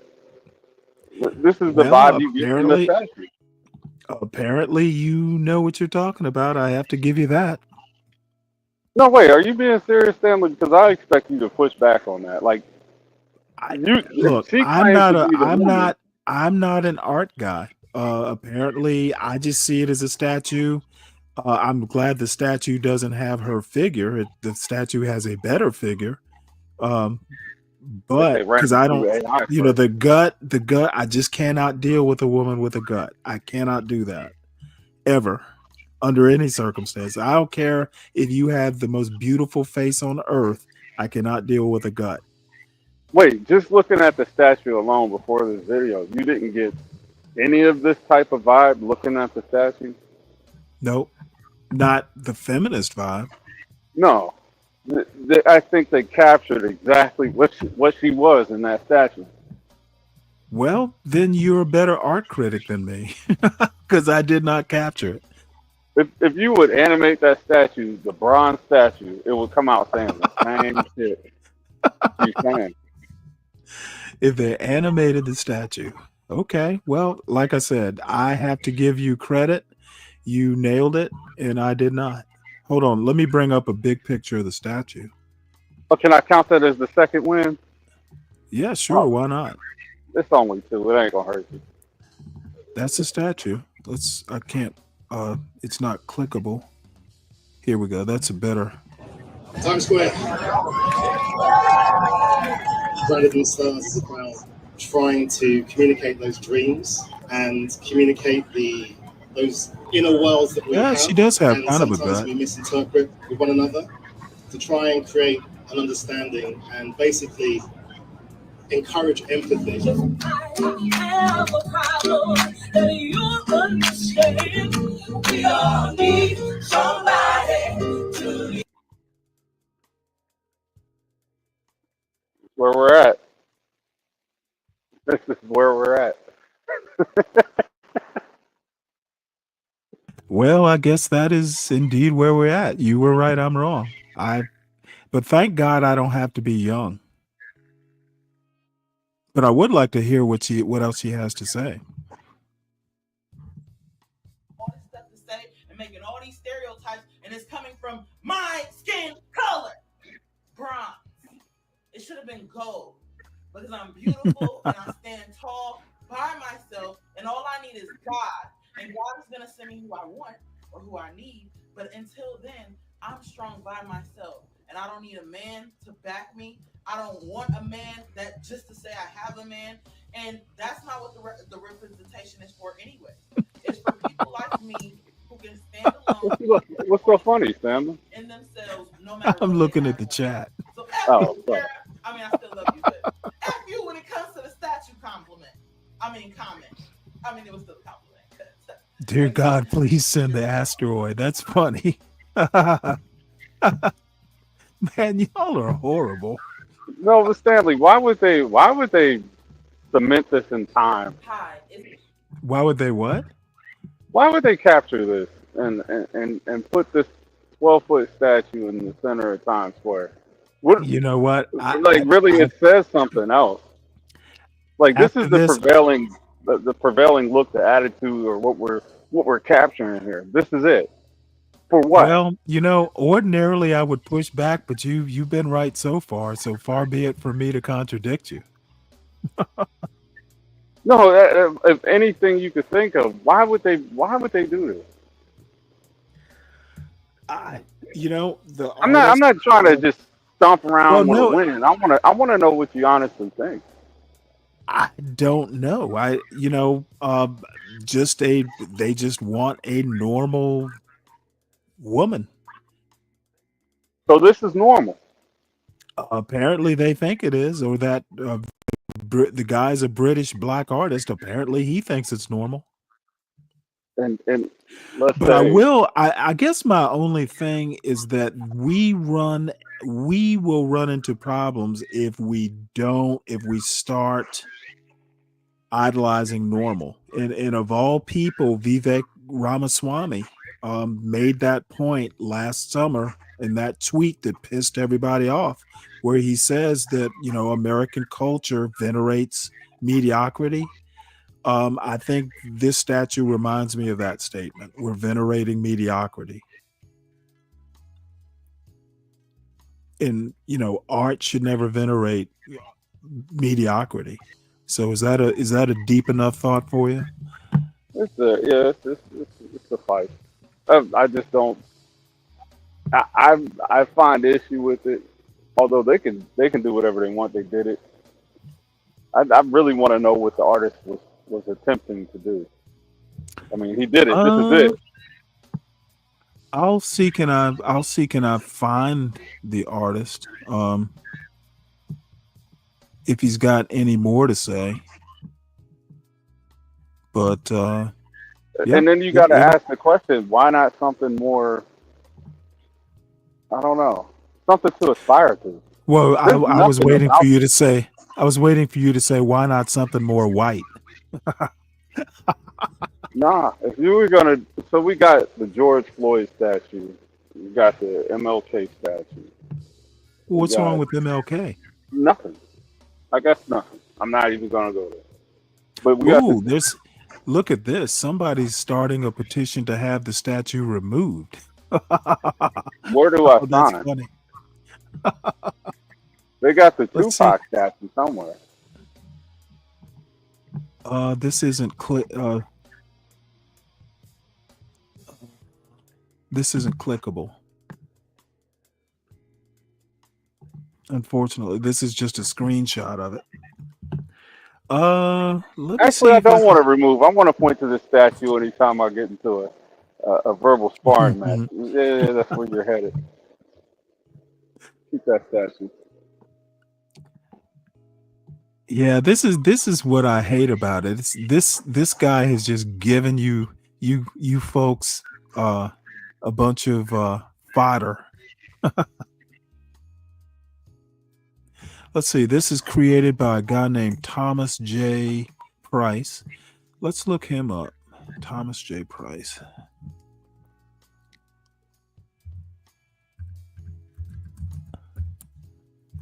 He's either he's either out of touch or he's extremely gay. This is what it has to say about him. This is his website, apparently.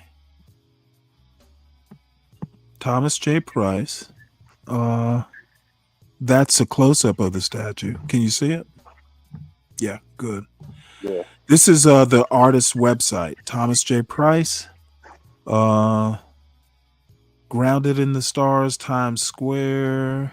Here, let me read from this. I'll have to enlarge it so I can see it better. Okay, Times Square Arts is pleased to present Grounded in the Stars, a 12-foot tall figurative bronze sculpture by artist Thomas J. Price, whose multidisciplinary practice confronts preconceived notions of identity and representation.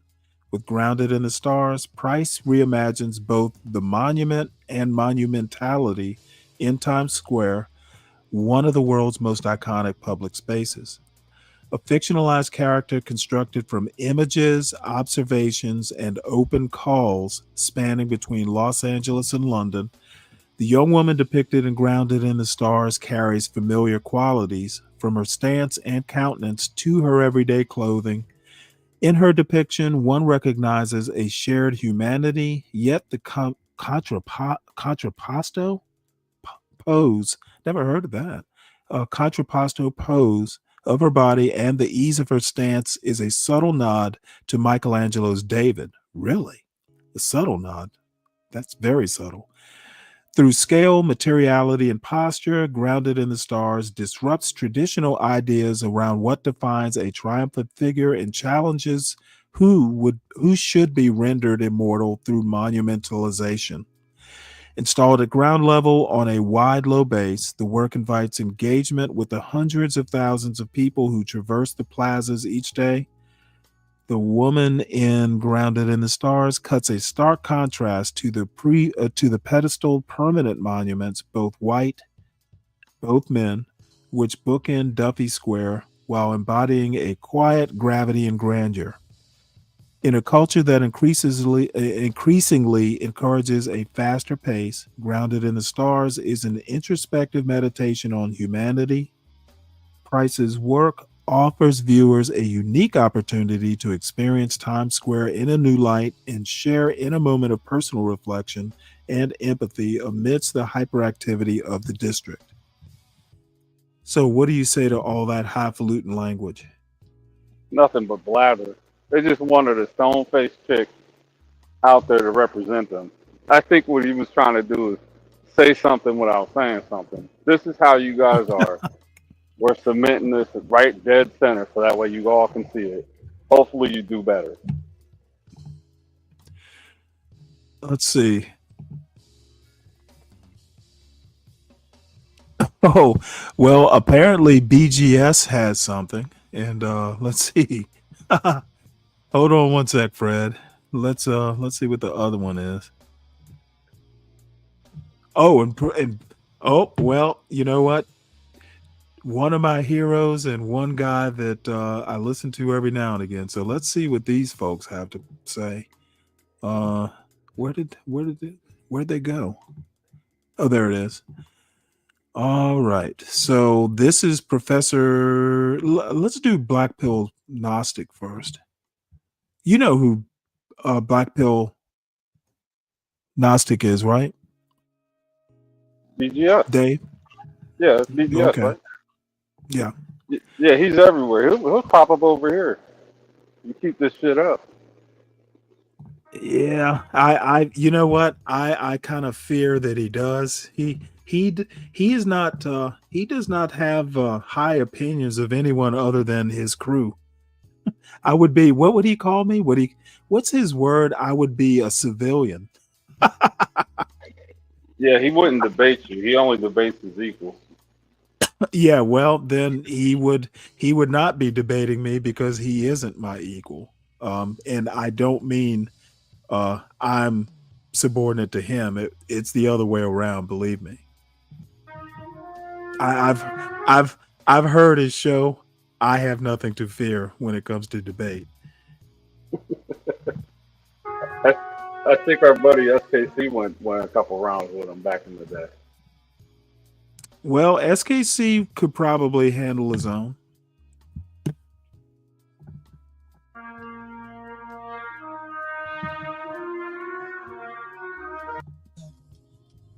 She looked like your mother, your aunties, your cousins, your nieces. Any black woman in your family, she looked like me. I am very happy that she's there. She's 12 feet tall. She's very intimidating. When you walk by her, you just gotta respect her. You don't laugh at her.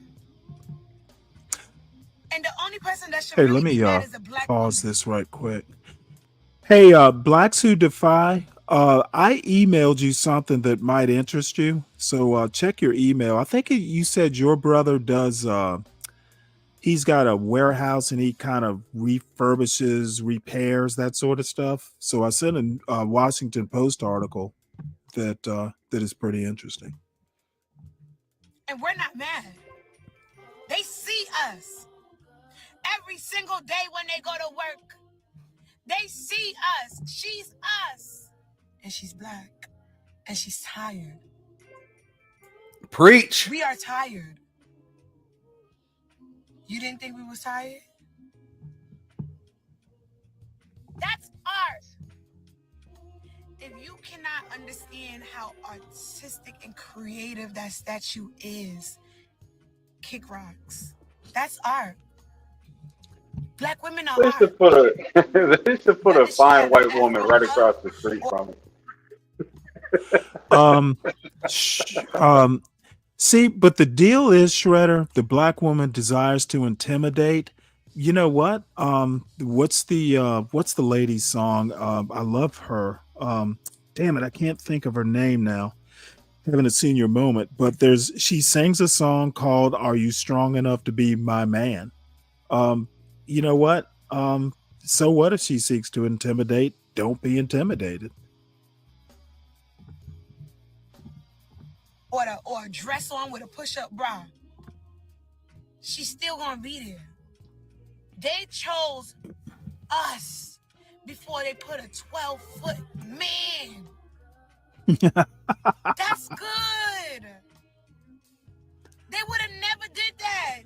Now, see, I don't think this woman's ugly, but I cannot stand that New York accent. New York is really lit. I love my city. You know what? When I lived up in Rhode Island, I dated a few women up there, and I swore I was terrified that I would find a woman that I liked and would marry her, and my kids would have a fucking Rhode Island accent. Oh my god! And I'd want to drown them like kittens. I cannot stand that accent. Don't say that. But Stanley, you know what's even more abhorrently worse accent? What's that? The Minnesota accent. Oh, really? Fargo. I think I could probably deal with that better than that. Bro, the moment pack your car. Yeah, the moment, Stanley, that a chick hits you with the oofta in the bedroom, it's over, bro. Black says they sound mentally inept. It's funny. What's got a Black Suit of 5? I haven't seen him in a while. I think she's kind of cute, though. I don't know what the fuck, who murdered her hair. It looks like somebody she needs to part her hair a different way. It looks kind of raggedy. I love my city. We used to have colonizers and slave owners as statues. Owners. Street, Union Square, and 42nd Street. They had George Washington, Abraham Lincoln. We yanked them bitches down.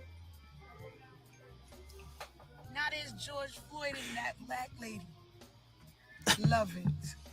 Anytime somebody fix their teeth to say something disrespectful about a black woman, is your statue there? I don't see a statue statue that look like you there. I'm cool with that statue. That's power. A lot of people love us. A lot of people love us. We fit the beauty standard. That's not beauty. Who What is the she hell is talking? she talking about now? She's talking about the statue. She could be okay if she could just keep her mouth shut. Yeah, You know, no. I don't mind you talking a little bit, but goddamn. That's misogyny. Stop it, Stanley. No, it's not misogyny. I don't like a lot of noise. I live in a very quiet neighborhood with trees, and I do not want my peace disturbed. Companies love us. We make things shake. We make things sell. So yeah, put the statue up. Put some more. I don't give a damn if that lady was missing a leg, if she was in a wheelchair. She's me. I'm black and I'm proud. Oh, And you know how God. sometimes if you sleep on something long enough, it'll come to you. It'll come to you in a dream. How you want to talk about something. Now, my subs and you guys have been wanting me to talk about the statue of the black woman that's in Times Square. Some people are laughing. Some people are angry. Is this Stanley in a different universe? Let's find out. No. Lifted by it, yada, yada, yada. That's what's going on. And, but most people are not going to see it the way I'm going to see it. And I know most people on both sides are not going to agree with my take. But this is an honest take after sleeping upon it. And it's something I felt when I first saw the statue. So here goes. What did I see when I actually looked at that statue and I saw what I saw?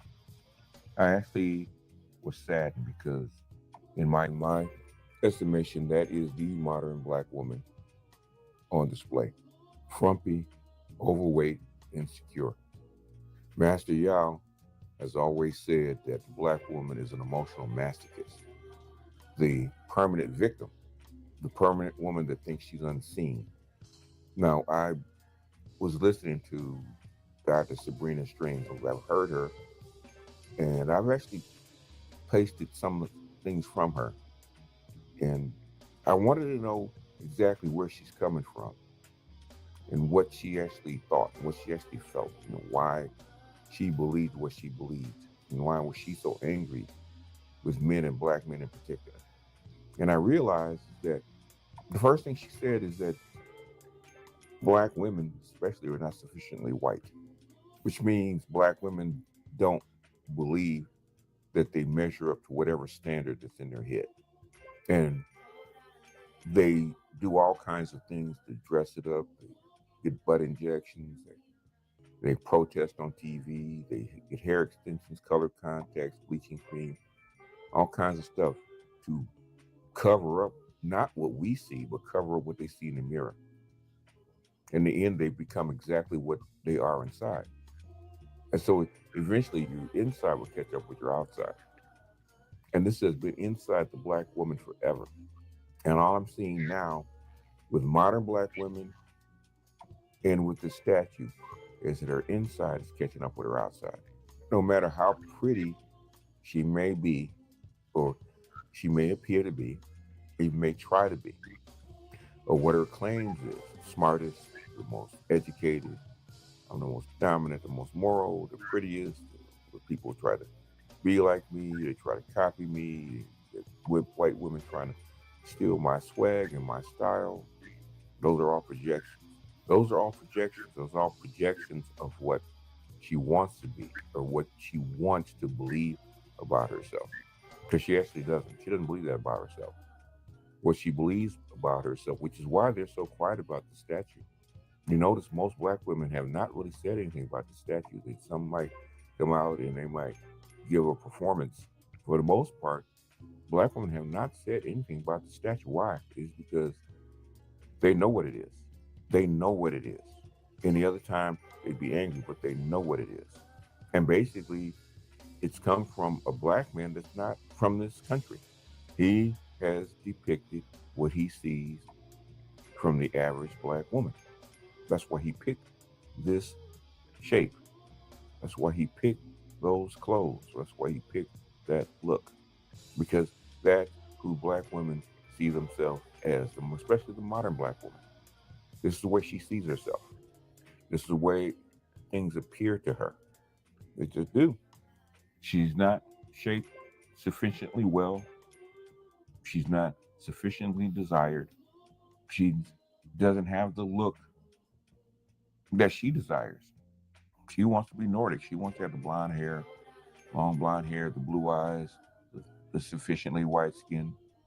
She wants to be thin, white, and compliant, as Sabrina String says that she's supposed to be, right? But she's not. She's loud, she's overweight, she's obnoxious, she's dark. And not only have they looked at themselves that way, and it's so almost in a negative way, they've embraced it. They're not compliant. They're not nice. They're not sweet. They're combative. They're loud. They're obnoxious. They're harsh. I'm sorry, Stanley, but this guy is like, which is something they project out on. You know what? I'm gonna say it. Can I say the R word over here? Can I say the R word over here? What's R? Retard. Can I say that word over here, Stanley? Anyway, retarded? Yeah. This dude's uber retarded, and he knows nothing about psychology. And I don't know what I'm sorry. I don't know why this guy's pissing me off so much, bro. I have no idea. Well, I can tell you right now, he is a man of great stature in the black manosphere. Yeah, he is the master teacher. I mean, like he, SKC's pretty well regarded, and I guess Hood Conservative is too. This guy is like more regarded than they are. By far, I might add. By far. What's That's the master teacher you're talking about, Bump. That's the master who? The master teacher. The master teacher. What's his name? He's a black Gnostic. Black Gnostic speak. Yeah, Black Gnostic speak. Oh, hey, yeah, okay, do your research. Oh, is it Black Bill Gnostic? Yeah, but it doesn't matter. Your thoughts. I just thought I would let you know. You'll get blowback calling him a retard. That is for sure. No, not even I would do that. He does really. He does Def Comedy Jams on the channel. Now, I mean, I do because he's such a big content creator. But a lot of people respect him. Now, I'm not that impressed with him, but I stand by what I said. I stand by what I said. Come at me, bros. Well, that's fine, but the thing is obviously I don't see things, maybe it's due to my age or maybe just, I don't get out that much. But Dave's analysis of the statue was spot on. And to me, it was just a statue. So Black says he's still an imposter. Well, Blacks doesn't like anybody. Amen. I've heard your words about me, Blacks. Which is why most black women love doesn't care for me either. They love violent men because it reflects who they are. Well, he keeps his own counsel. That's how I like to look at it. Yeah, exactly. I don't mind him at all, though. Out and dine and eat and gorge themselves rather than get in the gym and get in shape and get their body right. They'd rather watch a reality show with women fighting each other and arguing each other and going back and forth rather than reading a book, rather than talk about philosophy. Well, you pretty much get his take on it. Professor Black Truth, who tends to be funnier, Hey Stanley, you know he has all this doom and gloom to say about him, but then will encourage guys to run back in that burning building. So Say to that again. continue, like he has a lot of doom and gloom about what he's seeing on that statue, but he will turn around and encourage guys to continue. Well, but I mean, I'm not sure how I feel about that. I mean, you know, to me, you don't want an ordinary woman. Why No, you spend your don't. time? I mean, you may not find like, the greatest woman on earth, but you want a woman that you want to be able to hold the woman in high regard. So no, you don't want an ordinary woman. Here's my thought. I mean, I understand that as a content creator, you have to make generalizations to kind of cast a wide net. But in my opinion, I just tend to not get wrapped around the axle. If a woman wants to be like that, if a woman wants to be like this woman, I don't care. I don't have to deal with her. I don't care that she wants to be ratchet or whatever the word is. I don't have to deal with her, so why should I care? I tend to want to care about the people that, affect my life. Now, again, as a content creator, you want to create content and give your thought. Excuse me, let me get some water here. I shouldn't be eating jelly beans and talking, apparently. So I get where he's coming from. Wait, Stanley, say water again. Water? Oh, I thought you said water. What did I say? I thought you said water for about 5 seconds. I was like, oh no. Oh, Here we might go. have. I have a Southern accent. So I just don't like getting wrapped around the axle, and generalizations scare me. But he is a senior content creator. He can do what he wants. That's just my thoughts on his thoughts. So Professor Black Truth, who I find hilarious at times, definitely interested in what he has to say. Oh, you'll love him too, Bumpkin. Hello, soldiers. I'm the professor, and this is the moment of truth. This morning's briefing is about a subject that Brother Tariq has already given an excellent commentary on recently, and one that I've been asked to toss in my 2 cents about. It's the phrase black fatigue, which is largely tracked back to a 2020 book entitled Black Fatigue: How Racism Erodes the Mind, Body, and Spirit. The book talks about how everything from open, blatant murders of Black people to the day-to-day microaggressions are a nonstop burden that weighs down the existence of Black people. And the book squarely puts the blame exactly where it belongs, on this racist white supremacist society. Now, at this point, you're probably wondering, why is it that a book that was published during the pandemic half a decade ago has suddenly found itself being talked about? Oh, yeah. As a matter of fact, CKJ3 brought this book to my attention yesterday. So apparently, once again, woke was culturally appropriated. Now this lady's book, which was written a few years ago, now this is being culturally appropriated. Again, well, actually, it's not the book itself. It's the phrase black fatigue, and apparently it's made it into the online troll sphere. You can tell when something has gotten under the skin of these white supremacists, because you had this term trending for about a day or so after some white woman on TikTok, who looks like the dictionary definition of a Karen, decided to post a video whining and complaining that she has black fatigue. Except she claimed that her definition of it meant that she's tired of Black people.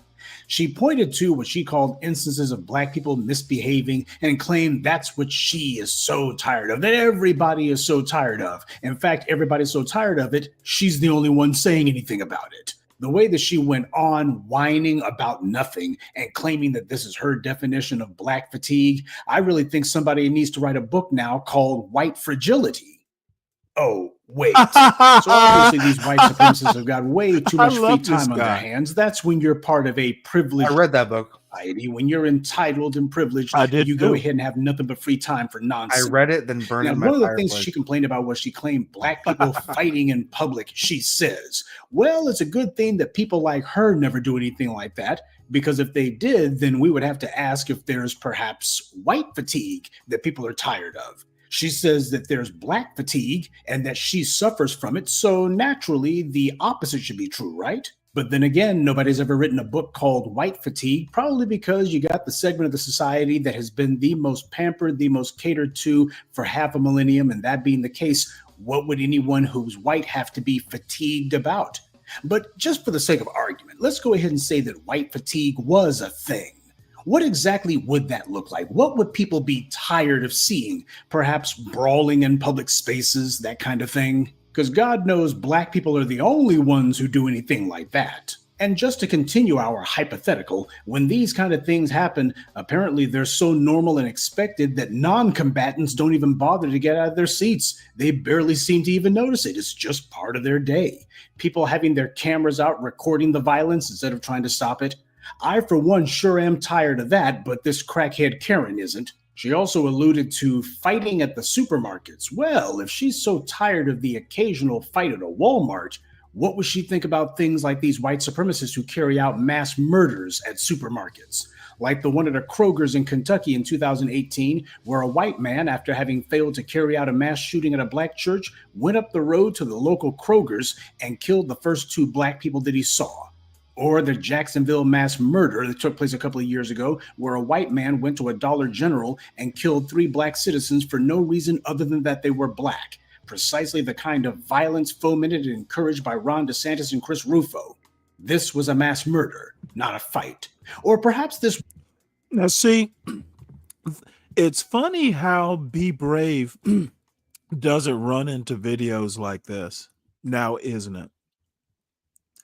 And you know what? I appreciate Professor Black Truth because I don't have the patience to go online and find the videos that Be Brave should be watching.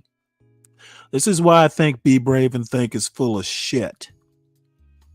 If you go out and you do your due diligence, you'll find plenty of white fights, white violence, and etc.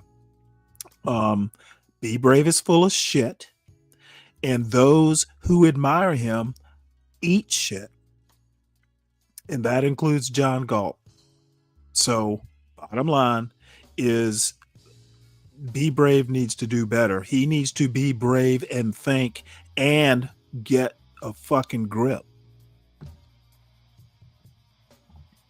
Woman is tired of the kind of supermarket violence like the mass murder that took place in Buffalo, where a white man gunned down 10 black shoppers merely for being black. Now, anyone with common sense would say that these incidents are far more serious and deserving of condemnation than the occasional fistfight in a supermarket, but apparently our 2-cent Karen was too tired to notice.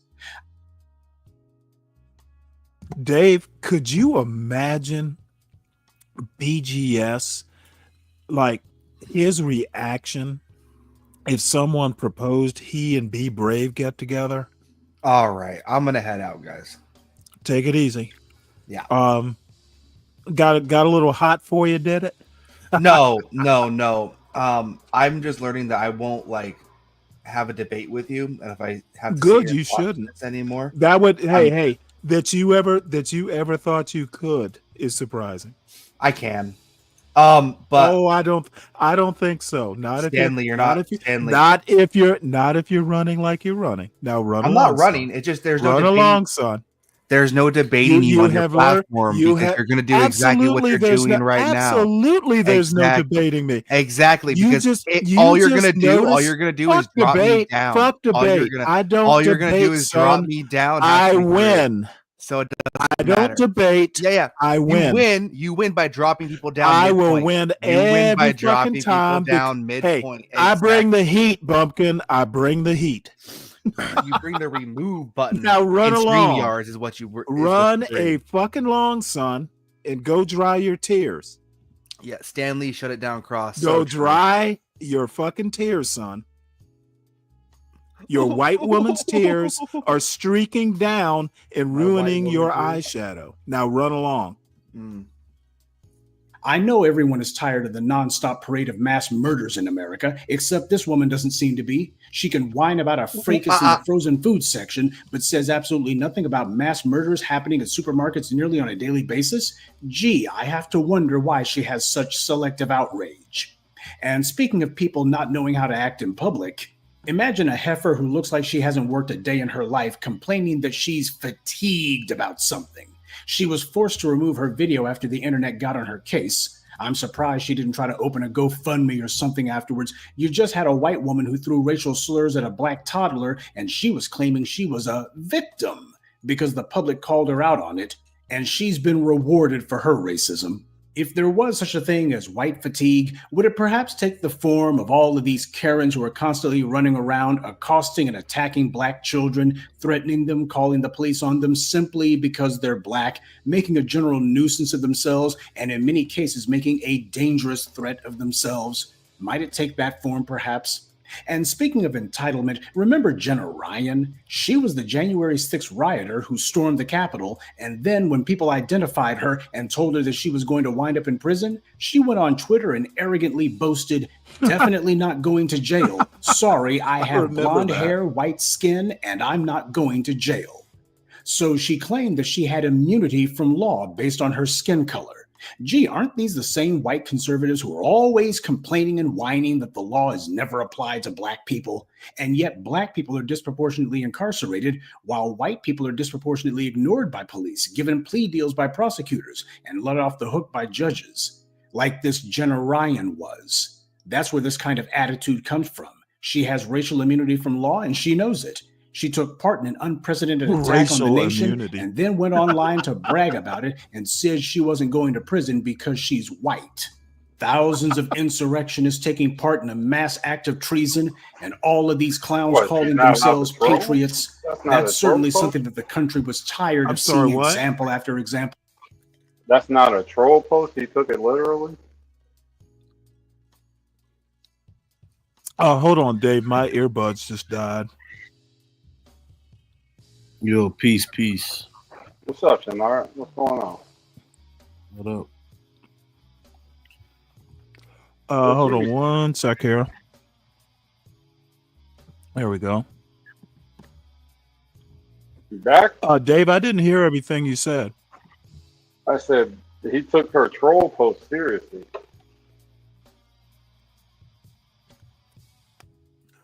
Yeah, well, Professor Black Truth, he is a huge troll. And I love it. He makes me laugh out loud. Apparently, I ought to just keep roasting Bumpkin. This is so funny. But apparently our discount ditzy broad, she didn't seem to notice. And that's not the only thing she has selective myopia about. The public has been forced to fly the unfriendly skies for the last several years, starting with the COVID mask mandates that led certain people to start acting out, in many cases violently, attacking flight attendants, attacking pilots, knocking out flight attendants' teeth, bloodying people's faces. The flight attendants and the pilots were certainly fatigued by all of this violence they were being subjected to, but it wasn't black passengers who were the ones carrying out all of this mile-high mayhem over face masks. The airports have been full and overflowing with passengers who have been storming the check-in desk. Said John, remember when John told that story of him on the plane and got kicked out? I don't think so. Here, let me drop out and come right back in because I can't hear this audio. Wait, hold it. Let me double check one more thing here. I can hear you guys, but I can't hear the video. You're not missing nothing. Oh, I see what the problem is. Oh, you're not enjoying this? I love Professor. No, I'm joking. Who have been brutalizing members of the airport staff, attacking police, and even members of their own families. Police rushed to the gate after they were told Martin attacked his wife and a United Airlines agent. Yo, pal, don't even come over here. You're gonna end up dead. The officer tased Martin 2 times, but he's still standing until... And there have been others who have literally engaged in crappy behavior. Do I have a lawyer now? Do I have a lawyer now? Do I have a legal right to lawyer now? Then do I have a legal lawyer to desire now, or yes or no? Yep, she did. This shit never No, I didn't. never makes the Be Brave show. No, I didn't. No, I can smell it. That's probably your wife. Yo, there's a whole subreddit on Reddit called There's a and on a side note, I'm pause real quick. There's a whole subreddit on Reddit called Public Freakout. You can find It's all called what? Public Freakout. Oh, You can really? find all You know kinds what? of I've videos literally on never white been, I've Yeah, you can- literally never been on Reddit. You can find all kinds of videos of whites acting crazy, fighting, just doing all kinds of stuff. You need to suggest it to Be Brave so he can be level set. He doesn't want to hear that. sure that Oh, more he's than a few of you probably noticed, a disproportionate number of these entitled professional victims come from the Dallas area. I'm pretty sure that's not an accident. So for the trash like this racist chump who posted this video and the other online clowns who think that they can use internet memes to get their way, Black fatigue's definition isn't going to change. I'll bet that she's some stinking cat lady, by the way, and she's bitter as hell that her house smells like litter boxes and meow mix.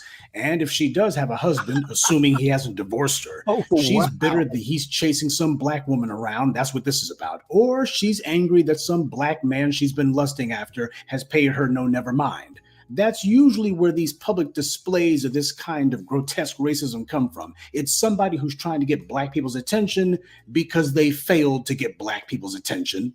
We get the occasional lame attempt by these white supremacists to hijack this or that term, to do their pathetic version of an Uno reverse and try to turn words that we created against us. This is what people like Chris Rufo and his millionaire donors at the Manhattan Institute have dedicated themselves to. This is what they think of as a political strategy. For these people, this is what passes for being clever. But as we've seen countless times, the only thing that's tired are their talking points. So, I mean, woke is sort of the idea that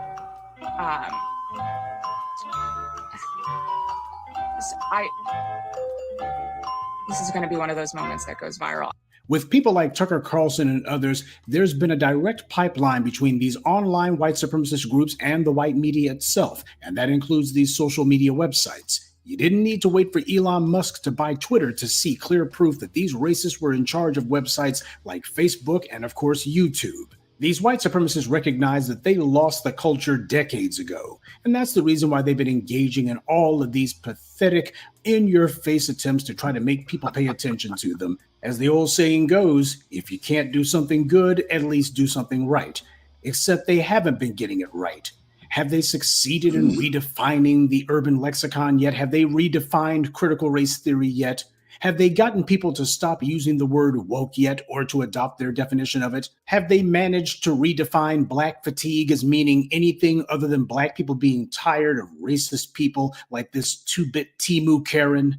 When you hear these anti-black racists mentioning black people, that's because they're obsessed with us. They think about us constantly. And you know what? If I was a pathetic, mentally deranged anti-black racist, I'd be obsessed with black people too. Anything would be better than having to think about my own sorry, worthless existence. But we all know what her real problem is. She's tired of black people continuing to remind pampered racists like herself of how evil she truly is. She's tired of having to look in the mirror and see the creep that she is instead of the bottle blonde bimbo she wishes she could see. She's bitter at the fact that she's held in such low regard, and what she knows is that black people point out all of this wretched anti-black racism and everybody thinks about her, and that's what makes her furious. Well, black people will stop calling out racists like her when we stop seeing them. But I'm sure I speak for all black people when I say that we're done tolerating any complaints from the likes of her. From the open violence and daily occurrences of murder to the constant acts of prejudice, both petty and large, to the egregious attempts to make their immorality seem normal, to the constant denials of their racism and their endless attempts to try to change the subject, all the way down to their never-ending parade of racist incivility. The public's patience with these white supremacists has already been worn down to the nub. White supremacists like this woman have absolutely nothing to be fatigued about. Black Americans, on the other hand, we are absolutely exhausted with the likes of her. Good day and be one. I'd like to take a moment to mention some of our contributors. Hold on one sec. Fred, I have to thank you. I hadn't heard him in a while, and this is the perfect antidote to the anti-black space that this place can be. So I'm gonna watch the one on the statue next. I bet it's hilarious too. What's up, Blacks? What's going on, Stanley? How are you? Nothing much. Just having a Peace, just having Blacks. a Hey, just having what's a going on, guys? just having a good old time after. I see. I think this guy is hilarious, and Doctor, what's his name? What is his Professor name? Black. Yes, I know who he is. I know who Professor Well, here's Black the deal. is. I'm actually hoping Be Brave is monitoring this. So you're gonna start have a day with him. well, no. You know what? I actually don't have that much time to get into it with him. But the funny thing is he wants to go on and on and on, and I just don't have the time or the will to go in and do effective counter videos, because he's formulating a lot of his content on YouTube videos, and then he comes back and critiques Black culture as he does. And the thing is the data doesn't lie. However, that it's almost like crime. I made the comment the other day. Someone said, well, crime has been coming down these past few years. And my comment or my rebuttal is, well, so it went from awful to bad. Well, it's still bad. That it's not awful doesn't really tell me much. Crime needs to come down more. So Agreed. Very, very, very much so agreed. Right. So, crime is a problem, and it is not just a Black problem. It is an American problem. And in my opinion, if you just racialize crime statistics, you're really not going to be that effective. What you need to do is approach it as an American problem. And I think until we do that, it's going to continue to be bad. So that's my thought. I concur. I don't believe it's particularly a Black problem. I believe that you deal with crime wherever you are. There are instances where you may see a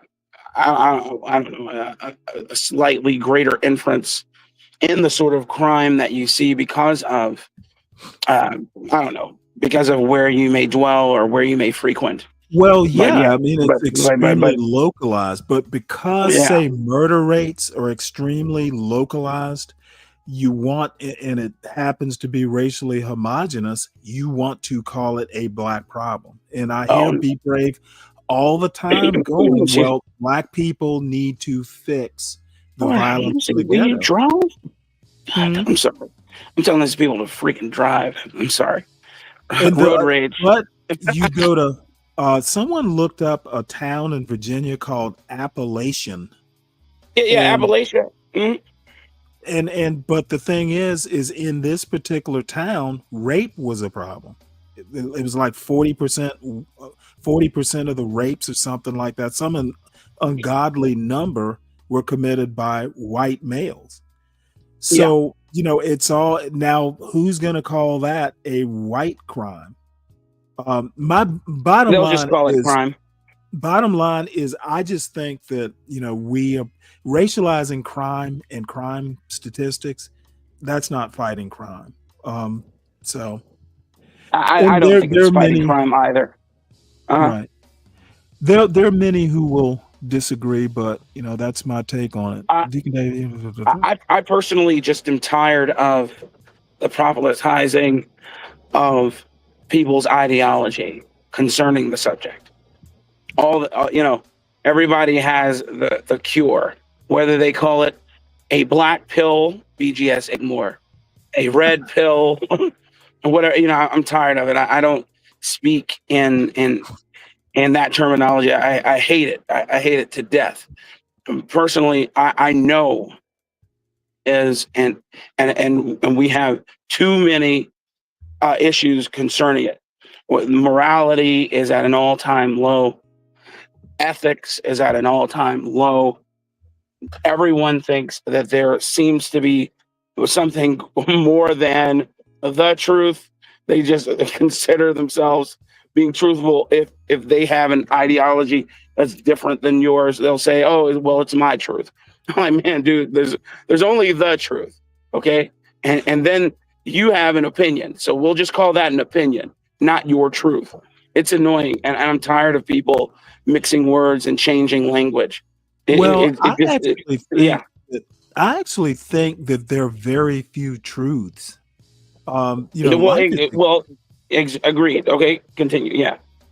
Now, I was going to say life is very subjective, but there are objective truths. Like high crime is a truth. Yeah, well, yes, but it's the truth. You understand? It's Yeah, I not. get you. I because I like the color pink.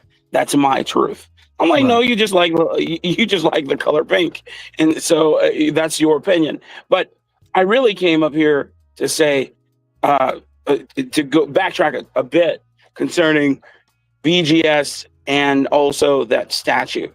I believe that gentleman. First of all, I'll broach the statue. I believe the guy was spot on. I believe he knew exactly who his audience was. I don't believe he didn't know what he was doing. He knew. He knew exactly what sort of response it would get, and he leaned into it and got paid handsomely for it. And so I don't mind that he is a entrepreneur, capitalist. He made money off of other people's ire toward the subject, or people's So desire you to. think Yeah, he go was ahead. kind of a manosphere type? No, I don't believe that he was a manosphere. I hate the manosphere too, by the way. Well, I What I mean, he think, basically wanted to say, "Hey, black women, enough. Here's a statue. Here's how I see you." I see what you're saying, but no, I don't think he thought that introspectively. But I do believe he knew that these sorts of people would crawl from under the rock that they were hiding, or I don't believe they're hiding at all. Honestly, I believe that they would come up from the ether, and then this would be an issue. They'd make this a subject of concern, and it's I not. think he did give the manosphere credit. He may, yeah, he may, man. I honestly don't even live in that space, but I'll tell you, I see the irony in it though, and I guess it goes to Stanley's point. All the women who came up to say that they see themselves in this woman, they don't see that her and her box braids and oversized t-shirt and size 45 jeans. Well, you know what? I hadn't actually thought of it quite that way. The first thing is, if you see yourself in this statue, you have a problem. Fix it. Yes. It's funny because I asked Stanley for his opinion. He didn't say that then. He'll tell you that. Oh no, you know what? I actually had no thoughts other than that's your typical black woman. My thoughts were, look at all these women coming up who hate themselves. They come up saying that this is a black woman. But then you see them wearing all the toxic Avenger makeup. You see them wearing all the toxic hair. You've seen how they make the hair that these women purchase on a daily basis and put in their head. And they pride themselves in that look.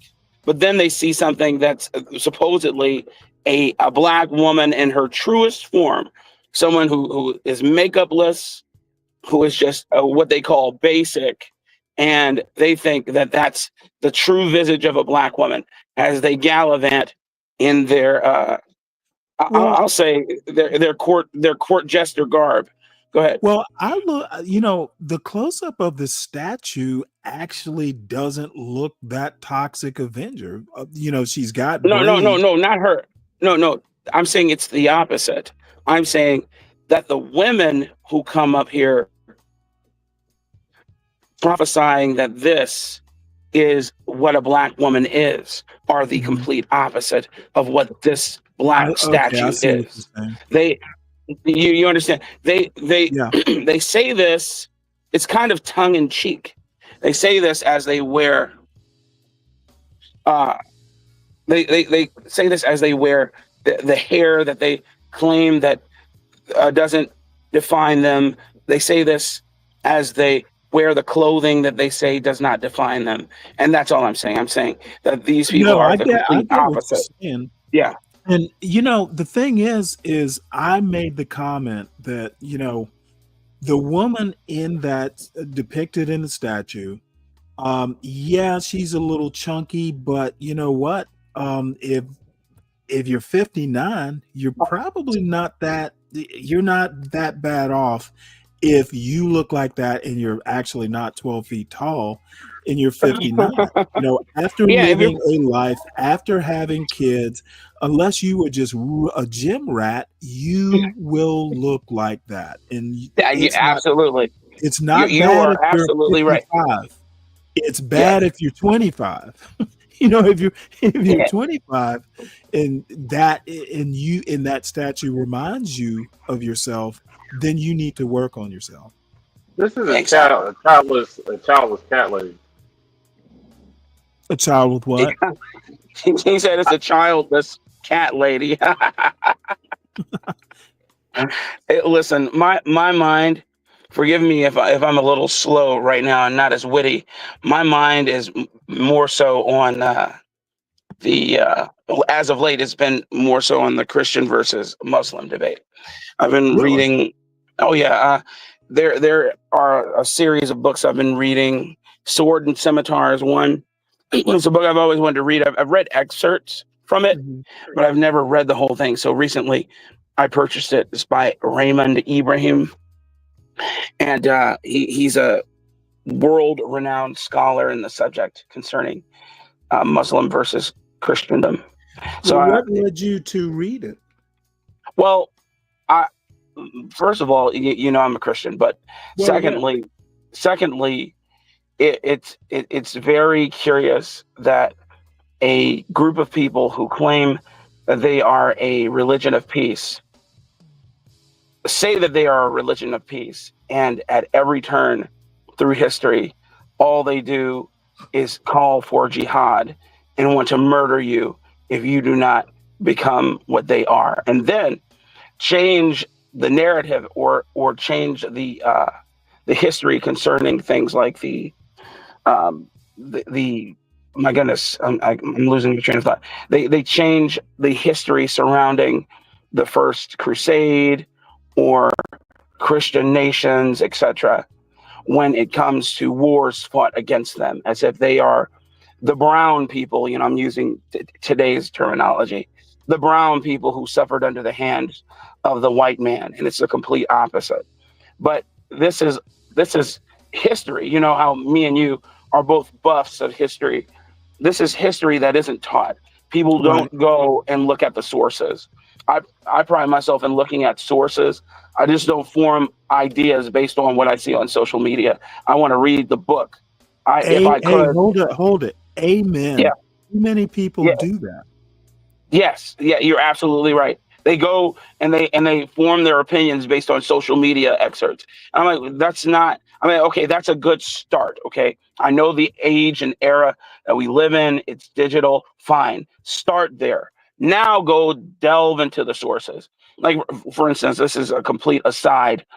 I argued with someone on LinkedIn. I do that often uh, about the cutting of the cutting of the pharmaceuticals vice grip on our money. And as polarized as this place is, I try and take a more nonpartisan view on a lot of the stuff. And so I'll give credit where credit is due. The person says, "Oh well, you forget that Biden cut this back in this day, whatever, hallelujah, whatever." I said, Okay, "Fine." I'm Dave. like, if that, hello, I'm No, sorry. I said Dave has to go. Oh, Deacon I'm Dave. sorry, Dave. I said, okay, fine, man. Hey, look, if that's the truth, then I will give Biden his credit. I'll give him his due. I'm not gonna say, oh well, no, because Biden. I'm like, no, I want to. If he cut it, then hallelujah, I'll take that. And so then I did my research, and I'm looking, and he put a cap on. He put a cap on insulin at $35 per prescription, and then Right. he put a cap on every prescription drug at $2,000 per prescription. And so then I said, well, that's not much of a cut, because what we're arguing here is, why does the pharmaceutical company, I don't care about politics, why does the pharmaceutical company have such a vice grip over everybody's money? Why can they justify taking all of our hard-earned money and say it's because of R&D, etc., when every other country, and I'm not talking about third world, I'm talking about first world countries, pay on average $240 per year? Well, let me ask you a question though. Yeah. Our healthcare tends to be more expensive than other countries. Exactly. That's the problem. And see, and therein lies the crux of my argument. I'm saying we have people now who are putting or placing this issue front and center, whether you like the guy or not. I don't like Biden because I think he's a card carrying, racist, hillbilly, what you call it? Anti-Semite, my goodness, what's the word? Bull Thurman loving, mentee. But if he does something that will benefit the greater good of the United States of America and its people, then I don't have an argument. I'll say, okay, yeah, we'll take that. I will take that and put it in my bag. Absolutely. I don't have to like you to enjoy and benefit from the things you are doing for the people. That's what you are elected to do. But here we are, we're dealing with the price gouging of the medical industry at large, and it has to stop. And we need, and now we can take steps toward it. But then these people, they incriminate themselves. They say they love the American people, but then they do the complete opposite. They accept the money on both sides from these pharmaceutical companies that are trillionaire companies, and then justify it by saying, oh well, research Well, and let me development. ask you a question. Yeah. What about the argument that they're businesses and they should be able to, whatever the market will bear? Well, so I'm a capitalist, yes, but I'm not a radical capitalist where I make money at the expense of everyone, period. Of course, there's nuance, nobody is all of everything. So whenever I stand on an issue, the only issue that I stand on completely is my identity in Christendom, but everything else is malleable. You understand? I'm not a red pillar, because I don't like relegating my ideology to a Facebook meme. I'm not a whatever's popular out there. I don't ever relegate myself to that, because I think it's plebeian. At best, I think it's childish. Grown men and grown women relegating themselves to this kind of nonsense. It's insane, and it's incessantly. I'm sorry. I'm going off on a tangent, so again, for instance, when you make arguments about certain things, there are many things I agree with you on, and I've said it. Right. Okay. And just because I disagree with you on something, or just because me and you may come to a verbal tiff, doesn't mean that I don't regard you highly. That's why I wrote in the chat. No, that I appreciate that. Yeah, No, yeah. the thing is SKC and I go round and round, but you know what? Yeah.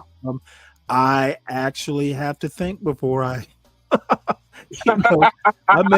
I may pull off a one-liner or two, but Yeah. you're the well, I pretty much said there are probably only 2 to 3 people that I actually am careful when I argue back and forth, because you'll burn me. Look, and BGS Igmore isn't one of them.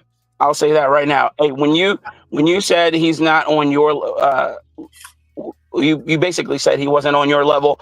Your assessment is absolutely correct. These people, if you don't come to him contrite and prostrated, yes, then he has a problem. He has an issue with you. Most recently, Stanley, I came up on his panel and they were talking about communism and socialism, etc. And I had made a statement. I made an avant-garde statement about communism. He tries to put the spotlight on you, even if so. You can't just. He's one of those people where you can't agree with him, because if you do agree with him, he'll find a way to turn it against you. So I never agree with him. I've noticed that he will subtly shift his argument. Yes, because he's bipolar. That's why. He'll shift his argument in a heartbeat. So I've been gumming up on his panels for the better part of 7 years, and I haven't done it in the last couple of years, but this year I went up and I was talking about the Republicans and versus the Democrat issue, and they were talking about removing whether or not it was constitutional to remove the president having the power to remove workers under the executive what is it, Article 3 powers. And no, it's not Article 1. Article 1 is Congress. Right. Talking about but Congress swore over their Article 1 rights to the president, and now he's just doing whatever he wants. Say it one more time. When Congress swore over the Article 1 deal because of the Immigration Naturalization Act, or whatever the invasion excuse was. Was that 17, whatever? Yeah, absolutely. But I mean removing, I remember I'm talking about his Article 3 powers concerning him being the executive and being able to fire and hire who he wants. But beyond that, we were talking about that, and we delved into communism and socialism. And then he thought that I wasn't learned on the subject. And I just and he was like, well, what do you think we get our Medicare? And what do you think? I'm like, dude, I don't give a shit. You act like I'm in favor of these things. Lastly, I'm like, you act like I don't know that the Republicans during the Lincoln era didn't read wholly Karl Marx's book on communism. I'm like, yes, and they agreed with some of it. I'm like, nothing happens in a chasm. People think that they're telling you something new. It's hilarious, man. They see a black guy and they see him talking the way I speak or the way you speak, Stanley, and then they think that you're just coming upon these ideas, like you don't read. It's insane. It's insane to me. I'm not a child. I'm well read too, BGS. Okay, I'll give you that. You're well read, but you don't do anything with it. Instead, you argue with plebs. You let them come up here so that you can bolster your ego. That's what you do. He does it. Am I lying? At every turn. No, there's another political show, and I cannot think of the name of it. I listen to it every now and again. Two black guys who talk politics, and they have been in a back and forth with BGS. And I happened upon the show one day, and BGS and one of his acolytes were in the chat. And apparently they weren't liking what the two guys on the panel were saying. So they went and fired up their own show and did like a live rebuttal, and they were none too kind. It was like, he calls people who like know nothing, he calls them civilians. And I'm like, wow, do you have contempt or contempt? So, speaking of Article 1, Article 2, the articles, the Supreme Court starts debating, I think at 10 o'clock, the birthright citizenship stuff. Yeah. So I have it dialed up here. Hopefully we got 6 minutes or so before they start.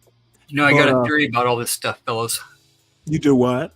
Theory? I got a theory about all this stuff as far as the as far as it all goes. What's the theory? Addiction. It's basically based on addiction. That cult mentality is very addict-like in the ways that we get wrapped up in our own little echo chambers. We don't see how we're in the addiction when we're in the addiction type of thing. Right. Both sides, okay. Again, and bro, I can't say enough positive things about what you were saying there about, look at, I don't like. Yeah, this is Trump's Blacks doing. Who Defy. Uncle Fatty meet Blacks Who Defy. Blacks Who Defy. Oh meet yeah, Uncle Fatty. I've had a conversation with him before. When he Oh, came okay. out. Yeah, For sure. And, if Trump's going to do something good, by God, yes, awesome. But the track record just, is what it is. Same thing with Biden. By the way, you forgot hair sniffer. You forgot sleepy. You forgot deranged.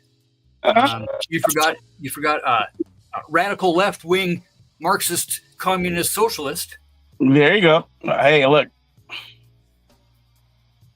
No, I do not disagree. And that's the thing, man. I don't, and it's so funny. I don't sit at the altar of Trump. I don't know, man, guys. If I remember when I was in the service, and I think Stanley will back me up on this. I don't care who the president is. You're not going to come into my country and hurt the president of the United States, period. Or take advantage of them. Take advantage of him, hurt him, call, treat them as if they don't have their wits about them, which Biden didn't.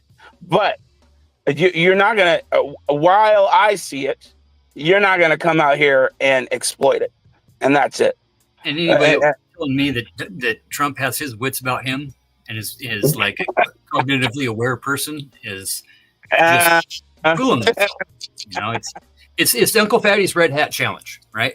You come to me, you tell me one thing, just one thing that he has ever done wrong in his whole life, okay? And I'll tell you that you're not a cult member. And I've gone hours, bro. I've gone hours. I've gone 3 or 4 hours with the same person on talking points. I can name all kinds of stuff Biden did wrong. But when we get in that sycophantal mind, when we get in that echo chamber Starting mind, with not just committing to one term. when we're poked, what's the first thing we do when we're poked? We go into denial and fight or flight, and online it's always fight. And we got a big game to prove. We got clout and shit to what. Well, Latino for Trump says Trump can lower Medicaid and medicine and cure cancer, not procure, cure cancer. And people will still have TBS, you mean TDS. Yeah, I'd rather have TDS than TWS. Well, here's the deal. They're looking to get rid of or cut Medicaid. That's a Trump budget item. He is trying to lower medicine. Not sure if he's going to be able to do it. He already And raised then- it, so now he's lowering it. Blaming Yeah, himself. and then cure cancer. Well, he's cutting back on research. So Now he's going to so give you him more got- money. So he You can do got the work. 1 out of 3. When he starts doing the other 2, we'll stop complaining. It's an easy pattern to follow with this guy. It's not a hard pattern to see if you want to see it, but we have to want to see outside of our echo chamber. I'm telling you, this whole thing about worldview is nothing but preparing a tunnel for yourself as you move forward in life. Okay, Latino, why don't you hit the link? Bottom line is sloughing it off on the media. I don't happen to share the problems that a lot of people in this space have with the media. I think the media is a reflection of its consumers. I think politics is a reflection of the voters. So when I complain about, I don't complain about the media without remembering that, hey, I read the media and people, the What's the media is a media's goal? business. They're just giving people what they want. So What is the goal? acting like it's like an independent, it's independent from the culture, to me just doesn't seem reasonable. Yes, I will still complain because I don't think Trump is the type of person that should be president. Sorry, Latino for Trump. Yeah. But I would give him a compliment if he found the cure for cancer. Damn Skippy. Oh, yeah. I'll still have Trump derangement syndrome. However, Better than having Trump worship syndrome. I will say, hey, let's remove that statue of that black woman and put a statue of Trump in Times Square. But until that happens, There's only like So- 15,000 types of cancer. well, luck. give those research dollars back, President Trump. No, I've So, said for a long time, Stan, that he might be the one guy that the one human being that I can actually say that I actually hate a little bit. Not fully. Yeah, I don't hate No, him. I don't hate him. I don't hate him at all. I mean, I like to think I don't. I don't, and I also don't believe he's a card-carrying for better or racist. for worse, for better or Listen, for worse. I'll tell you who. I'll tell you who was a card-carrying racist, and that was our previous president. But it's in terms of Trump. I believe he was unintentionally or intentionally pushed in this direction by people who decided to be his enemy. I don't know who Trump is and has always been. And he's always been the guy who is charismatic in front of the camera. That's who he is. And they thought that he was off the camera. They thought that he was just a bumbling idiot fool. Whether you still think that or no, that's fine. But they thought that he couldn't have ever gotten anything together to become the president of the United States twice. And we have actual fools who discredited him and underestimated him. Okay, It's crazy. well, I before you go too far And his with that, I think he ran both times against candidates that weren't optimal. Hillary Clinton was careless. She should have done some campaigning. I forget, was it Wisconsin or somewhere? She was a little disdainful of the voters. She didn't take because Bernie. she was smug. She did not take Bernie that serious. And Well, Bernie. Go ahead. Well, I think Bernie. All I'm saying is that she pissed a lot of voters off. A lot of Bernie bros wound up voting for Trump. She did not read the Democratic room. I think she was smug. Definitely, she thought she had it in the bag. Yep. But I'm opposite on the Bernie thing. I think Bernie riled up, kind of like what AOC and Bernie are doing now, riled up the left side of the aisle in their party, and then they handed off to the the chosen candidate. And that's what he did with Hillary or Billary. He riled them up just enough and then said, okay, I'm defeated. Go and vote for Hillary. No, I think he got cheated with the super. I can't remember the ins and outs, but there He was did. He there did. was a thing with super delegates. You know, she didn't win by that much. Oh no, she didn't. No. They took him to the back room and said, you're going to get down or lay down. And he chose to get down. And so then after that, you know, people had their opinions on the subject. We all know that he was ousted. Very publicly, I might add.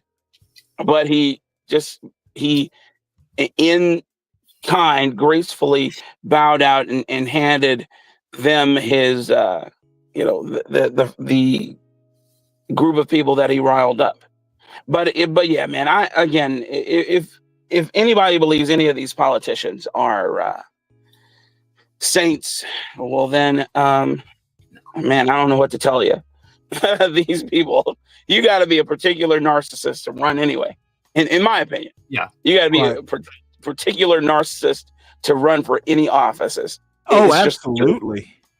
Yeah, about that, you know, there's something to be said about bragging about helping people, right? It's the Messiah complex. And that's, you know, when you're a politician, that's part of the deal is you have to brag about how much help you give people. That's the truth.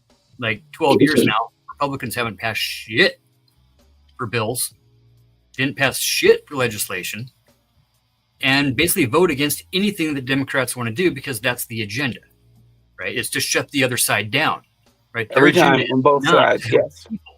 So I'm seeing it more and so now, like we really do have, at least they're saying, okay, they're saying that they want to help the people when the other group is basically saying like, we just want to help our people and only our kind, right?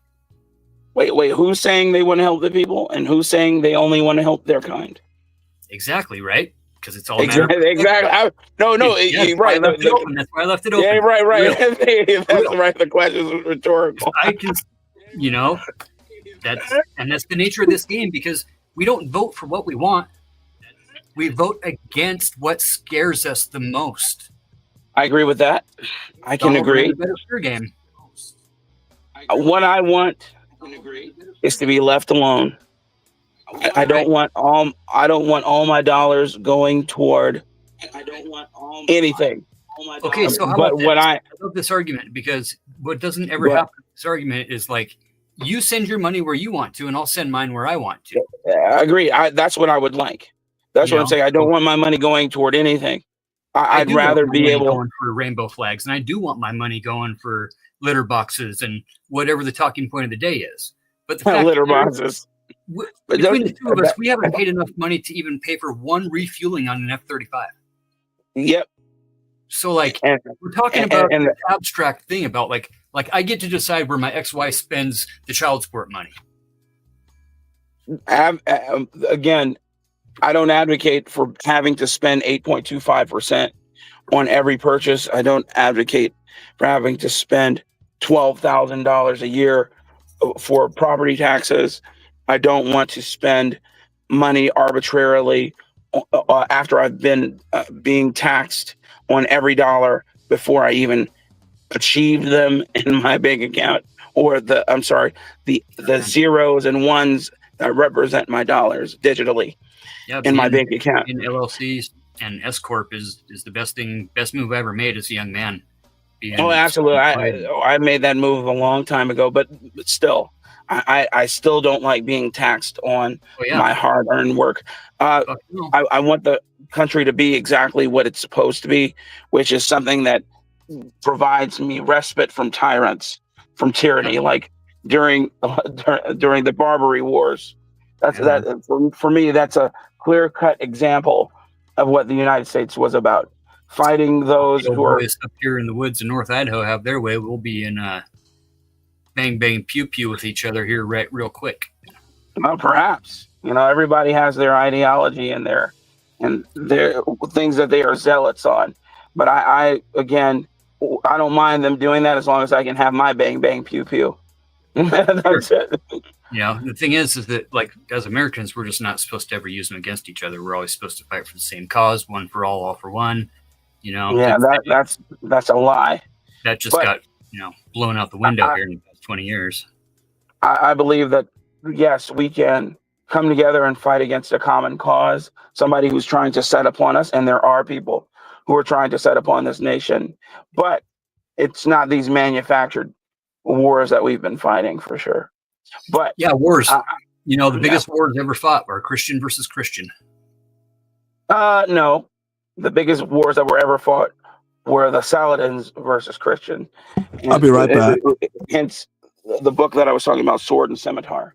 And it's funny, people believe that Christendom caused more turmoil and anarchy in the world than the Muslims did, but that's just so far from the truth, it's not even funny. But that's what we've been sold, and that's what we have to fight against.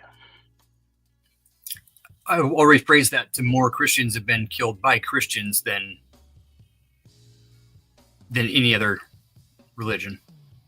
I will also say that that's wrong, because we have the records and the evidence that prove otherwise, but I'm not going to say that Christians have not killed other Christians, but hence the ideology, people not agreeing with Christ was the savior of man. No, the Pope is the vicar of God on earth, etc.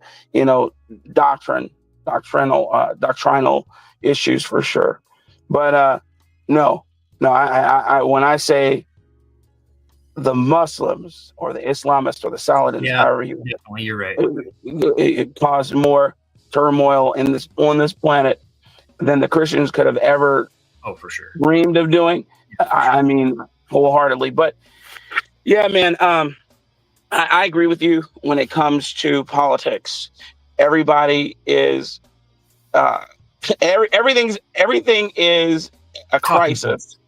Everything's a talking point, and everything's a crisis when it dopamine hit, and you got to be force-fed your talking points to make sure you get enough talking points for the day, and then you're so overflooded with talking points that nobody can make shit from anything, and it's just a flood the zone thing, and there's all kinds of shit going on. Nobody can hold anybody accountable because we're so far down the road that accountability was done months ago.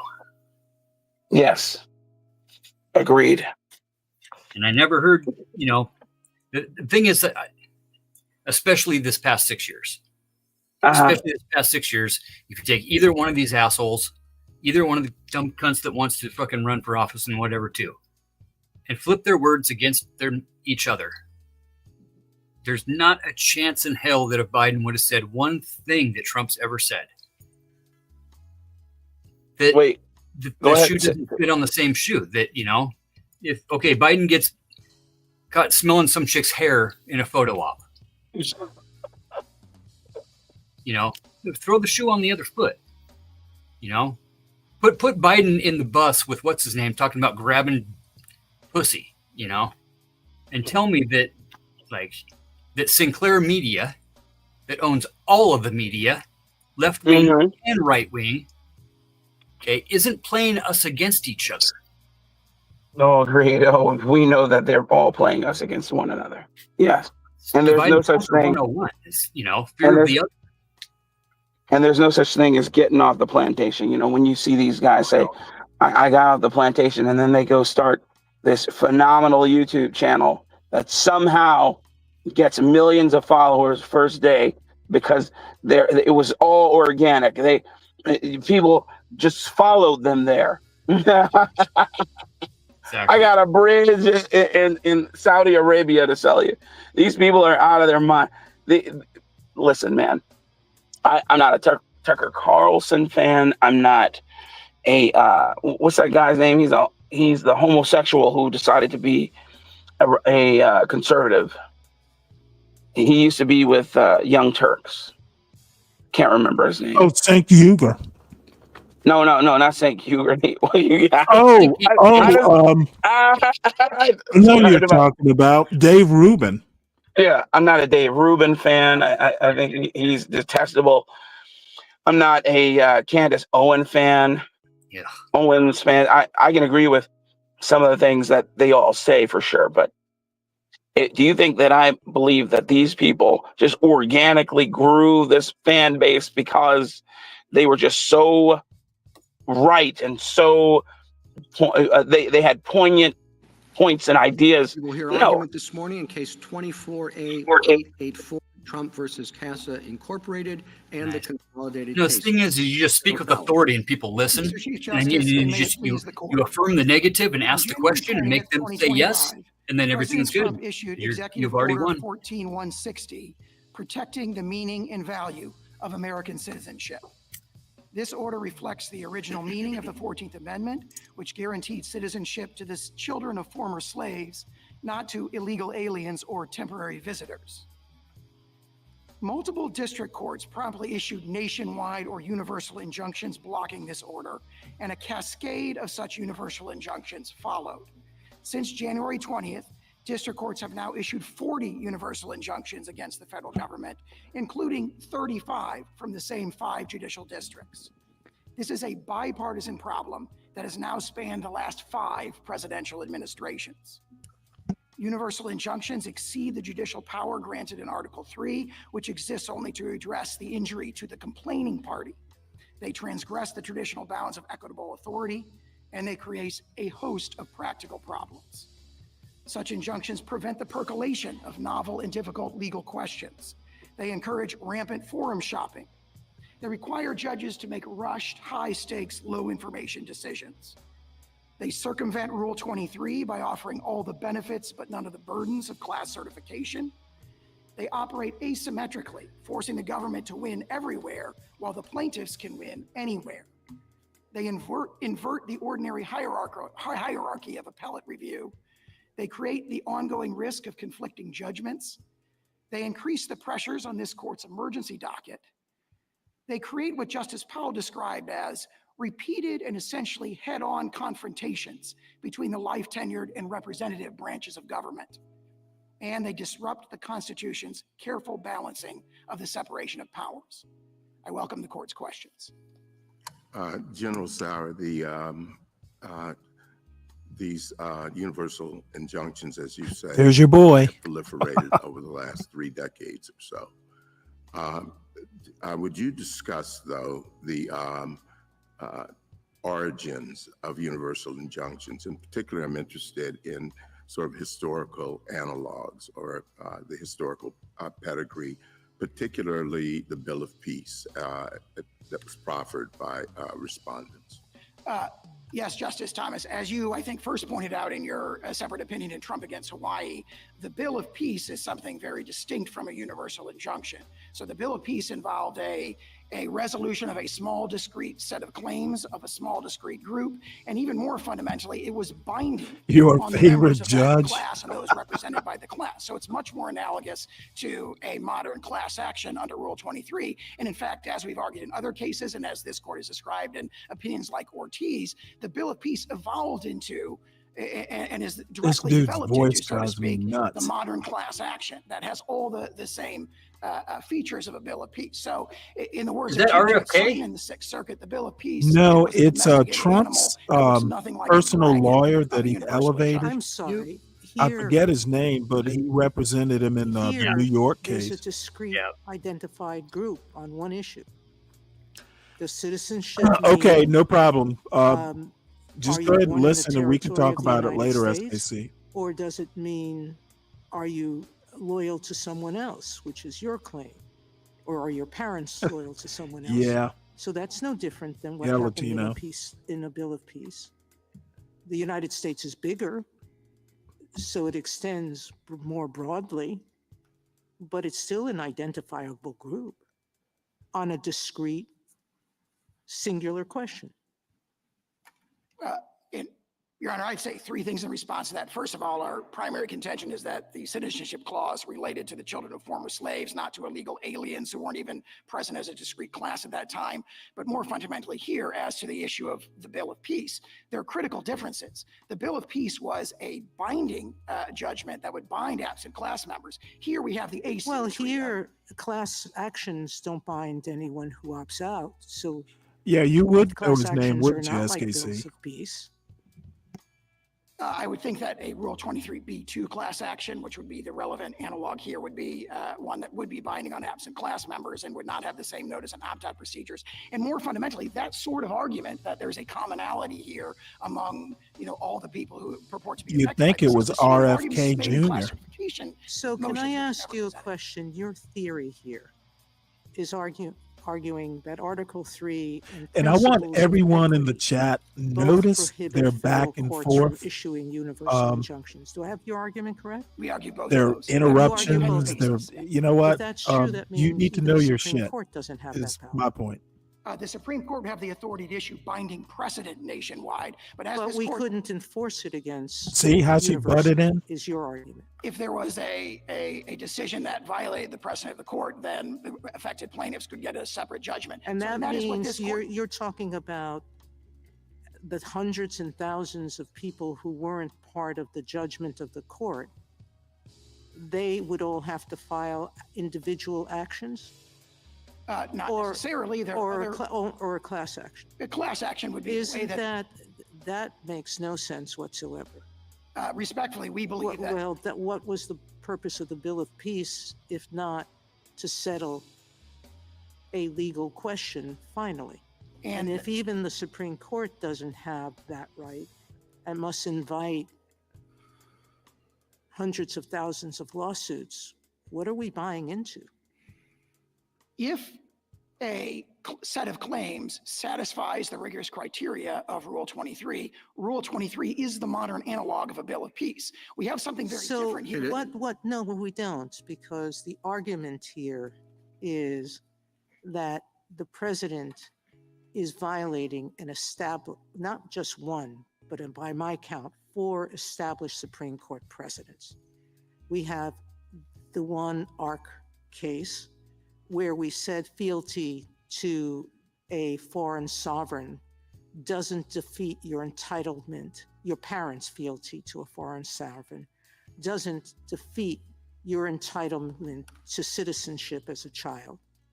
We have another case where we said that even if your parents are here illegally, if you're born here, you're a citizen. We have yet another case that says even if your parents came here and were stopped at the border, but you were born in our territory, you're still a citizen. And we have another case that says even if your parents secured citizenship illegally, you're still a citizen. So as far as I see it, this order violates 4 Supreme Court precedents. Yeah, and you are claiming that not just the Supreme Court, that both the Supreme Court and no lower court can stop an executive from universally from violating that holding, those holdings by this court. We are not claiming that because we're conceding that there could be an appropriate case. Only a Rule class, 23 only could by be a class Can I hear the rest of his answer? a Rule 23 class action. And then the more fundamental point as to all those Supreme Court decisions you referred to. So what do we do temporarily? Temporarily, the court may issue, the lower courts may issue injunctions that remediate the injuries to the plaintiffs that appear before them. Lower courts, in appropriate cases, may certify So class when a action. new president, See how orders she's butting in? that because She's there's my so much gun hero. violence going on. Don't in the get mad country, when I do it to and you, he comes folks. in and he says, "I have the right to take away the guns from everyone." Then people, and he sends out the military to seize everyone's guns. We and the courts have to sit back and wait until every named plaintiff gets, or every plaintiff whose gun is taken comes into court. In appropriate cases, courts have certified class actions on an emergency basis. We found at least 4 cases in recent years where that was done. But more fundamentally, we profoundly disagree with the characterization of the merits. This is now fully briefed in the Ninth Circuit in case number 25-807, where we describe how that characterization of the holding of Wong Kim Ark and the other decisions is profoundly incorrect. And You that still is have the counsel. Could I ask you about a different type of case that has broader impact than on the particular claimant?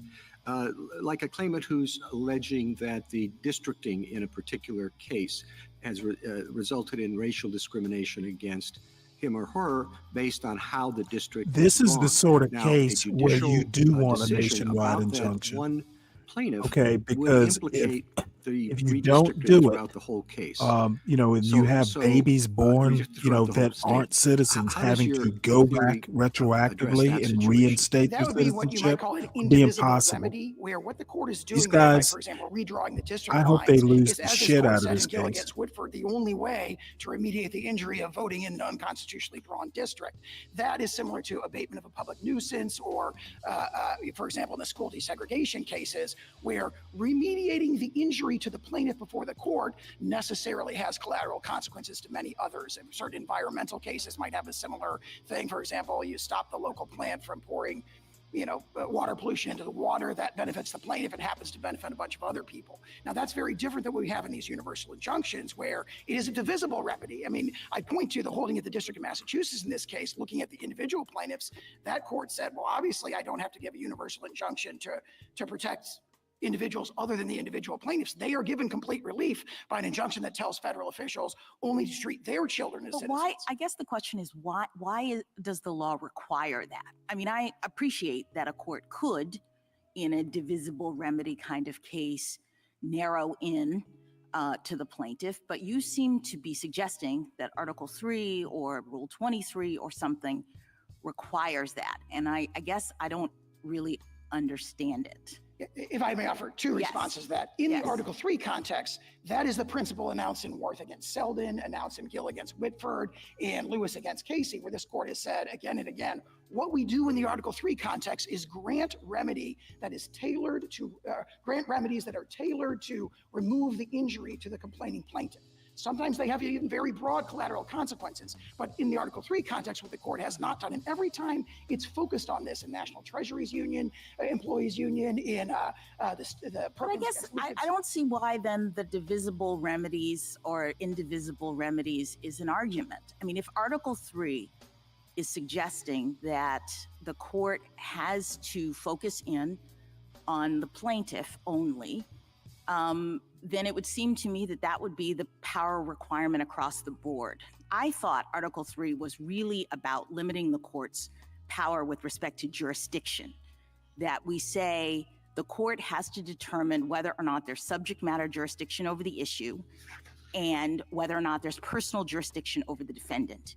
And once you have those things, the court can evaluate the merits of the legal issue and issue, especially in equity, appropriate relief. Now, I appreciate that there are some prudential concerns that the court considers, but it seems to me that in many, many, many circumstances, we have not required the court to limit their relief to the particular plaintiff as a matter of constitutional Article 3 requirement. I disagree with that. I'd offer a response both first as to Article 3 and then as to the scope of equitable authority. In the Article 3 context, this court said in Worth against Selden, for example, that the Article 3 judicial power exists only to redress the injury to the complaining parties. Again, in Gill against Whitford and Lewis against Casey. All right, so let me give you a hypothetical. So suppose we have a manufacturing plant that unlawfully releases environmental toxins into the air, and we have a plaintiff who lives near the plant, brings a nuisance lawsuit and says they're being harmed by unlawful release.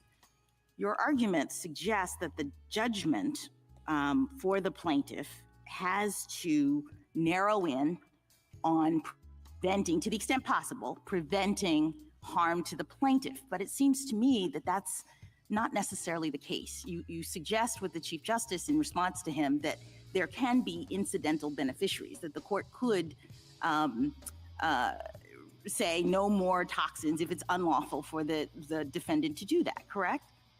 Yes, we do. So why, if your Article 3 principle is correct? Because again, the Article 3 principle is remedying the injury to the plaintiff, or set of plaintiffs, could be many, who are before the court. Right. That has collateral consequences. Counsel, that could help.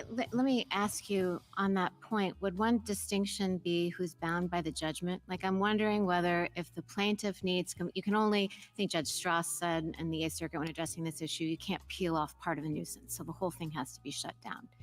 Could a neighbor sue affirmatively to hold the nuisance maker in contempt if he started to begin again the nuisance? That's a great point. It would not be bounding on those collaterally benefited parties, so to speak. I don't want to call them parties because they're not parties before the court. And that, of course, highlights one of the deep I like that woke Mike. Could you do that? Could you do that now for the universal injunction? Could a plaintiff, for example, who has the protection of the universal injunction but was not named in the suit, bring a contempt action of the sort I just described? They could not do that, but what they could do is run to any of 93 other judicial districts and bring their own lawsuit if No. Under the injunction as it stands, under the injunctions as they stand, could a non-named plaintiff who has the benefit of the universal injunction that's currently in place, could that plaintiff bring a contempt proceeding? We would, or I guess I shouldn't call them a plaintiff. Could that non-party? We would dispute that they would have the standing to do that because it goes to the heart of. Well, no. Let's see. Maybe I'm not being clear. Assume the universal injunction is good. Like, drop your argument right now. Oh, I see. Yeah. As they currently stand, could someone who is not named in the suit but a beneficiary bring a contempt proceeding? I think that is what the respondents would certainly contend. Do you concede that the plaintiffs could bring a Rule 23, like the individual plaintiffs? We would dispute. I mean, we'd have to address the Rule 23 issues, kind of all the criteria as they came up. But they could seek it. Okay, and then last and question. They have done that in Western District of Washington. It's just never been briefed because they. Okay, just last question on this point. The states have a different kind of claim for financial harm, and they've pointed out that it would be very difficult to remedy that without some sort of broader relief. I know you contest their standing. I want you to assume that I think they have standing. Why wouldn't they be entitled to an injunction of the scope of the one that has currently been entered?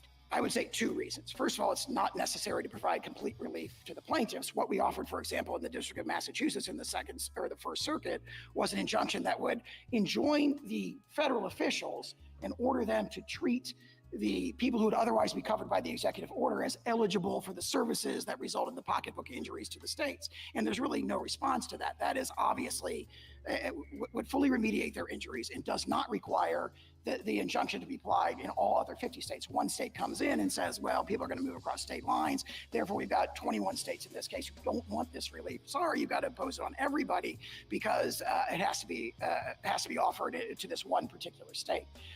So that's one response. The other response is this notion that the states have to be provided a complete relief because of interstate travel and patchwork. I think that's very effectively responded to by Chief Judge Sutton's opinion in the Second Circuit, where he says, this is a problem. If we adopt this logic, it justifies a universal injunction in every single case, and that can't be the case. The Fifth Circuit's recent DACA decision comes to the same conclusion. What do you say, though, to the suggestion, General, that in this particular case, those patchwork problems for, frankly, the government, as well as for plaintiffs, justify broader relief? As to the government, again, Chief Judge Sutton addressed that directly as well when he said that's the federal government's problem. In other words, the federal government, for example, in the First Circuit, we offered that as a narrower scope of injunction, and the decision was, well, that would cause you too many administrative problems. And I think Chief Judge Sutton directly addresses that when he says that's a problem for the executive branch. That's your problem. All right. Yeah. And then with respect to class certification, your friends on the other side point out that that takes time. And there are, as you've emphasized, hurdles that have to be met to achieve class certification. And the argument, of course, is that the injury is immediate and ongoing, and as Justice Sotomayor suggested, might be seriously questioned as to its compliance with this court's precedents. Your thoughts? I would offer a couple of things in response to that. First of all, there are tools for the courts have tools to achieve sort of class-wide universal relief. I referred earlier that we found 4 recent district court decisions where class-wide relief was given a kind of an emergency basis.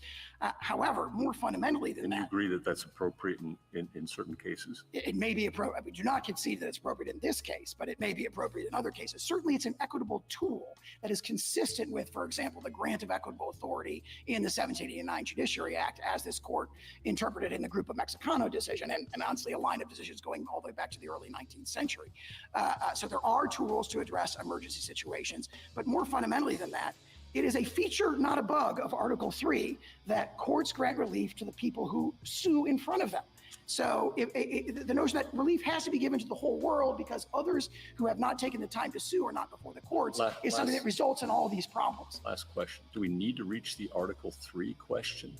I mean, wouldn't it be wise, even if you were to prevail, for the court to reserve that question rather than decide that Congress, for example, could never endow this court with that authority? That's exactly correct. The court does not have to rest on Article 3 because the court could say, and as we've argued, and as Justice Thomas' separate opinion in Trump against Hawaii says, the 1789 Judiciary Act, when it said suits in equity or what the federal courts can do, we had nothing like this in mind. And then I point to the language in Grupo Mexicano where the court said there what was at issue was a preliminary injunction that froze and likely insolvent debtors' assets so that the plaintiff could collect at the end of the case. And the court said that's a nuclear weapon in the law, and we're not that had no analog in 1789 in the practices of the Court of Chancery. And if that's a nuclear weapon, I don't know what this is, where repeatedly 40 times in this administration we're being enjoined against the entire world. I'm just going to ask you to put yourself in a different frame of mind. Hard to do. Assume something you won't want to assume. But the assumption that I want you to make is that on the merits, which of course you did not take to this court, on the merits, you are wrong, that the EO is unlawful. And I want to ask you, if we assume that, how do we get to that result on your view of the rules? It is very difficult for me to attempt the hypothetical, but I will. I think that that's the important question in this case. Let's just assume you're dead wrong. How do we get to that result? Does every single person that is affected by this EO have to bring their own suit? Are there alternatives? How long does it take? How do we get to the result that there is a single rule of citizenship that is the rule that we've historically applied rather than the rule that the EO would have us do? Rule 23 would be one natural path, assuming that a class could be certified, which we might dispute in this particular case. Well, you might dispute it. And, I think the question is there a class that's just all children of people who have entered illegally? Is that an appropriate class? Can the same thing be done under Rule 23? Or are you going to tell me that, no, Rule 23 has lots of requirements and you'll never be able to certify a class like that? Rule 23 provides the equitable tools subject to rigorous criteria, appropriately rigorous criteria, to obtain that kind of class-wide and That suggests to me you're going to be standing up here in the next case saying that Rule 23 is inapt for this circumstance with this number of people, maybe with some questions that are individual, who knows? So let's put Rule 23 aside, because I got to tell you, that does not fill me with great confidence. How else are we going to get to the right result here? I love this woman. On my assumption that the EO is illegal. That would be a profoundly wrong result, but I think what I would offer is that, very similar to Labrador against Poe, what the court should be engaging here is a balancing of the equitable factors as to the scope of remedial relief, not as to the underlying merits. And our contention that this exceeds the traditional scope of equity that's reflected in the 1789 Judiciary Act, we're overwhelmingly likely to succeed on those merits for all the reasons that I've stated in our briefs. I mean, that's a lot of words, and I don't have an answer for if one thinks, and look, there are all kinds of abuses of nationwide injunctions. But I think that the question that this case presents is that if one thinks that it's quite clear that the EO is illegal, how does one get to that result? In what time frame? on your set of rules without the possibility of a nationwide injunction? On this case and on many similar cases, the appropriate way to do it is for there to be multiple lower courts considering it, the appropriate percolation that flows through the lower courts, and then ultimately this court decides the merits in a nationwide binding precedent. You have a complete inversion of that through the nationwide injunctions where the So, district General courts. Sauer, are you really going to answer Justice Kagan by saying there's no way to do this expeditiously? Well, I'll refer to my former answer. 23 provides the tools to do so. Essentially, what they're going to do is create. If he wins, they're going to create more work for the Supreme Court. We that has never been briefed in the They're court not below. having I do that. not concede that we wouldn't oppose class certification in this particular case. There may be arguments that this case is or is not appropriate for class certification. And If there were a class appropriate for class certification, you concede that that could resolve the question quickly. Yes, You absolutely. concede it could resolve the question quickly through precedent. Yes, absolutely. It could do so. I mean, we obviously dispute the. So just on that point. And if the court, sorry to interrupt. Go ahead, please. All right, I got a quick one. Well, I'm going to say just on that point. So, let's say that we're an individual person even. Let's say it wasn't a class, and goes up and gets a ruling from the Second Circuit that the EO is illegal. Does the government commit to not applying its EO in the entire Second Circuit? Or does it say, no, we can continue to apply the rule as to everybody else in the Second Circuit? I can't say as to this individual case. Generally, our practice is to respect circuit precedent within the circuit, but there are Yes, that exceptions is to that. generally your practice. And I'm asking whether it would be your practice in this case. I can't answer because it would depend on what the lower court decision said. So there are circumstances, as I was suggesting, where we think that we want to continue to litigate that in other district courts in the same circuit as well. Yeah, so that means it's not even the normal time it takes for everything to get up, through the circuit courts and to the Supreme Court. Because even in those circuits that say that the EO is illegal, you're going to be saying, no, we only commit to saying it's illegal to this one guy who brought the suit. Article 3 and the court's traditional equitable practices provide a range of tools to address that, including a potentially nationwide class action. A nationwide class action, which you say you're going to oppose when that gets challenged. We are likely to oppose when on that the merits. Proposed. Yes, and if it does not meet the rigorous criteria of class certification, the court should not enter that injunctive relief. That's do you think, feature, not above. How about you're not willing to commit to abiding by the Second Circuit's precedent in my. Suppose that there's a single person who brings a suit and it gets all the way up to us after 3 or 4 or 5 years. And we say, we really do agree with those 4 precedents that Justice Sotomayor started with, and your EO is illegal. Is that only going to bind the one guy who brought the suit? No, that would be a nationwide precedent that the government would respect. So finally, once it gets to us after 4 years, you're going to respect that.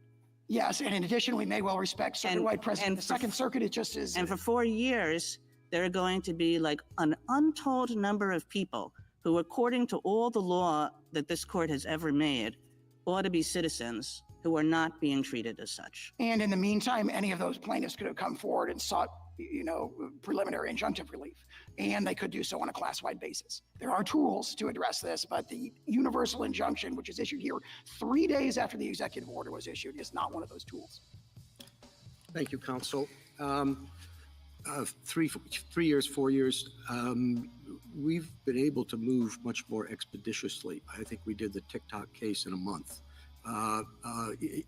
Presuming, I gather an important part of your answer is that people can litigate differently, and one will go to Massachusetts, the other one will go to Houston, and you'll get conflicting decisions fairly quickly.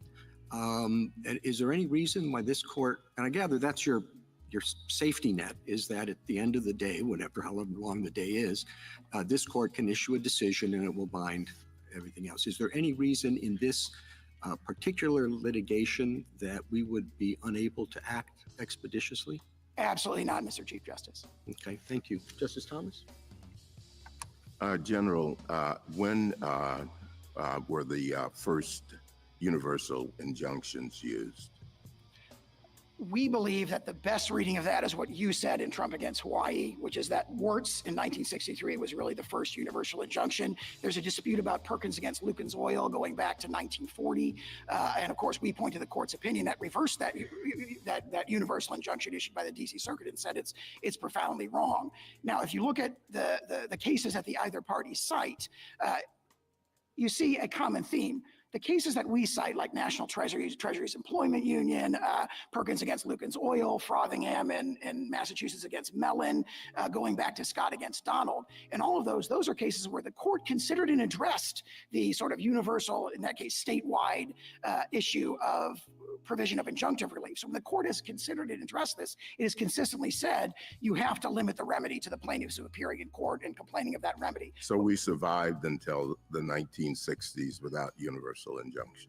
That's exactly correct. And in fact, those are very limited, very rare, even in the 1960s. It really exploded in 2007 in our cert petition in Summers against Earth Island Institute. We pointed out that the Ninth Circuit had started doing this in a whole bunch of cases involving environmental claims. Justice Alito? You began by outlining what you see as the practical problems that have been created by universal injunctions. If we were to hold that the states have standing, and if it is possible for a plaintiff to get emergency certification of a class, suppose we agreed with you on universal injunctions, but allowed those other two avenues, would the practical problem be rectified to any substantial degree? Certainly, if there were an injunction that extended to all of the litigating states, that would cover a very substantial portion of the country, and also an emergency sort of class certification decision might also grant very broad relief. So the answer is that the practical problem would not be solved. And if that's the case, what is the point of this argument about universal injunctions? I think the point is that universal injunctions exceed traditional principles of Article 3, and they exceed the traditional equitable authority. And that's what yields all these sort of pathologies, so to speak, of the current practice of issuing them very, very easily. Thank you. Justice Sotomayor? You answered Justice Gorsuch, I think correctly, that if Article 3 precludes universal injunctions, then even class actions are illegal. That's what you're arguing, isn't it? I disagree with that profoundly. How could it, if Article 3 and only prohibits injunctions that affect non-members or non-plaintiffs, how could Congress give a remedy like a class action? In an article or in a Rule 23 class, every represented member of the class has standing by hypothesis. So every single one of them has an Article 3 injury, and Rule 23 again. So that would be the only method. It would be very similar to the Bill of Peace, where all those parties, even their president and representative capacity, are bound. We can act quickly. If we are worried about those thousands of children who are going to be born without citizenship papers that could render them stateless in some places because some of their parents' homes don't recognize children of their nationals unless those children are born in their countries. They're not going to be receiving federal benefits because that's the claim of the plaintiffs here, that the state plaintiffs, that they're not going to be able to provide services to those children. Shouldn't we grant cert before judgment on that issue? If we're afraid that this is, or even have a thought that this is unlawful executive action, that it is Congress who decides citizenship, not the executive. If we believe, some of us were to believe that, why should we permit those countless others to be subject to what we think is an unlawful executive action? As unlawful as an executive taking the guns away from every citizen. Cert before judgment would be another tool, but through which this court could act expeditiously. Is this the kind of case where the equities would call for that? And why wouldn't it? It's a pure legal question. What does the Constitution mean with respect to citizenship? There are no individual facts that would alter our conclusion. If we can't do it by a universal injunction, because you say Article 3 doesn't permit that, Article 3 wouldn't permit us to give a universal injunction, even if we rule. Why don't we grant cert before judgment? So that all of these parents would have a firm Supreme Court decision that they can take where? Because you're saying nobody can grant a universal injunction. No party has asked for that in this case. And I think one reason is that would deny the court of the benefit of percolation in multiple lower courts of a novel and Right now, sensitive and we have important multiple constitutional courts. question. We have novel courts who've percolated this issue and said, you're violating precedent. Not only precedent, but the plain meaning of the 14th of the Constitution. Respectfully, I think what we have are lower courts making snap judgments on the merits that ignore the fundamental principle of the 14th Amendment, that it was about giving citizenship to the children of slaves, not to the children of illegal immigrants who really were not even a very discreet class at that time. And that's there the sort were of some argument that people deserves in percolation. Congress who argued against the 13th Amendment just because of that. Some people who argued against passing the amendment just because of that, because it would give citizenship to gypsies. I think the relevant history of the 14th Amendment is the statements of Senator Trumbull, who emphasized that domicile was the key criterion. He said that in a letter to Andrew Jackson. And we've cited in our Ninth Circuit briefing a host of decisions that back that up. Rejected repeatedly. We can go into the history of citizenship, but I still go back to my question.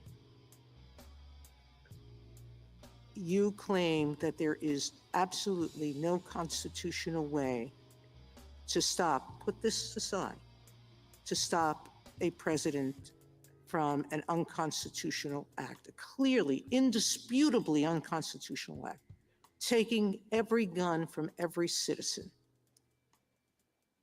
We couldn't stop that. I disagree with that for the reasons I've said, including the equitable tools. No, because you said to us we'd have to wait until there was a final judgment. You're not sure you would respect the judgment of every circuit. You're not sure that you would respect even a final judgment of the Supreme Court, because it only binds the parties before it. And if there's no class action, that only binds the parties before the court. I don't think there's a, so to speak, really, really unconstitutional exception to the strictures of Article 3 or the scope of equitable authority, and the court should not recognize one, because what we see, not just in this case, but in the 39 others, is that the district courts who are issuing these injunctions all passionately disagree with the thing that's being challenged in that. So that principle that, well, this we think is really unconstitutional, therefore we should ignore the general principles of Article 3 is not a principle the court ought to adopt. Justice Kagan? So, General, on this question of expedition, I mean, it sort of depends on the government's own actions in a case like this one, where one can expect that there is not going to be a great deal of disagreement among the lower courts. I mean, let's assume that you lose in the lower courts pretty uniformly, as you have been losing on this issue, and that you never take this question to us. I mean, I noticed that you didn't take the substantive question to us. You only took the nationwide injunction question to us. I mean, why would you take the substantive question to us? You're losing a bunch of cases, this guy over here, this woman over here, you know, they'll have to be treated as citizens, but nobody else will. Why would you ever take this case to us? Well, in this particular case, we have deliberately not presented the merits to this court on the question of the scope of remedies, because of course that makes it a clean vehicle where the court doesn't have to look at the past. You're ignoring the import of my question. I'm suggesting that in a case in which the government is losing constantly, there's nobody else who's going to appeal. I love this woman. They're winning. It's up to you to decide whether to take this case to us. Let's if I were look in at your the shoes, let's look at there's the no way elephant in I'd the room, approach the shall we? Supreme Court with this case. So you just keep on losing in the lower courts, and what's supposed to happen to prevent that? Again, I respectfully disagree with that forecast of the merits, but in response to the question, what I would say is We have an adversarial system. And if the government is not, for example, not respecting circuit precedent on the court's hypothetical in the Second Circuit, someone injured in the Second Circuit could take the case up. And they could say, look, the government is violating circuit precedent on the hypothetical multiple circuits. That's the case we're going to take? Somebody who says, you know, after we've said that this all has to be done one by one by one, then we're going to take a case from somebody who objects to proceeding one by one by one? I'm not sure I understand the question. I understood the hypothetical. If you win this challenge and say there is no nationwide injunction and it all has to be through individual cases, then I can't see how an individual who is not, you know, being treated equivalently to the individual who brought the case would have any ability to bring the substantive question to us. They would bring a lawsuit in the federal district courts against the government for an injunction protecting them. And if the government wasn't respecting, you know, on the hypothetical circuit then they win. And again, I mean, you need somebody to lose, but nobody's going to lose in this case. It's just you're going to have like individual by individual by individual, and all of those individuals are going to win. And the ones who can't afford to go to court, they're the ones who are going to lose. The tools that are provided to address hypotheticals like this, again, This is not a hypothetical. This is happening out there, right? Every court has ruled against you. We've only had snap judgments on the merits. You know, obviously, we're fully briefing the merits in the courts of appeals, and our arguments are compelling. More fundamentally, in response to the question, I'm suggesting to you, like the real brunt of my question is, in a case like this, the government has no incentive to bring this case to the Supreme Court because it's not really losing anything. It's losing a lot of individual cases which still allow it to enforce its EO against the vast majority of people to whom it applies. And again, Rule 23 provides an avenue to address those very concerns. Thank you. Justice Gorsuch? Well, Justice Kagan asked my questions better than I could have. How do you suggest we reach this case on the merits expeditiously? There's a number of tools the court could do that. We think this case is one that cries out for percolation, that the court should allow the lower courts to address the merits issue multiple times. It's currently on briefing in 3 different cases in the First, Fourth, and Ninth Circuits, and we think that that's the appropriate way to do it. If the court disagreed, obviously— When you lose one of those, do you intend to seek cert? If we lose, yes, absolutely. Justice Kavanaugh? So the technical problem here seems to be class-wide relief without the district courts going through the steps to assess whether a class should be certified, correct? Correct. Okay.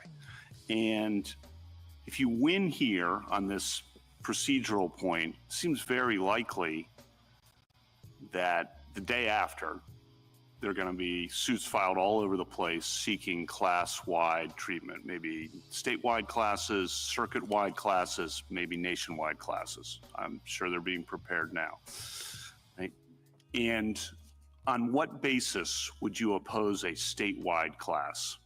I could imagine certain bases, and again, we haven't briefed this in the lower courts yet. You've been promising everyone here that Rule 23 is the cure-all. And I want to explore on what basis you would oppose a statewide class. Just take that one for now. For example, and again, this is very hypothetical because I'm not predicting that we will or will not oppose that. We haven't taken a position on that yet. If you were to oppose it, on what basis would you plausibly oppose it? There may be problems of commonality and typicality, for example. For example, there's 2 different sets of groups that are affected by the executive order. There are those where the mothers are temporarily present and those where the mother are illegally present. And in both cases, the father is neither a citizen nor a lawful permanent resident. So there might be issues of typicality. Adequacy of representation might very well be an issue. So there would have to be that rigorous application of those criteria. Now, the argument may be this is a case that is a natural candidate for a Rule 23b2 certification. That may well be true. The government hasn't taken a position on that. Our position is not that class certification will necessarily be granted. Our position is that Rule 23 is how these sorts of claims should be channeled. And you think, I think you just said, it's very possible that class certification may be granted. It is possible. We don't know yet because there was a class certification motion filed at the very beginning in the Western District of Washington, and it was just never briefed because obviously the pathology here is that the nationwide injunctions just go blowing past the class certification procedures.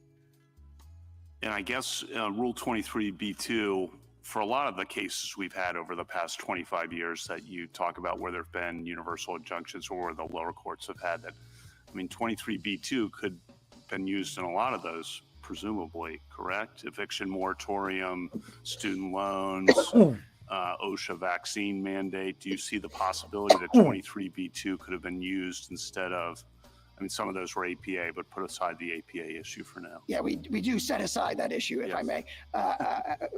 I got it. But yes, I agree with that as to some, but none of the other cases. It's hard to see how, for example, Biden against Nebraska might have, where a state was the plaintiff, might have been a 23b2 class. And the Alabama Association of Realtors might have been a much better candidate for that. And again, not taking a position on the individual merits.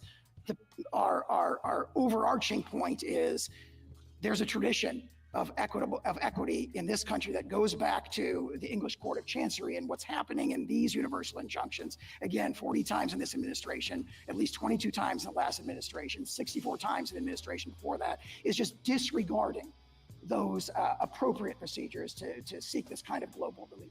I want to ask one thing about something in your brief. You said, quote, and of course, this court's decisions constitute controlling precedent throughout the nation. If this court were to hold a challenge statute or policy unconstitutional, the government could not successfully enforce it against anyone, party or not, in light of stare decisis, end quote. You agree with that? Yes, we do. Okay. If you prevail here, the original executive order had a 30-day period before it took effect. If you prevail here, should there be any pause so that things can happen that need to happen for 30 days or some period of time, or should we not even worry about that? Yes, we can see that the 30-day ramp-up period that the executive order itself calls for never started because the universal TROs were entered almost immediately, and we don't dispute that there should be a 30-day ramp-up period. For another reason as well, which is that we've been enjoined from even doing guidance, even formulating a policy, and that itself is another problem with these injunctions. On the day after it goes into effect, it's just a very practical question how this is going to work. What do hospitals do with a newborn? What do states do with a newborn? I don't think they do anything different. What the executive order says in Section 2 is that federal officials do not accept documents that have the wrong designation of citizenship from people who are subject to the executive order. How are they going to know that? The states can continue to, the federal officials will have to figure that out. How? So they will have to figure that out. Ways that the federal officials could, such as papers, please. Oh, those aren't the right papers because you're brown. Showing legal presence in the country. Do you know how much turmoil this is going to cause? Which would exclude kind of guys are just absolutely. For all the newborns. They got some balls. They got some balls. I'll give them that. We don't know because the Look, agencies these were never guys given the are opportunity to sloppy, formulate the guidance not that we ready had. for We prime only have time. 30 days to do this. You think This is we can get it together in ridiculous. time? They're under, that's what the executive order instructs them to do, and hopefully they will do so. Again, it's a speculative and hypothetical scenario because they were enjoined from even starting that process. And then last question. You mentioned before this has come up in the last 4 or 5 administrations primarily. You know, I guess I've thought about that a lot too. Why? It seems why might be it's harder to get legislation through Congress, particularly with the filibuster. Presidents want to get things done with good intentions. The executive branches that work for those presidents Or not. push hard to, when they can't get new authority, to stretch or use existing authority. And they've been pushing, understandably, all with good intentions, all the presidents, both parties, right, with good intentions, pushing. Is that your understanding of why this has happened more, that there's less ability to get legislation? Because I'm trying to figure out the why to your opening about the last 4 or 5 administrations. I agree with it. I think that might be the why, but I'm curious what you think. I'm speculating about the motivations of the individual district judges who grant these, but one explanation might be this is an extraordinary power.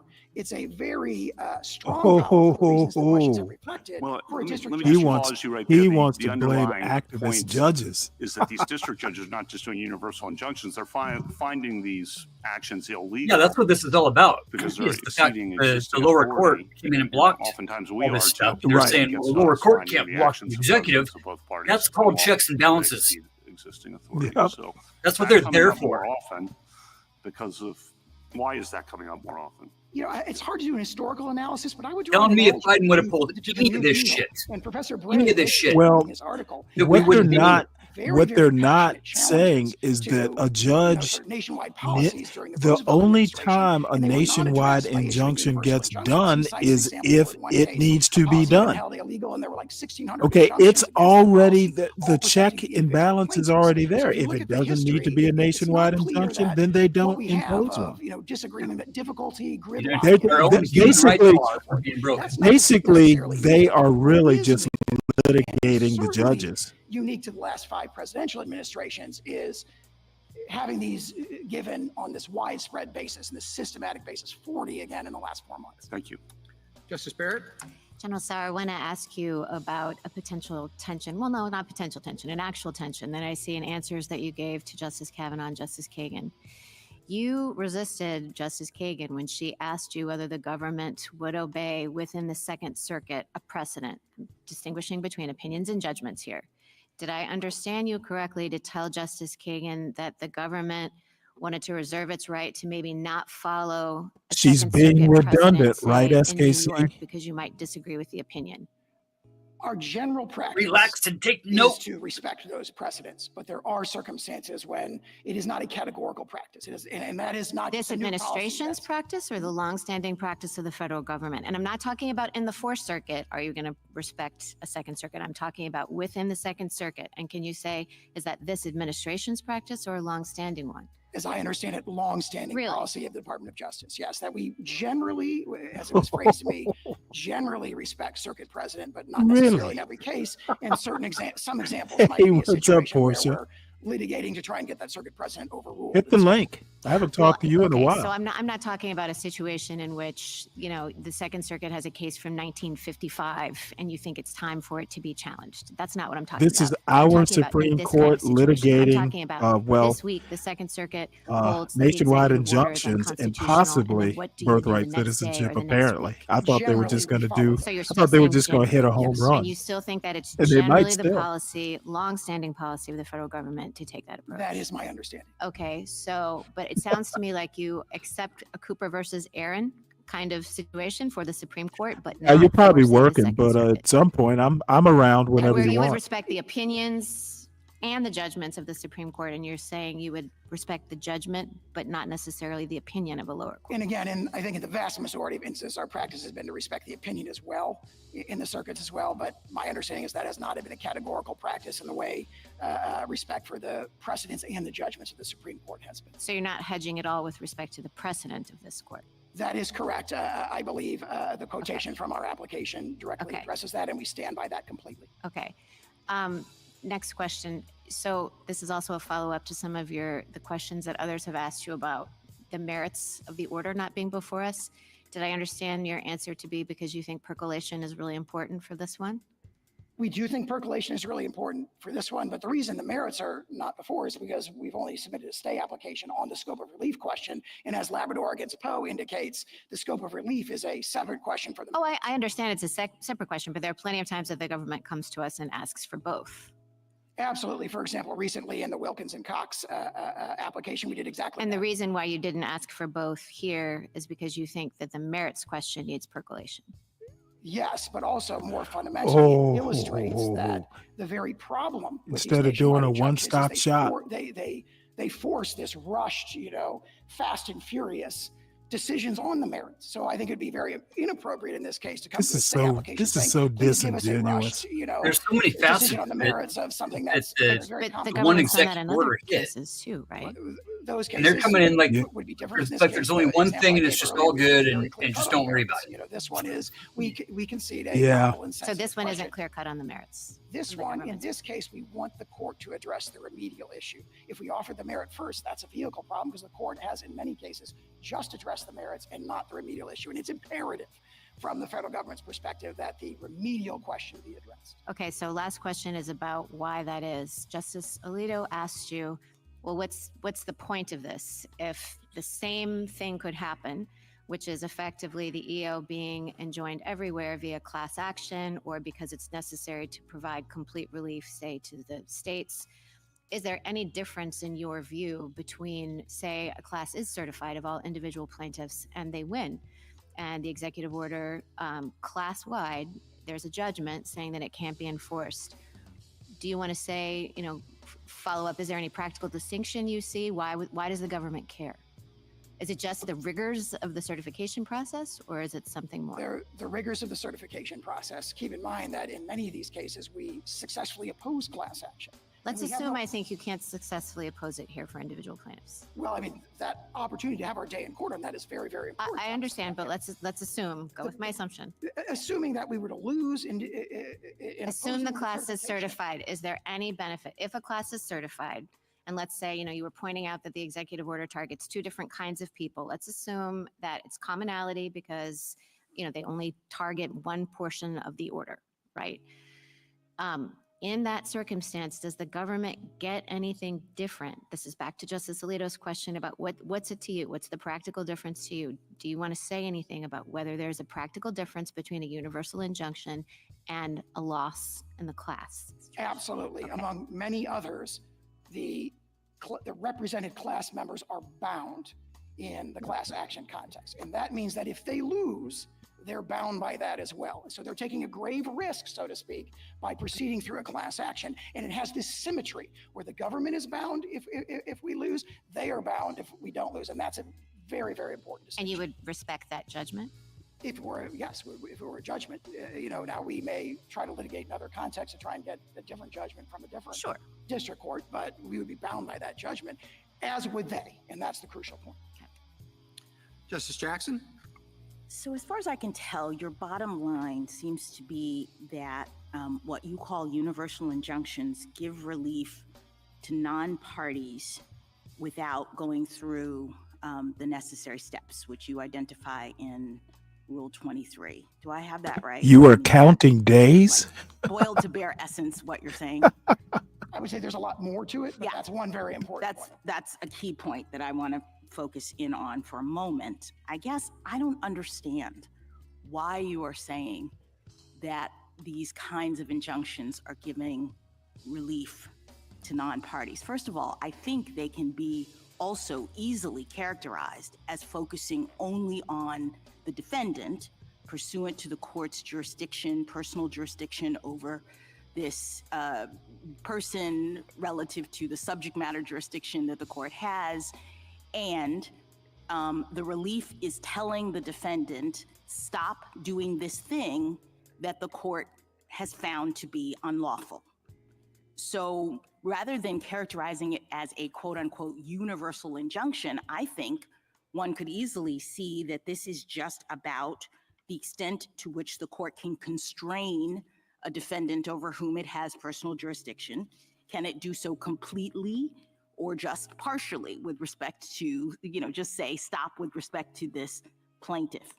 Am I I don't understand where this idea of universal You know what? injunctions comes She from. just had a stroke of brilliance there. This isn't about the parties. This is about the law. Stop breaking the law. As to the parties who have come into court and sued, and one that says to the government defendant, cease the allegedly lawful activity against everyone in the entire world. No, just cease it. Just stop this thing, this executive order. I mean, we do this in the APA context all the time, right? I can't see it. You hold that Is that him as a minion? Right, that it's unlawful. I turned him into general disarray. Parse it out and say, okay, but it's unlawful only as it applies to the plaintiff or not. So it's a very common concept for the court to enjoin a defendant from doing particular unlawful behavior. And what you're now asking us to do is to require that the court have an additional limitation in its order that says you only have to stop doing this with respect to the plaintiff. And that's the part that I don't understand. I guess from what I can read from your papers and what you've said here, that limitation you say comes from this principle that if you don't do that, you would be somehow giving relief to non-parties. But I wonder if that's right. I mean, it seems to me that the relief is the judgment that you provide to the plaintiff that says, stop doing this conduct. And you give it only to the plaintiff. That's where the limitation comes. The plaintiff is the only person who can go to court after you violate this order and enforce it. Other people are incidental beneficiaries of a court ordering you to follow the law. I mean, that's like everyone in the world. When the court says, follow the law, anybody who would have been hurt by your not following the law benefits. Okay, I don't understand why that would limit the court in its ability to tell you, don't do this unlawful conduct. Two responses to that. Yes. There's a lot there. Two responses Yes. to that. One is that principle that your question referred to is the holding of the court in Worth against Selden, and it's reaffirmed in Gill against Whitford, in Lewis against Casey, and similar cases, that the authority of the federal court, whether it's viewed as arising under Article 3 or under its traditional scope of equitable authority, is to remediate the injuries to the complaining party. And then to address your question about... Can I just stop you there? Yep. I'm, Yep. as the There court, you go. remediating the injury by telling the defendant to stop doing this behavior. Yep. The plaintiff has She's brought a got claim him. that this Who says executive that order she's is not unlawful. smart? I look at it, I litigate it, and I say, you're right. Stop doing it. You cannot enforce this order. So I don't understand why that's like outside the scope of Worth versus Selden. If the court in that case is imposing what we've called an indivisible remedy, for example, vacator under the APA, there's a debate about what set aside means. Assuming it means to vacate, then the remedy that Congress has provided as a condition of its delegation to the agency is if one part of the, if the See, look at regulations him are tap lawful, then the dancing. remedy This is granted, which amazing. directly remediates the plaintiff's injury on that hypothetical, is an indivisible remedy that benefits others. Here in this case, and in all the other 40 cases, we see something totally different. Yeah, I It is understand. not necessary to remediate the injuries of the plaintiff before them. That is the I understand. Let me just turn your attention to one other thing, because the real concern, I think, is that your argument seems to turn our justice system, in my view at least, into a catch me if you can kind of regime from the standpoint of the executive, where everybody has to have a lawyer and file a lawsuit. Damn it, too in bad order she's for the married. government to stop violating people's rights. Justice Kagan says, let's assume for the purpose of this that you're wrong about the merits, that the government is not allowed to do this under the Constitution, and yet it seems to me that your argument says we get to keep on doing it until everyone who is potentially harmed by it figures out how to file a lawsuit, hire a lawyer, etc. And I don't understand how that is remotely consistent with the rule of law. A system, and I appreciate that you go back to English common law and the Chancery Court, but they had a different system. The fact that courts back in English Chancery couldn't enjoin the king, I think, is not analogous or indicative of what courts can do in our system, where the king, quote unquote, the executive, is supposed to be bound by the law. And the court has the power to say what the law is. And so one would think that the court could say, this conduct is unlawful and you have to stop doing it. I think the catch me if you can problem operates in the opposite direction, where we have the government racing from jurisdiction to jurisdiction, having to sort of clear the table in order to implement a new policy. A great example of this is in the Schilling litigation, where the military had a military readiness policy. It was universally. And there goes Jackson SKC kicking Sour's ass like he is a first-year out of law school apprentice. Can I just ask you one final thing? Just follow the law.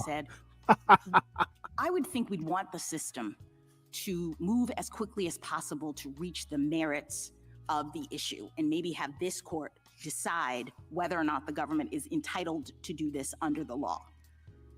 Wouldn't having universal injunctions actually facilitate that?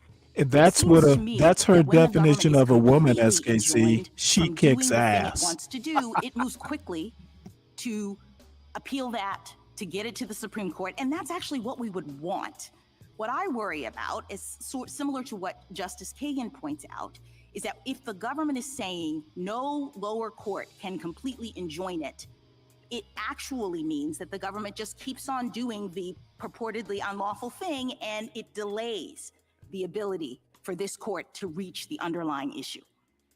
Percolation of novel, sensitive constitutional issues is a merit of our system. It is not a bad feature of the system. Thank you. Thank you, counsel. Mr. Feigenbaum. Mr. Chief Justice, and may it please the court.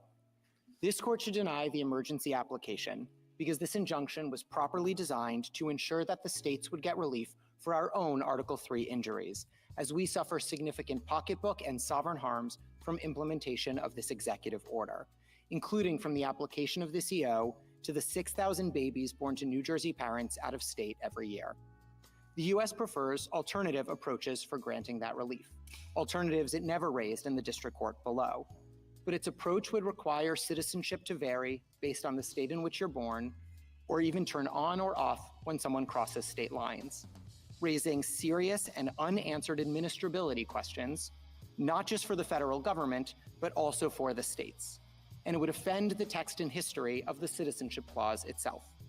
Since the 14th Amendment, our country has never allowed American citizenship to vary based on the state in which someone resides, because the post-Civil War nation wrote into our Constitution that citizens of the United States and of the states would be one and the same without variation across state lines. The U.S. has claimed that Article 3 establishes a bright-line rule barring such injunctions no matter the circumstance, even where the states do need it to meet their own harms, finds no support in this court's cases or in the history of equity. Its argument that a single district court cannot decide birthright citizenship, or that we need more percolation on that question for the nation, overlooks that this court already settled this exact constitutional question 127 years ago, and that this EO is contrary to over a century of executive practice. Finally, the U.S.'s objection that nationwide PIs have simply become too common in the last few months, a complaint about other injunctions sought by other parties, cannot undermine the extraordinary bases for this one. The states, who regularly come before this court as plaintiff and defendant alike, agree that nationwide relief can be reserved for narrow circumstances, but it was needed here. I welcome this court's questions. Excellent Putting point. the Excellent merits point. aside, what do you think is the origin of, or at least the pedigree of universal injunctions, particularly the Bill of Peace, if you would discuss that?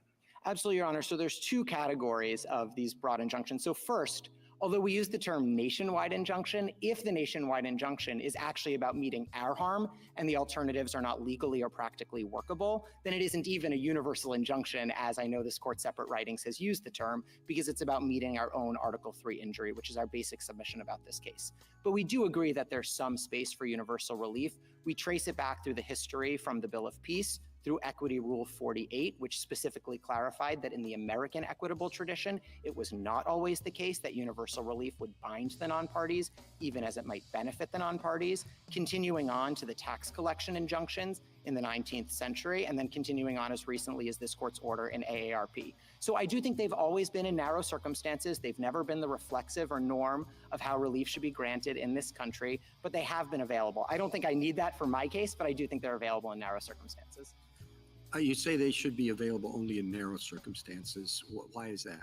Yeah, so I could offer the three that I think make the most sense, but we're mindful of some of the concerns that the United States raises. We are states who've benefited from federal policies. We are states who have our own statutes and policies. So sometimes we are on the other side of the V in cases involving universal relief. So we are sympathetic to some of the concerns the United States has about percolation, about running the table in particular cases. We just don't think that that supports a bright line rule that says they're never available. And we've identified, I think, at least three circumstances where they would make sense to be available.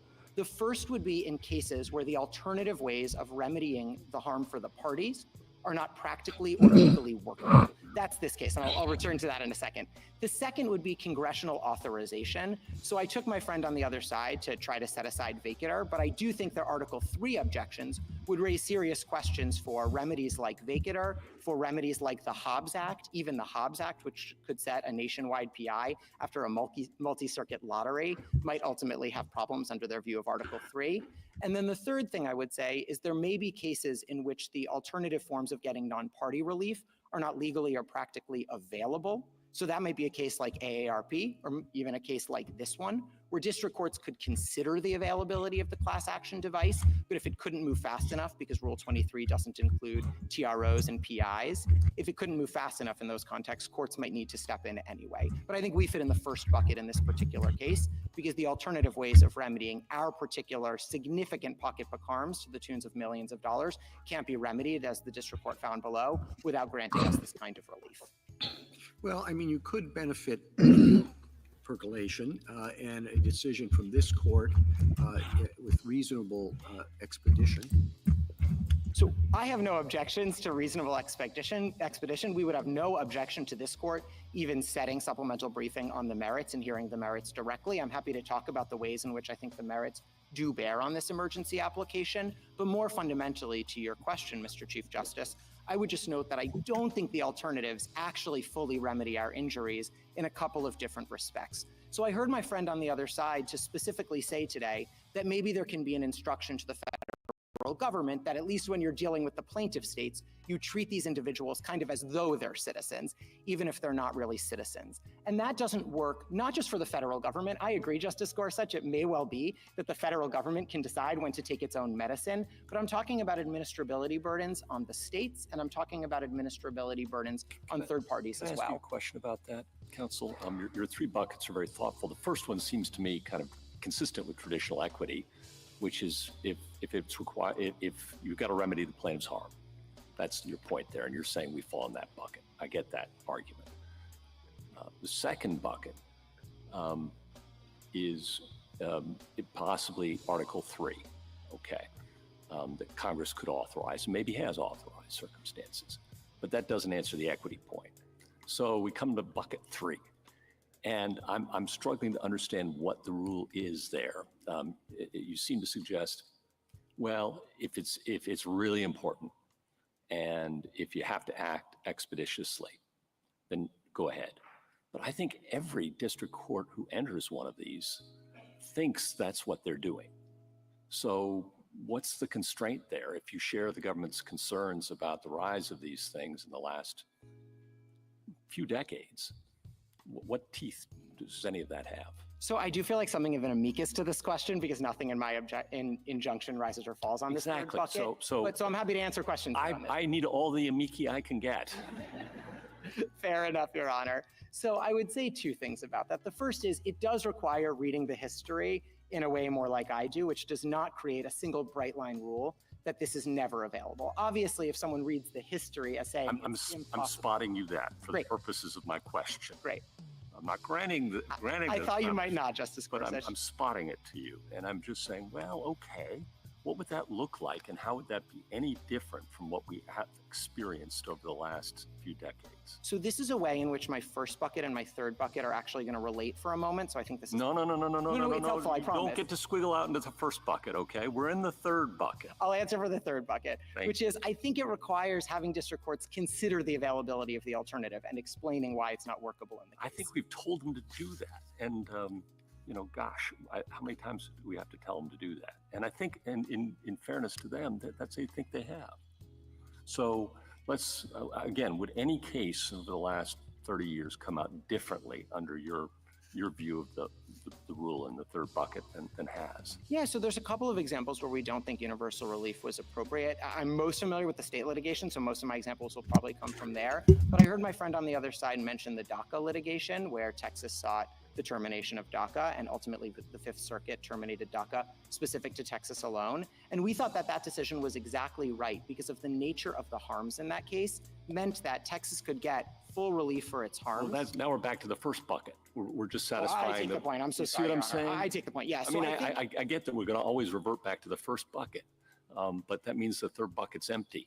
I totally take the point. I think AARP is a good illustration of the third bucket that this court confronted recently, where it was the case that there was this rush, just a few hours, not possible to go through class certification. You heard my friend on the other side talk about the rigors of class certification, and I don't think my friend on the other side would agree. It could be done in 3 hours through the night, and so there were necessity to step in. Do you agree about the rigors of class certification? It seems to me that 23B2 classes, and you probably, if you have to, are going to be arguing that they're not so rigorous to meet for injunctive relief for national policies that are uniform. So the most important thing that hasn't come up in the discussion this morning yet is that they're not available for state litigation. It talks about persons, it talks about appointment of class counsel, it talks about going through this certification process. States, I mean, this court's precedents are really clear about parents patriae lawsuits. States can't represent those individuals in class actions, nor would we try to. They can't represent us, and you don't have classes of states. So the whole framework doesn't apply to state litigation. So I understood how it might come up as an alternative for some other cases you might see in the future. But for the injunction you have in front of you from the states, the whole class device doesn't even work as an alternative. So I don't see how it can be the answer for us. But why should you care if the class device doesn't work as an alternative if you have bucket one? Like you don't really need the class device. I think what you're saying is, well, it'd be frustrating for states not to have the class device when the individuals have it. But I don't see why that's true if giving you complete relief in bucket one solves your problems. So I should be very clear, and I'm sorry for the confusion on this. This goes back to my colleagues with Justice Gorsuch. When states are seeking the relief, states are seeking it in bucket one and bucket two. As an amicus to the other injunction I recognize courts are looking at, I think bucket three could be available.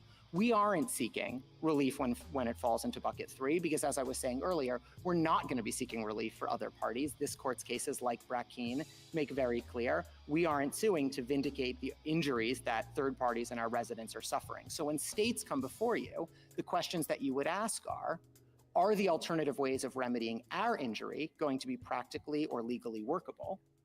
And you're going to ask, did Congress authorize it, which gets to the vacator question, which gets to the Hobbs Act question, and so on. And on that first bucket, which I think describes this case well, I had a hard time with some of the colloquies earlier today because I think they were missing some really serious burdens that the states are still going to have to bear in this case if we get something less than a nationwide injunction.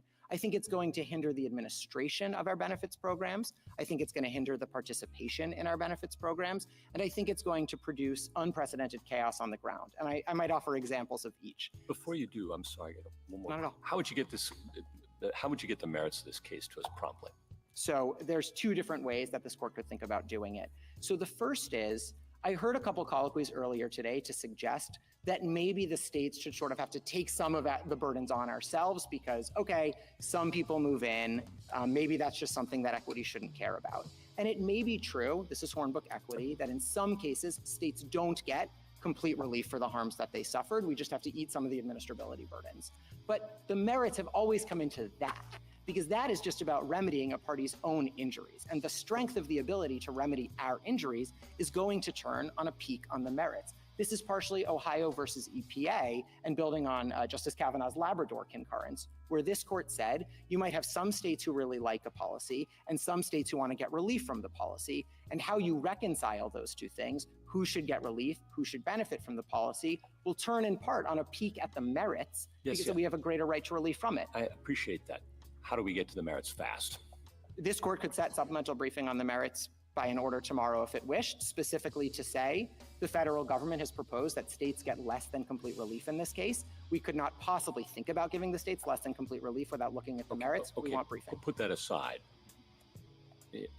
Assume we've just got the remedial question before us, and we're going to decide the remedial question one way or the other. Then what? Oh, then I share some of Justice Kagan's concerns from earlier that it would rely on the United States. I appreciate you share those concerns. How would you address them? How would the states plan to get this case to the court promptly? I think it's very hard to think about how the states would lose this case given the state of Supreme Court precedent. It creates very weird incentives on the certiorari docket when there's already binding precedent from this court. We do suffer harms from the application of this executive order beyond our borders that we need relief from. If we don't get a full remedy from that, I suppose we could ultimately seek cert before judgment on the basis that we still have Article III injuries that we're suffering, but we'd be asking this court to grant review from a circuit precedent we won on the basis that we have continued injuries. It's not impossible. This court knows best when it grants cert and when it doesn't. I would think it's not the cleanest way to tee up a case historically, and so it would raise some real concerns to the colloquies earlier today about how this case would ultimately come before this court. Are you telling us that we really can't decide the question that we asked to have briefing and argument on without taking a peek at the merits? So I'm not saying that at all. So there's two different ways to think about this case, Your Honor. One is to say, absolutely, the states need to get complete relief for their injuries, and then let's figure out the best way to do it, and we think the alternatives are not workable and not legal.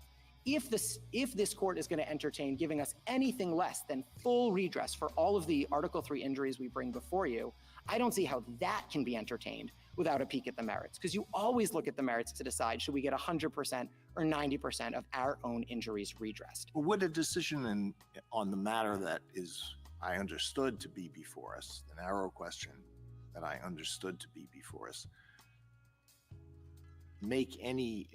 be helpful in any way if we do not peek at the merits and we also do not decide whether you have standing? So I'm not sure how you could decide whether or not we got an appropriate scope of relief without figuring out what our own injuries are. Because how you decide, this is the United States' own argument, how you decide whether or not we should get relief for our own injuries turns on what our injuries are that require relief. And so I do think we have pretty significant pocketbook injuries, like in Nebraska, to the tunes of millions of dollars. And whether we get those remedies or don't get those remedied is going to turn on the merits, is going to turn on the nature of the harms, and then ultimately the workability of the alternatives. Thank you, counsel. Justice Thomas, Justice Alito. Well, General Sauer began by outlining problems that he sees being created by universal injunctions. And he said that the issue was a non-ideological issue and a nonpartisan issue. Do you agree with that? I do think presidents of both parties have objected to nationwide injunctions. I agree. So what do you say about the practical problem? So let's put out of our minds the merits of this and just look at the abstract question of universal injunctions. What is your response to what some people think is the practical problem? And the practical problem is that there are 680 district court judges, and they are dedicated and they are scholarly, and I'm not impugning their motives in any way, but sometimes they're wrong. And all Article 3 judges are vulnerable to an occupational disease, which is the disease of thinking that I am right and I can do whatever I want. Now, on a multi-member appellate court, that is restrained by one's colleagues, but the trial judge sitting in the trial judge's courtroom is the monarch of that realm, and there are situations in which trial judges, the president does something. It could be President Trump, it could be President Biden, it could be President Obama. The trial judge says this is unlawful, and I'm going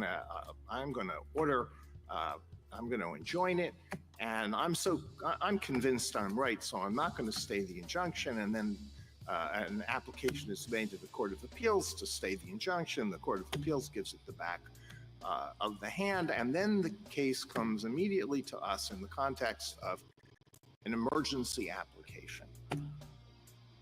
And some of us have said, well, we don't think we should do anything in those situations unless it is indisputably clear that the court below was wrong. So what do you say to that practical problem? So we're mindful of the practical problems. I will say the states have had a through line as well across administrations. We have never believed, even as nationwide injunctions restrained policies that we favored, that they were categorically off the table. We've always taken the position that they are sometimes available in narrow circumstances, whether we like the policy or don't like the policy. And so you might have some cases where the nature of the harm, this is the DACA example from my friend on the other side, where the nature of the harm, which was Texas saying it had to give benefits to residents in the state, is actually entirely remedied by a nationwide, state-only injunction that applies just to Texas, because that might incentivize individuals to leave Texas, and then Texas doesn't have to give them benefits anymore. So you might have a case like that. But sometimes you are going to have cases where it is impossible to remedy the state's own injuries, and the alternatives are not practically or legally workable. And that describes this case perfectly. And so I don't think the answer is a bright line that means even in those situations, it's not possible for the states to get relief. In deciding the question that is before us here, do you think we should, never mind, I withdraw that. I have no further questions. Justice Sotomayor? Let's start with an answer you've been trying to give and haven't completed, which are the general suggested there were two ways that your injuries could be remedied. He claimed they were both presented to the court below. I didn't see that, but that's a matter that we could check on. Do you agree with me that they were not presented to the courts below? I do agree with you. So I want to be very clear because I think there's some confusion across the briefing here. Right.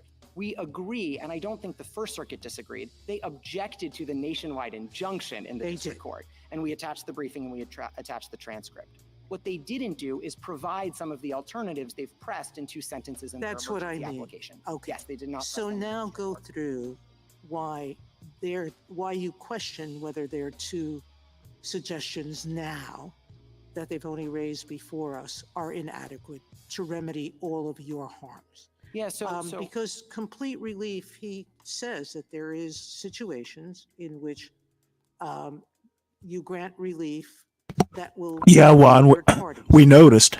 Why is your relief necessary to give you complete relief, even though it benefits these parents in other jurisdictions? So I don't. They do have the option, though, do they not? Born in New Jersey, we won't get complete If they relief chose to because go 42 U.S.C. further? 1396A, the Medicaid statute, requires us, the states, to do the citizenship verification. So it's not true that they can simply handle it all for themselves. Federal law requires us to undertake those responsibilities. And we have, in New Jersey, 6,000 babies born out of state every year. When they come into the state and they need benefits, the Boyle Declaration from Massachusetts suggests that's going to cover 40% of kids. They come into our state, they need benefits. We have to do citizenship verifications, which is a burden for us. That's for you in New Jersey, but there's, I think, how many states? That's just an example. We have 23 attorneys general in this. 23 attorney generals. So 23 states are going to have babies who were born somewhere else without a birth certificate that you're now, if they move into your state, going to have to do checking on. And that comes to the United States' alternative, Justice Sotomayor, which is they say, okay, maybe their citizenship turns on when they enter New Jersey, maybe for some purposes, maybe for all purposes, depending on which sentence you're looking at in the emergency application. And there are 3 problems either way. The first is it will undermine the administration of our benefits program. So individuals will move in. When they were born, they were treated as non-citizens. They didn't get Social Security numbers because they wouldn't have been eligible for the enumeration at birth program in their states. And they're going to arrive and they're going to seek benefits that we administer. But federal law requires that they have Social Security numbers for the administration of those benefits. This is 7 U.S.C. 2025 for SNAP.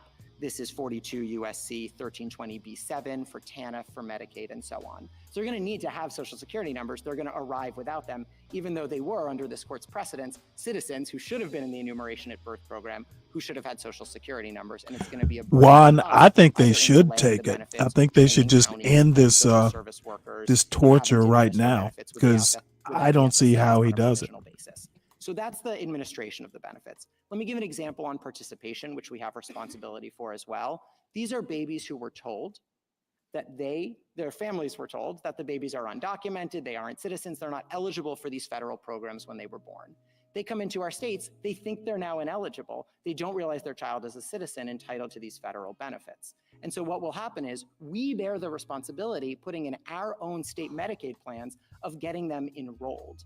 And that's 42 U.S.C. 1367. Well, we just brought a bunch of his kinsmen over here, so I would gladly take those 50 Afrikaners in exchange for Elon Musk going back to South Where they were Africa. born, even though their citizenship has now turned on when they cross state lines. And then the last point is, we've never in this country's history since the Civil War had your citizenship turn on when you cross state lines. So we don't have answers to these workability questions, not just because it wasn't presented in the district court, not just because it's 2 sentences in an emergency application. but because Exactly, for over a Juan. century, executive And I practice has think been I uniform think we're to the realizing contrary, this right building now. on this court's decision in Wong Kim Ark. Or We you could genuinely like don't know how cross this could state lines. possibly It'd work on just the be a ground. mess. And although my friend on the other side has complained that they weren't able to give guidance, the states didn't object to guidance. The states have no quarrel with internal steps. And if they want to put out guidance that says, if Wong Kim Ark gets overruled, this is what we would do, that's fine. What they can't do is require us to take any steps or issue guidance that requires everyone to start planning for something that is so patently against this court's own settled precedent.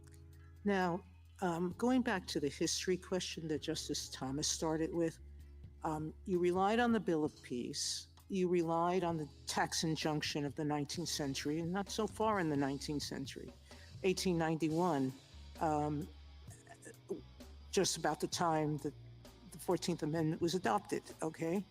At any rate, there are other cases, one of our amici points out to them, the Pierce versus Society of Sisters case, the West Virginia State Board of Education case. Those were earlier than the 1960s. In the Pierce versus Society of Sisters, the court affirmed a universal injunction that wasn't even sought by the parents, correct? That's right. And there, what we said was their states were imposing criminal penalties on parents who sent their children to private school. And just 2 plaintiff schools sued against that penalty. They sought and won an injunction that categorically restrained the state from enforcing the law. That was 1925, correct? That's right. And similarly with West Virginia, saluting the flag by Jehovah's Witnesses. The injunction was universal. So in answer to Justice Gorsuch's point, we've had universal injunctions in some form, correct?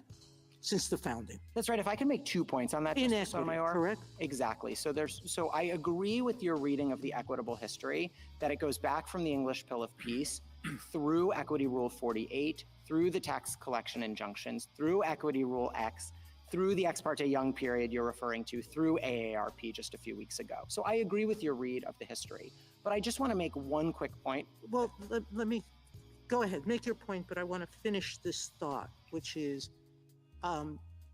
you started earlier by saying universal injunction should not be the preferred remedy. And it should be limited. You've suggested 3 ways to limit it. I agree with you, those 3, and yours clearly falls within one, that's your claim. But the point that I think my 2 other colleagues are raising is, how do we ensure district courts are following that? So if I can make a point about the history and then make a point about the guidance. On the history, I understand that the United States at the podium today tries to make the history all about what it calls indivisibility cases, cases where there's just a unitary on-off switch, as it were, and either something happened or it didn't happen, like a redistricting plan needs to be completely redone or a power plan is on or it's off. But if I could give an example that shows it's not quite so limited and it very much requires looking more broadly at what's practically or legally workable on the ground, I would point to apportionment as an example. So say that there's an executive order that says we're just not going to count minors, people under 18, in apportionment anymore. We're only going to count people who are voting age. And the state of New York files a lawsuit and it wins its lawsuit and all of its 17 and under-year-olds get counted for apportionment. That isn't indivisible in any way. It's not a redistricting plan, it's not a power plant, but it is going to skew apportionment in a way that is totally unfair, practically and legally, to third parties, because now 17-year-olds are being counted in New York, but they're not being counted in Oklahoma. And you would end up messing up apportionment between states for that very reason. And that shows, as just a broader insight, that we've always looked to the harms that third parties will suffer as negative externalities of court orders. And that's our submission here, that to accept what the United States wants as against our injunction and to say that it turns on or off when you cross state lines doesn't just harm the administration of our benefits, doesn't just even harm enrollment in our benefits, also puts chaos on the ground where people's citizenship turns on and off when you cross state lines. If ICE has initiated a removal proceeding when you live in Philly and you move to Camden, I suppose the ICE removal is supposed to turn off at that point, potentially, because your citizenship status has changed. I don't know if you lose it if you move back to Philly, whether you were born in New Jersey or born in Philly, move to Camden and move back. It's a very porous part of the country. I don't know if the ICE removal turns back on when you cross state lines again. And that sort of chaos on the ground, those implementation questions we don't know, are serious third-party harms we've always taken into account. This is North Carolina versus Covington, where courts ask what's workable as an injunction matter. And it's also the winter factors, where factor 3 looks at the balance of the equities between the parties and workability and harm to them. And winter factor 4 looks at public interest and the negative externalities and workability problems we're imposing on others. Justice Kagan? General, you've had a chance to talk about your administrative Yeah, I agree, costs Uncle Fatty. and workability problems that Flood the zone. New Jersey would confront. But how about this magnet problem? I mean, it strikes me as completely obvious that if you have 2 states and they have different rules for citizenship and one benefits babies and the other doesn't, that everybody moves to the state where the more favorable rule exists. But why is it that preventing that harm from happening should count as providing you with complete relief? So I think actually my point is somewhat different. I agree with you that the incentives could potentially factor into the calculus because we're ultimately experiencing some harm we might not otherwise to our benefits programs. But my point is different. Even if you just take normal migration for New Jersey, 6,000 babies born out of state, 8% or 8 million every year traveling across state lines without worrying about the incentives, we're going to be looking at that problem for how we administer benefits programs. I got that. Are you saying we shouldn't consider? No, I think you can. I think you can, Your Honor. And it's because of the nature of three things together. One is it's the movement, but it's not just the movement. Two is it's the fact that citizenship historically was something you had at birth or didn't have at birth. And so you arrived to our state, in theory, without birthright citizenship because you would have been told when you're born in the hospital what you have or don't. And then the third, and this is really important, is the way that citizenship permeates so much, not just for individuals, but for what states are obligated to do, whether it's citizenship verification eligibility, whether it's enrollment in our own programs. Over and over, you see citizenship in Congress's own laws as the on or off switch for our own administration of benefits. And that's actually sort of unique. So I don't think every time people move between states, you automatically need to have a nationwide injunction. What you need is a demonstration about how that's going to contribute to the state's harm. And then I think this is really important to colloquies you were having with the United States earlier.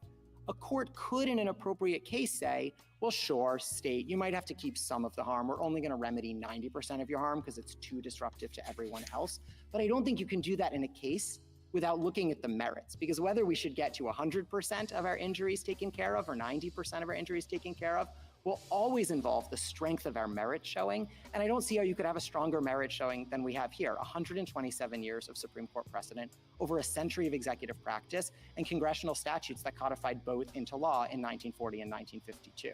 And given that strength of the merits and the settled precedent, combined with our nature of harm, I don't think this is a close case for why we need national relief to remedy our injuries. Thank you. Justice Gorsuch, Justice Kavanaugh, Justice Barrett. I have a question about the history. So Grupo tells us that we have to look back to 1789 and the High Court of Chancery. So I appreciate that there have been some cases from later, and you were talking about some of those with Justice Sotomayor from the early 20th century, maybe the late 19th century. Can you say, and let's say that I think the Bill of Peace is more like a representational suit that is the forerunner to the class action. What do you think is your very best example of something that would look at the period that Grupo tells us is relevant, that would support something that looks like universal relief? So I do think from 1789, from English equity, I do think the best example is the Bill of Peace. And so I understand if we see it differently, it's a fair point. I will just say quickly on Grupo Mexicano, its own tradition, and this is sort of the analogical reasoning you talked about in Rahimi, it looks at that period, but in other times we've also looked at American tradition to see analogically how we've liquidated that tradition or not. And in American equitable tradition, this is Equity Rule 48, which specifically said non-parties are not bound by certain relief, and even as they may benefit from it. And I take that to be the principal reason my friend on the other side thinks that bills of peace look much more like class actions than they ultimately look like universal injunctions. And Equity Rule 48 was to the contrary. Tax collection injunctions in American history were to the contrary. So I just have a hard time with that reading, even though I agree with you that you would be starting in the founding trying to do analogical reasoning based on what Grupo Mexicano says, but using American equity to answer some of the unresolved ambiguities. Oh, I completely agree with you. You need some analogical reasoning, and I don't think that Grupo completely rules that out. And I mean, I think even if you talked about the distinction between a Bill of Peace and a class action, you would be looking at some of that doesn't have to be called the same thing. I think the problem is when we have such a party-centric history, if it has to be reasoning that fits within the confines, then I think we have a little bit of trouble. Let me just ask you one question about relief. So let's say that I think that the states do need something broader in order to have complete relief, even if the universal injunction is too broad and inconsistent with Grupo. That isn't how the court below approached the question, because that isn't what the court below thought it had to do, because the court below thought it could just enter a universal injunction.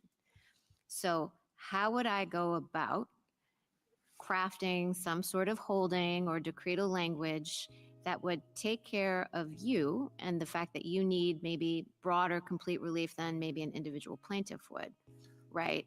because the district court didn't go through that analysis, the kind of the analysis that you're telling us today. So tell me practically what that would look like. So I think the district court in the Massachusetts case did actually do a very good job of this. It specifically said, I'm saying New Jersey as a stand-in, 23 Attorney General.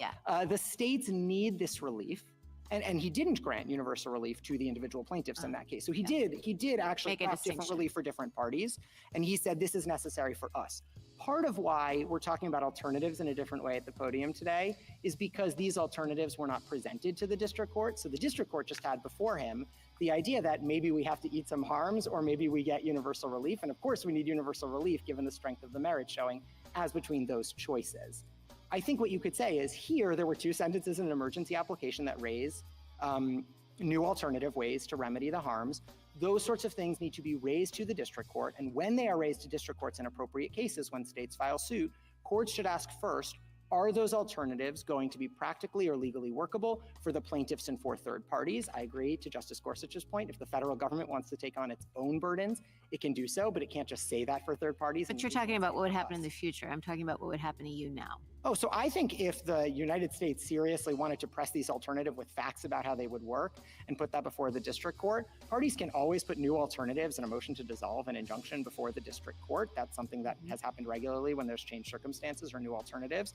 They're welcome to do that in this case or in any other, but then they're going to have to put forward actual facts about how it's practically or legally workable. I will say on its face, these two sentences don't look practically or legally workable for the reasons I raised, but they'd have to make that showing in the district court in the first instance. Thank you. Justice Jackson? So I guess I'm kind of hung up on the posture in which we find ourselves looking at these issues. Justice Alito, I think, focused on this a little bit, when he says that the district court makes this initial determination, it turns out to be wrong. The remedy, I thought, was to appeal. And I guess for me, the question is whether and under what circumstances the government keeps on doing the thing that the court has found unlawful while the litigation is proceeding to determine whether or not the government's activity violates the law. We're sort of in an interim posture. Many of your arguments, and I appreciate them, are kind of couched in, the state is going to need complete relief for their injury, and that's true definitely as a final matter. But here we are at the beginning of this litigation. No one has determined whether or not the government's conduct is actually unlawful. We have a district court, several district courts, and now courts of appeals that say it is, and so as an interim matter, we are saying the government has to stop doing it while we litigate the issue of the unlawfulness. To me, that kind of puts the whole thing in a different frame. It's sort of like, why isn't the question in this posture, in this circumstance, can the government or has the government shown that it is going to suffer some sort of harm from being made to completely stop this activity while we're litigating the lawfulness of the conduct? I don't understand. And then you say, yes, we're going to suffer harm. This is the balance of the equities that are, part of the PI and the stay showing. But I just don't understand why that's not the focus here. And I don't know what I apologize because I didn't get a chance to ask Mr. Sauer this, and maybe he can address this on his rebuttal. But, what problem is the government facing as a harm matter from being completely told it has to stop doing this while we, the court system, determine whether or not its conduct is lawful? So we included this in our application. We do think this case is quite unique and that I do think it's hard for the government to show in this particular case that it needs to be able to act contrary to this court's settled precedent. That's obviously come up in a couple of questions today. It's something, if I realize the elephant in the room, I've often been asked to assume that the merits are put to the side, and I'm fine assuming that for those questions. But to your point, you're not wrong. It is quite striking, obviously, that it's not just that district courts are saying, this looks like it might be unlawful. They're saying Wong Kim Ark settled this exact issue 127 years ago. This court has reaffirmed it since. Over a century of executive practice is built on that, and Congress has codified that directly into law. So I do think it's a particularly unusual case for the government to be saying that it has been quite so harmed and needs this kind of relief. But at the end of the day, I'm happy to join issue on when relief may or may not be appropriate, and I just think we're clearly on But the you're positive saying side. that at least in some circumstances, from your perspective, in order to even decide whether or not you are entitled to an interim complete injunction, the court's now going to have to peek at the merits while the merits are being litigated. I think the court always has to peek at the merits in deciding whether the party itself should be getting relief from its harms, including complete relief, as even the United States accepts. So those are all four of the winter factors. You have to figure out what the irreparable harm is that you're trying to deal with. You have to figure out if we have a sufficient merits showing in order to eliminate that irreparable harm. And depending on the strength of the merits showing, you're also looking at winter's factors 3 and 4. So this court has given 4 winter factors that I think are quite useful in most cases. I took my friends on the other side to be saying, well, beyond the winter factors, there's this bright line rule from Article 3 or the history of equity that just says it can never get to this point. I obviously disagree a bit with them on the reading of that history, but I just think it has no bearing on the case that the states bring to this court here. Thank you. Thank you, counsel.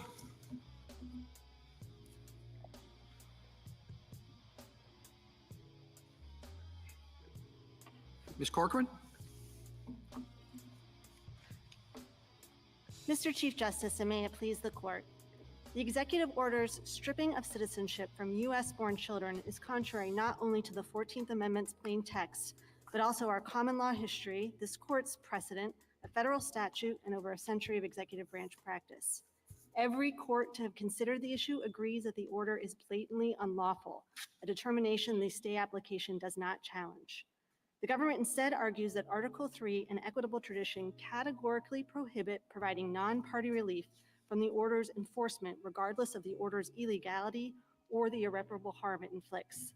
The government is wrong. It is well settled that preliminary injunctions may benefit non-parties when necessary to provide complete relief to the plaintiffs or when warranted by extraordinary circumstances, both of which are true here. The court should reject the government's efforts to stay a preliminary injunction that maintains a status quo all 3 branches of government have ratified and operated under for over a century, and that prevent the catastrophic consequences that will result for the plaintiffs and our country if the government is allowed to execute an unconstitutional citizenship stripping scheme simply because legal challenges take time. I welcome the court's questions. You say the government is wrong about the availability of preliminary injunctions.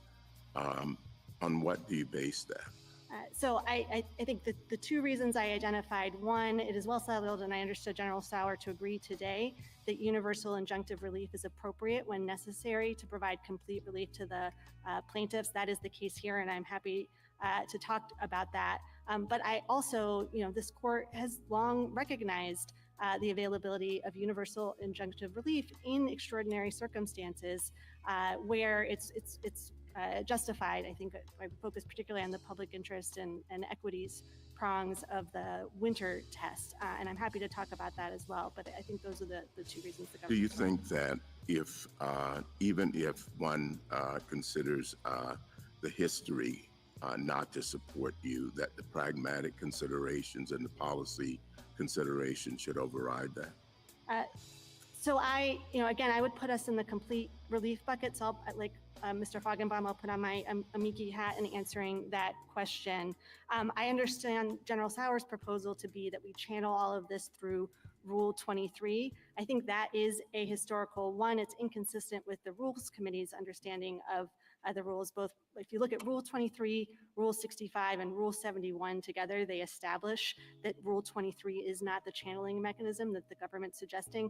I'll start with Rule 71 because it's responsive, Justice DeBarrett, to your question earlier about whether non-parties can enforce orders. Rule 71 explicitly contemplates that and says if a non-party receives relief, they are entitled to enforce it. I'd point also to Rule 65, the preliminary injunction rule.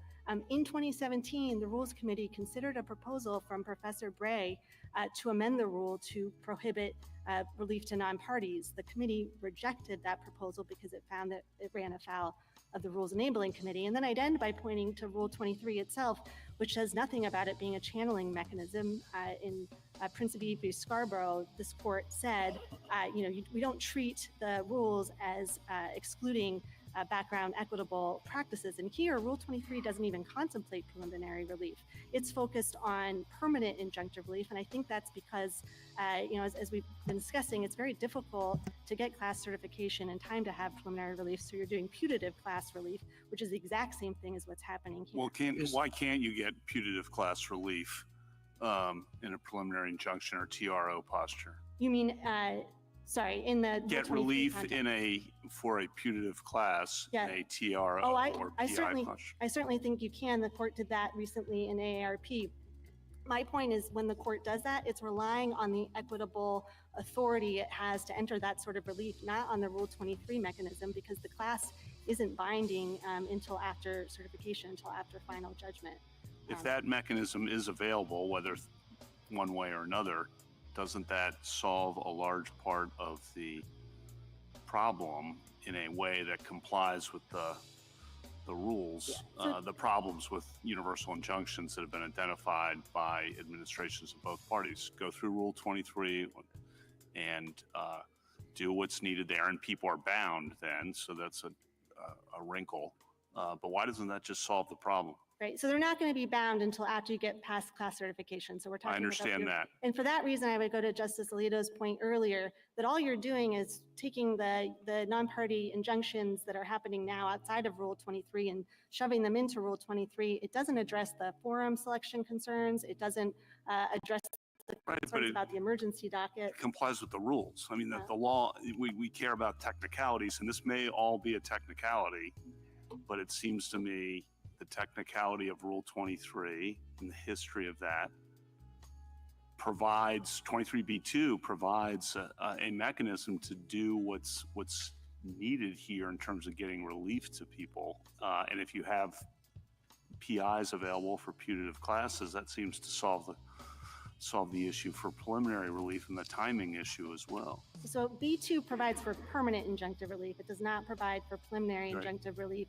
Again, Rule 23 does not purport to be the exclusive channeling mechanism. And as I said, the Rules Committee doesn't think it did. So it would be this court kind of projecting its own policy decision to treat Rule 23 that way. And I would come back again to Justice Alito's concerns. That is not actually addressing the court's emergency docket. It's just now we're slapping a label of class certification on it. So I would, and I'll make a second point on that and then say what I think the better way of approaching the problem is, which is I think the General Sauer and I are in agreement that the Venn diagram of cases that are appropriate for class certification and where injunctive relief I think would be appropriate is not coterminous. I think we could pursue successfully class certification here. I heard General Sauer to disagree, and I think it's because they're just different circumstances. If you look at the class certification requirements, commonality, typicality, they were actually added to Rule 23 in 1966, mostly to address the expansion of class certification to include damages suits. That makes sense there, but those were never requirements prior to 1966. Ms. Corcoran, on the class certification point you've been developing, one response might be, and I just want to get your reaction to it, that by proceeding through the class mechanism, even a putative class mechanism, a court is making a preliminary assessment about who are the parties going to be before it and issuing interim relief so that it preserves its jurisdiction to issue final relief with respect to those parties. And that's very different, the argument would go, than simply saying everybody everywhere, nationwide, universally, or perhaps cosmically, stands to benefit from this decision without ever having to suffer being bound by it. Thoughts? So I would say, again, that's an ahistorical approach. You haven't had that sort of Rule 23. Assume for the moment that we read bills of peace, which I understand to be your best set of cases, to be prototypical of what is now Rule 23. Right, and so the bills of peace and kind of going through, as Mr. Feigenbaum was talking about, Equity Rule 48 and then 38, in none of those circumstances were we doing this ex ante class certification determination. So the modern class action device actually looks quite different than it was for representative suits historically. So it would be putting on an ahistorical constraint. I appreciate that argument. Okay, but now we're haggling over the history, which we have to do. I accept. But if bills of peace are understood, again, accept the premise to be predecessors of Rule 23, then respond to the point that there is something fundamentally different about a preliminary injunction to a putative class you found is likely to be certified and likely to succeed on the merits in order to preserve that court's jurisdiction to award ultimate relief to those parties before it, and that's categorically different than a universal injunction. So starting with the presumption that was different about the bills of peace is that they were binding, I think sometimes, it's not clear always, at the end when they were getting to final judgment. I would go back to Grupo Mexicano, to Justice Barrett's point, although that was a high watermark of this equitable originalism, the way the court articulated the test, it focused on 1789, but the actual analysis in Grupo Mexicano focused on 1890 through 1942. And what the court found there is that there were numerous cases expressly rejecting the Moreva injunction, and that was confirmed in the 1970s when England adopted it and said, no, we've never done this before. We are in an entirely different world here. One, the cases that Justice Sotomayor laid out earlier all come from between 1890 and 1942, and they suggest that non-party relief was provided for outside of the class action context. But the fact that we have, I think, these very studied scholars in this rigorous debate about what the bills of peace meant, what the railroad cases meant, I think shows that this is very different in Grupo Mexicano. And for the court to kind of delve into that and adopt the categorical rule that the government is suggesting, I think is certainly an overcorrection. It's a hornet's nest on Article 3, right? It calls into concern APA, class action, a whole sort of things. I would suggest that the court instead focus on providing limiting principles within the confines of the McKinn factors of the window. Is there a practical problem? So I want to put aside the history, and I take your points on that, and why you don't think Rule 23 fits. I take your point on that. But if putative class actions and preliminary relief are an option, what then is the practical problem you see as distinct from the current regime? Well, if General Sauer is right in that there are class certification problems here, then in this particular case, you're going to have thousands of... Okay, I think you would be arguing that the class should be certified here. Right, but I'm saying the government is... So more generally, taking it out of this case, if you could, do you see practical problems? Yeah, it would eliminate the associational standing trade cases, the cases brought by the Chamber of Commerce, the NRA, other associations that aren't suitable for class certification. I think also the questions again. What? Can you explain that? Well, they wouldn't. So if we were to seek cert, it would be on behalf of our individual plaintiffs. For the same reason that the government would have difficulty seeking class certification. State government, I think, associations are not necessarily a good fit for that framework. Again, that's also not solving the court's problem. It's just channeling the problems through a different mechanism. I don't think that can be solved, just to be honest, but that's a separate issue from what the right rule is as to how things transpire in the district courts. Could I perhaps try to solve it in a different way? What I would suggest, we spent some time trying to catalog the cases in which this court has approved universal injunctive relief and the cases in which it's rejected it, with the aim of giving the court maybe a suggestion on how it might, affirmatively articulate some limiting principles such that you would not be getting the injunctions that the court thinks are inappropriate, but the ones that the court has approved would still be able to proceed. Again, that's not the categorical rule that the government is suggesting. I think roughly what the court has been doing is saying that universal injunctions are appropriate only in facial challenges involving fundamental constitutional rights, where there are real concerns about whether just the legal and practical availability of relief to similarly situated parties who are also going to experience irreparable harm. I think that maybe explains AARP. Most recently, IRAP would fall into that category. Crucifix, the New York eviction case, would fall in that category. On the other side of the ledger, the court seems to disapprove quite a bit of nationwide injunctions involving discretionary benefits. So that's some of the recent ones that you have undone or stayed. So I think what the court could do is kind of identifying limiting principles that would provide guidance to the lower courts on when it's appropriate to issue these injunctions. The natural home for that is the public interest prong of the winter test, right? If you're going to issue an injunction that's going to have an impact on other people's, you need to be doing a really muscular public interest assessment before doing that. So that's what I would urge the court. Ms. Corcoran, are you pushing back on the class certification idea because you're worried that there are cases where there will be no certification, but in which broad relief is in fact appropriate, so Yes. that the two categories don't line up? And if that's why you're pushing back, why are you worried about that? What are the cases you're worried won't line up properly in that way? I mean, the government has suggested it's going to argue that here. Again, I think the commonality, so thinking about questions like common injury make a lot of sense when you're talking about class-wide damages, less so when you're talking about a facial challenge to a constitutional violation. So I think it's a bit of a mismatch. And again, it's not what Rule 23 was ever intended to do. And it doesn't solve any of the court's policy problems. So I think it's a lose-lose-lose proposal that the government is offering. I'm a little concerned that I have focused a lot on my amici hat and haven't actually explained to the court why the injunction is necessary for complete relief here. But I don't want to pivot too quickly, but I want to make sure I address our primary argument as well. Tell us why it's necessary for complete relief. Thank you.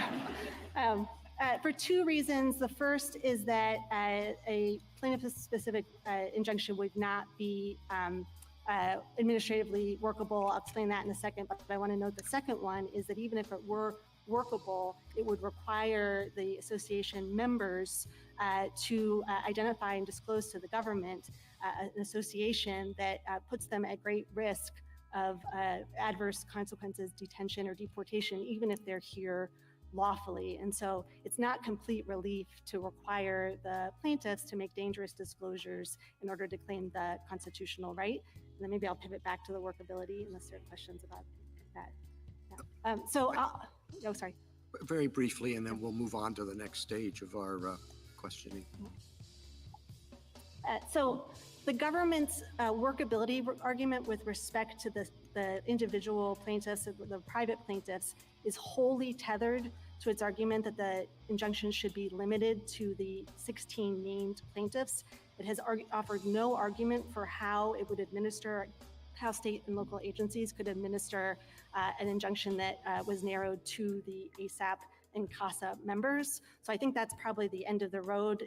Mr. Feigenbaum made the point that they can always go back to the district court and ask for the injunction to be dissolved if they present some sort of workable proposal. They haven't, and I don't think they can. I don't want to talk for too long, but if anyone is interested, I'm happy to answer questions about why I think it's Oh, I'm sure unworkable. someone will be. Yeah. Thank you, though, Counsel. Justice Thomas? Justice Alito? Should we decide or make up our minds on the underlying birthright citizenship question without briefing and argument and deliberation? I think that we would be very eager to do supplemental briefing on that. General Sauer noted that none of the parties had asked for cert before judgment. We couldn't because we keep winning. I will ask right now for cert before. What's the answer to my question? Yes, I think you can grant cert before judgment. That wasn't my question. Yeah, but I will say, all right, that's all right. You don't want to answer it. No, I will. I have if I could give an answer, which is that I think it's very difficult, if we're not impossible, for the court to do a meaningful in-Ken analysis without taking into account the fact that the government is asking the court to allow it to ignore this court's precedent, to ignore a duly enacted statute, and to upend. She must be a cute young lady, because the government has attempted to separate. Nobody's putting any pressure on her. Justice Sotomayor? I find it hard to understand how a district court, in looking at a preliminary injunction under the winter factors, where we said that the likelihood of success on the merits is the keystone, how we could separate that out and say the keystone of whether you're entitled to universal injunction is the only merits question, because the other factors are not eliminated by winter.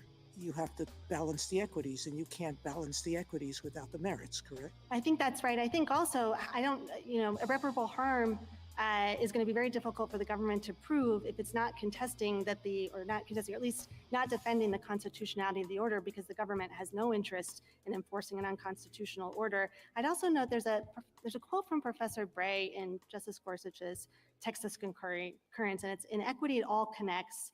The broader and deeper the relief the plaintiff seeks, the stronger the plaintiff's story has to be."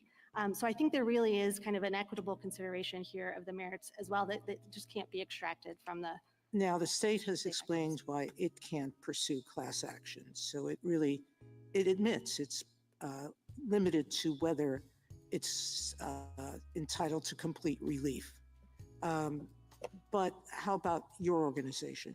You sort of answered it, but I wanted to pin you down on that. No, Do you believe that associational organizations can seek class action? I believe our individual plaintiffs certainly can. Yes, there's no question. Yeah, I am nervous about the government's suggestion that it's going to oppose our class certification motion if we were to file one. I mean, class certification can be very discovery intensive.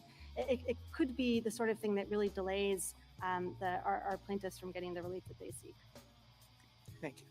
Justice Kagan? I guess what I worry about here, Ms. Corcoran, is that this case is very different from a lot of our nationwide injunction cases in which many of us have expressed frustration at the way district courts are doing their business. And, the typical way in which that frustration emerges is that legal questions are hard and they're complicated, and different courts would decide them differently.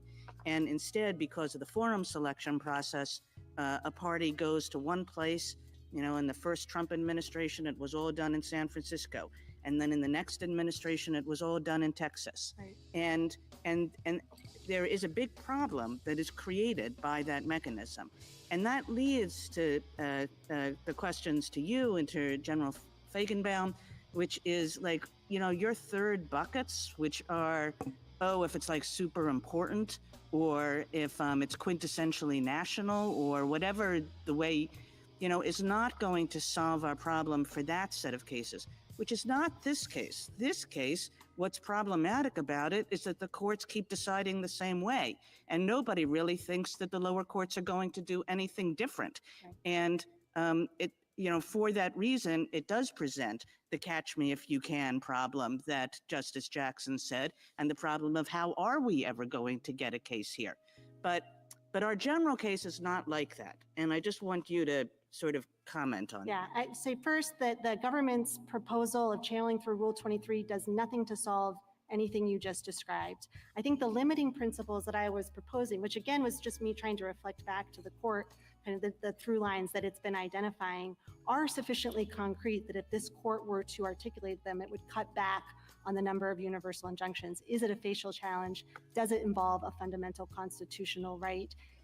Right, those are concrete questions. And then I would point to Justice Kavanaugh's Poe concurrence. I think vertical stare decisis is going to be important here.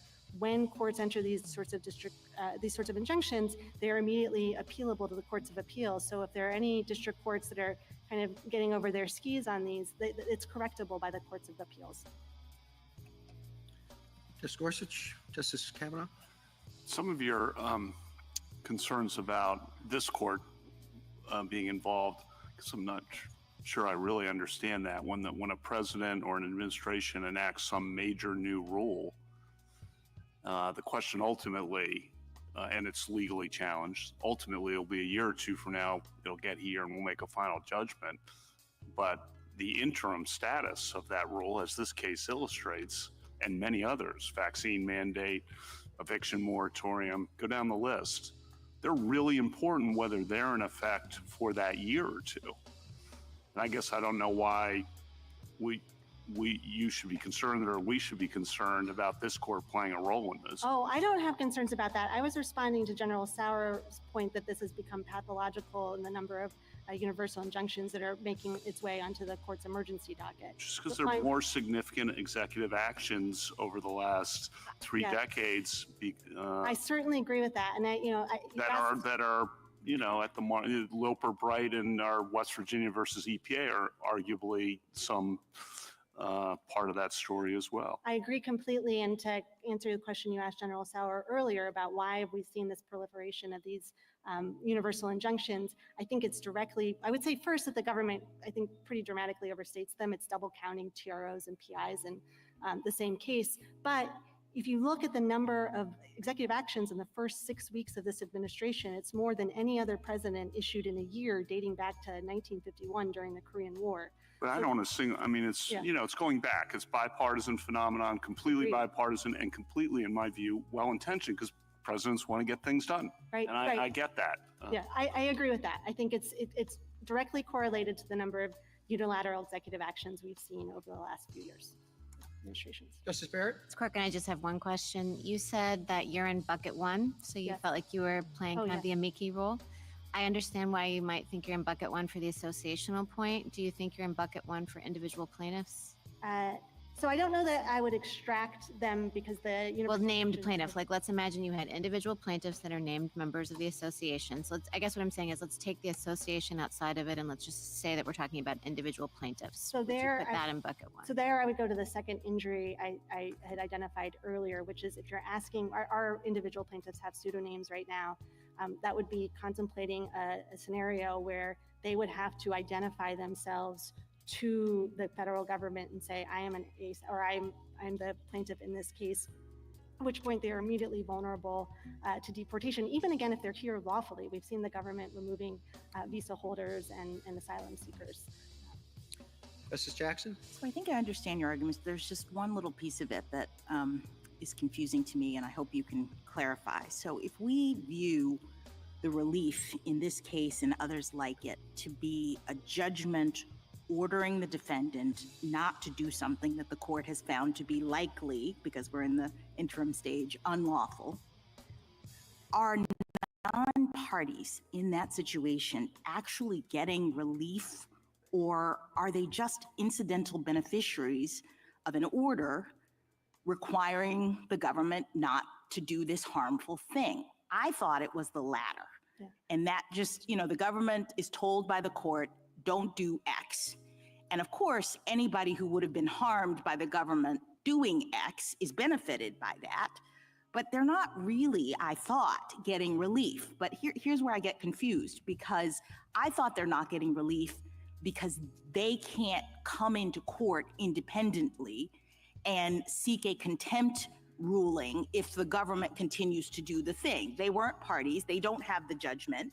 That's what differentiates them from, say, the class action people or the plaintiff people.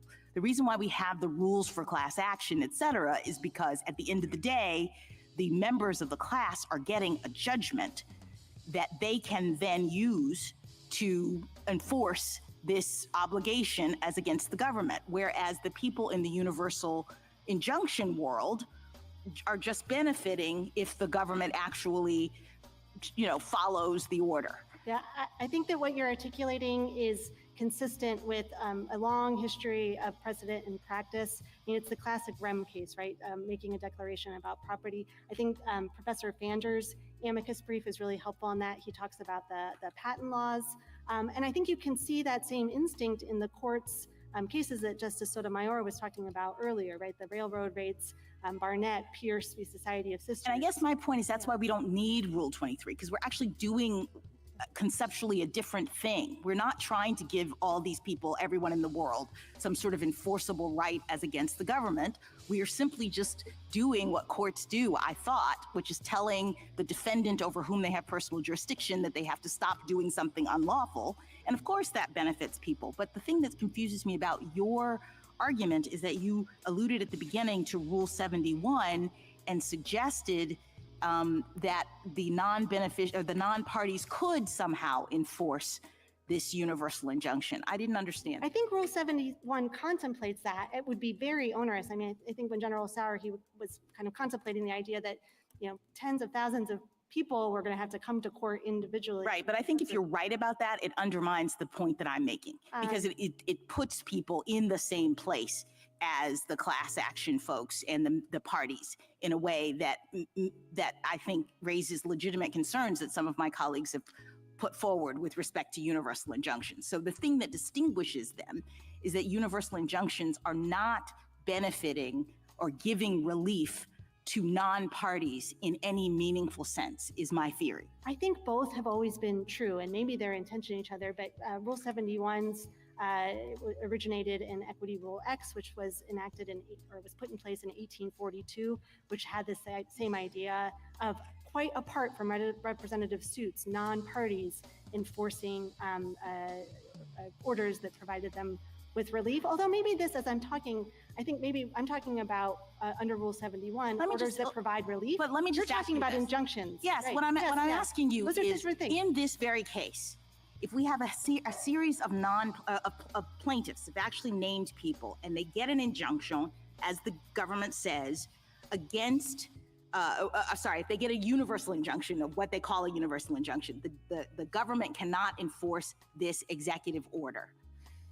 Can someone who is not a non-plaintiff come into court to enforce that if the government violates it? So I'm hesitant to say no, both because Rule 71 exists and those aren't my clients are my plaintiffs, and we needed this universal injunction. Yes, I understand. I'm just trying to figure this out. But I think both, I think both what you said is true. If we look at cases like Barnett and Pierce, and we go all the way back, I think Justice Story's dissent that he signed on to in Cherokee Nation v. Georgia is terrific on this point.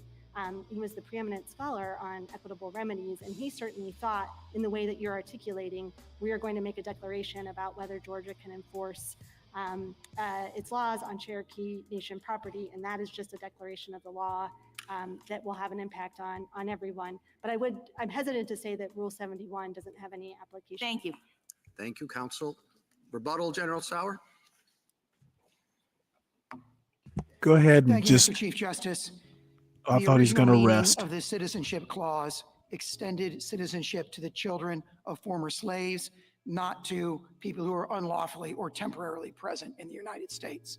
The merits arguments we are presenting to the lower courts are compelling. We cite, for example, a host of 19th century authorities that point out that domicile was the touchstone of non-citizens being treated as having their offspring treated as citizens in that context. That is consistent with Wong Kim Ark, as well as with the slaughterhouse cases in Elk against Wilkins. And the suggestion that our position on the merits is weak is profoundly mistaken. And that kind of snap judgment on the merits that was presented in the lower courts is exactly the problem with the issue of racing to issue these nationwide injunctions. The Chief Justice correctly pointed out that this court, if it wishes to address the merits expeditiously, has many tools to do so. Cert before judgment is one possible tool. There are also others. But this court should also address the scope of remedy, the remedial question that's presented in the application. That is an extremely urgent question. And one of the reasons it's an extremely urgent question is the limiting principles that my friends on the other side have been offering have all proven to be completely ineffective to slowing the essentially flood or cascade of universal injunctions that we see in these cases. The states here have a unique issue that hasn't come up yet, but for the reasons we state in our application, they lack third-party standing very clearly under cases like Murphy and Hayland and Katzenbach and Kowalski. No injunction really should run to the states in this particular case anyway. And most fundamentally, the vision of the district courts that's reflected in the issuance of these nationwide injunctions is a vision of them as a roving commission to correct every legal wrong that they can consider and to exercise general legal oversight over the executive branch, which is what this court rejected in TransUnion. And for those reasons, we ask the court to grant the applications. Thank you, counsel. The case is submitted. Until Thursday, the 22nd. Yeah, of well, May he at just finished up there, Woke Mike. I just looked at a case. I just got an alert on a case, and of course, I did not save it. There's a case dealing with in Pennsylvania, a district court in Pennsylvania just allowed Trump to use the Alien Enemies Act to deport, and several other districts have basically said no, you can't use it. And the government's appealing. This is a perfect case where people in the district that judge ruled in Pennsylvania are going to be deported, where in other parts of the country they're not going to be. The action has been delayed or enjoined, whatever the term is. So again, the government, these laws, the AEA is not being applied evenly across the board, which is troubling. So, you have a law, Alien Enemies Act, that's being applied in a portion of the country and not applied in another portion of the country. This is not how it's supposed to be. So there are times when, injunctions are necessary. There are times when they're not. And it's better just to take it case to case, case by case. And these precedents that Mr. Sauer is talking about, they ought to just laugh his ass out of court. But I kind of feel sorry for him because he's fighting an uphill battle here. I don't know. His argument just doesn't make sense in light of this specific case.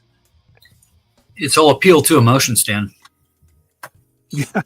Every answer was we believe and we think and we believe this. We don't believe the interpretation of the court. Right. Yeah. Yeah. It's all appeal to emotion. The whole bag is appeal to emotion. The fear, the division, and then when it comes to this stuff, they have no leg to stand on because it's all just fear based. Well, I think sometimes appeal to emotion will work when it's just purely like a judgment call where, if you're a Republican or a Democrat, hey, you might be inclined to interpret something one way or another. But to me, this goes beyond. This is just simple, like it's a logic problem. Yeah. Well, no, I'm saying if you have to render a judgment in this case, there's really no emotion. I mean, it's literally not something you should be doing. And you have to take it case by case. I don't know how they say, hey, citizenship. And again, with this Alien Enemies Act thing. Okay, what if you're in Philadelphia, you're an illegal alien? Well, you know what? I'm getting the hell out of this district. I'm going to a district where, an injunction's been imposed. I just think these guys, and I know part of it is they want chaos. Yeah. But the thing is that, there people, if there's black fatigue or white fatigue, people are going to get Trump fatigue, and it's showing at the polls. Like you were going over, much earlier in the stream, it's I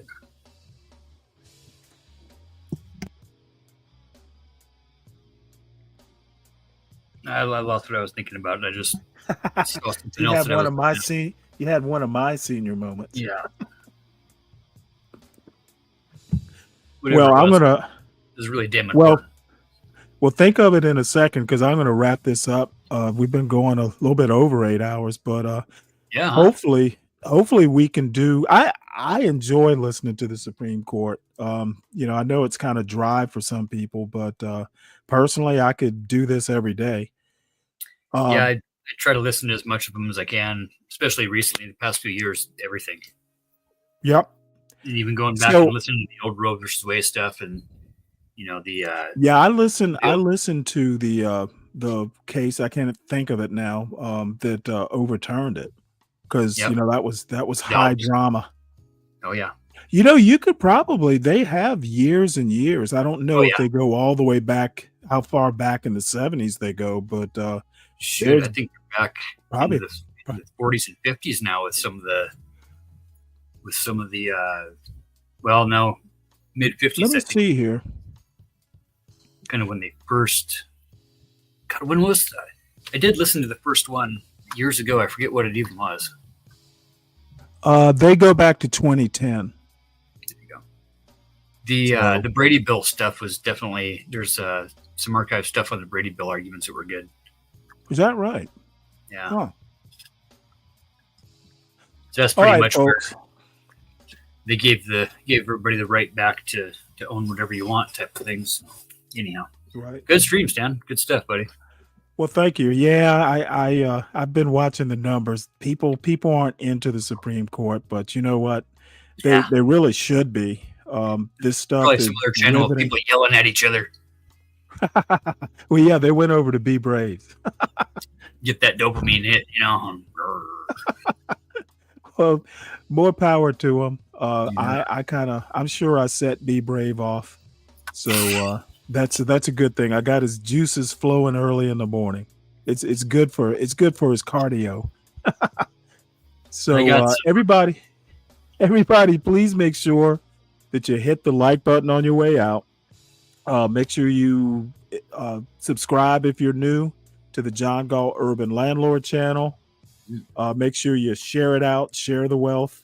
Where else in this sector of YouTube can you hear Supreme Court hearings? Please subscribe to the Stanley Cross channel. That's at Stanley Cross at 6,000. That's my channel. And I do the occasional video essay. By the way, I'm going to be on Critical African Thinkers, I think today at 5 p.m. I'm sorry, 6 p.m. Eastern time. Yeah. I meant to mention this to blacks, but Glenn Lowry got dismissed by the Manhattan Institute. So that's worth, Charles and I over at Critical African Thinkers are going to talk about that. Because he used to be we're both still kind of fans of Glenn Lowry, but it's probably for the best, Manhattan Institute, but so that's it. I will be on tonight around 3:45 or 4 tomorrow morning. I said tomorrow morning, and we will see you all there. And everybody have a good day. Thank you, Uncle Fatty. Hey, thank you, buddy. Had a good time. You too. Shout out to the chat. Yeah, shout out to the chat. Hit that thumb button. See y'all later. Oops. Let's see. Let's end this stream. Feel like I should go. Feel like I should go.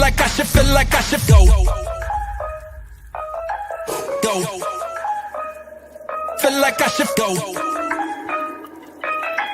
Feel like I should go.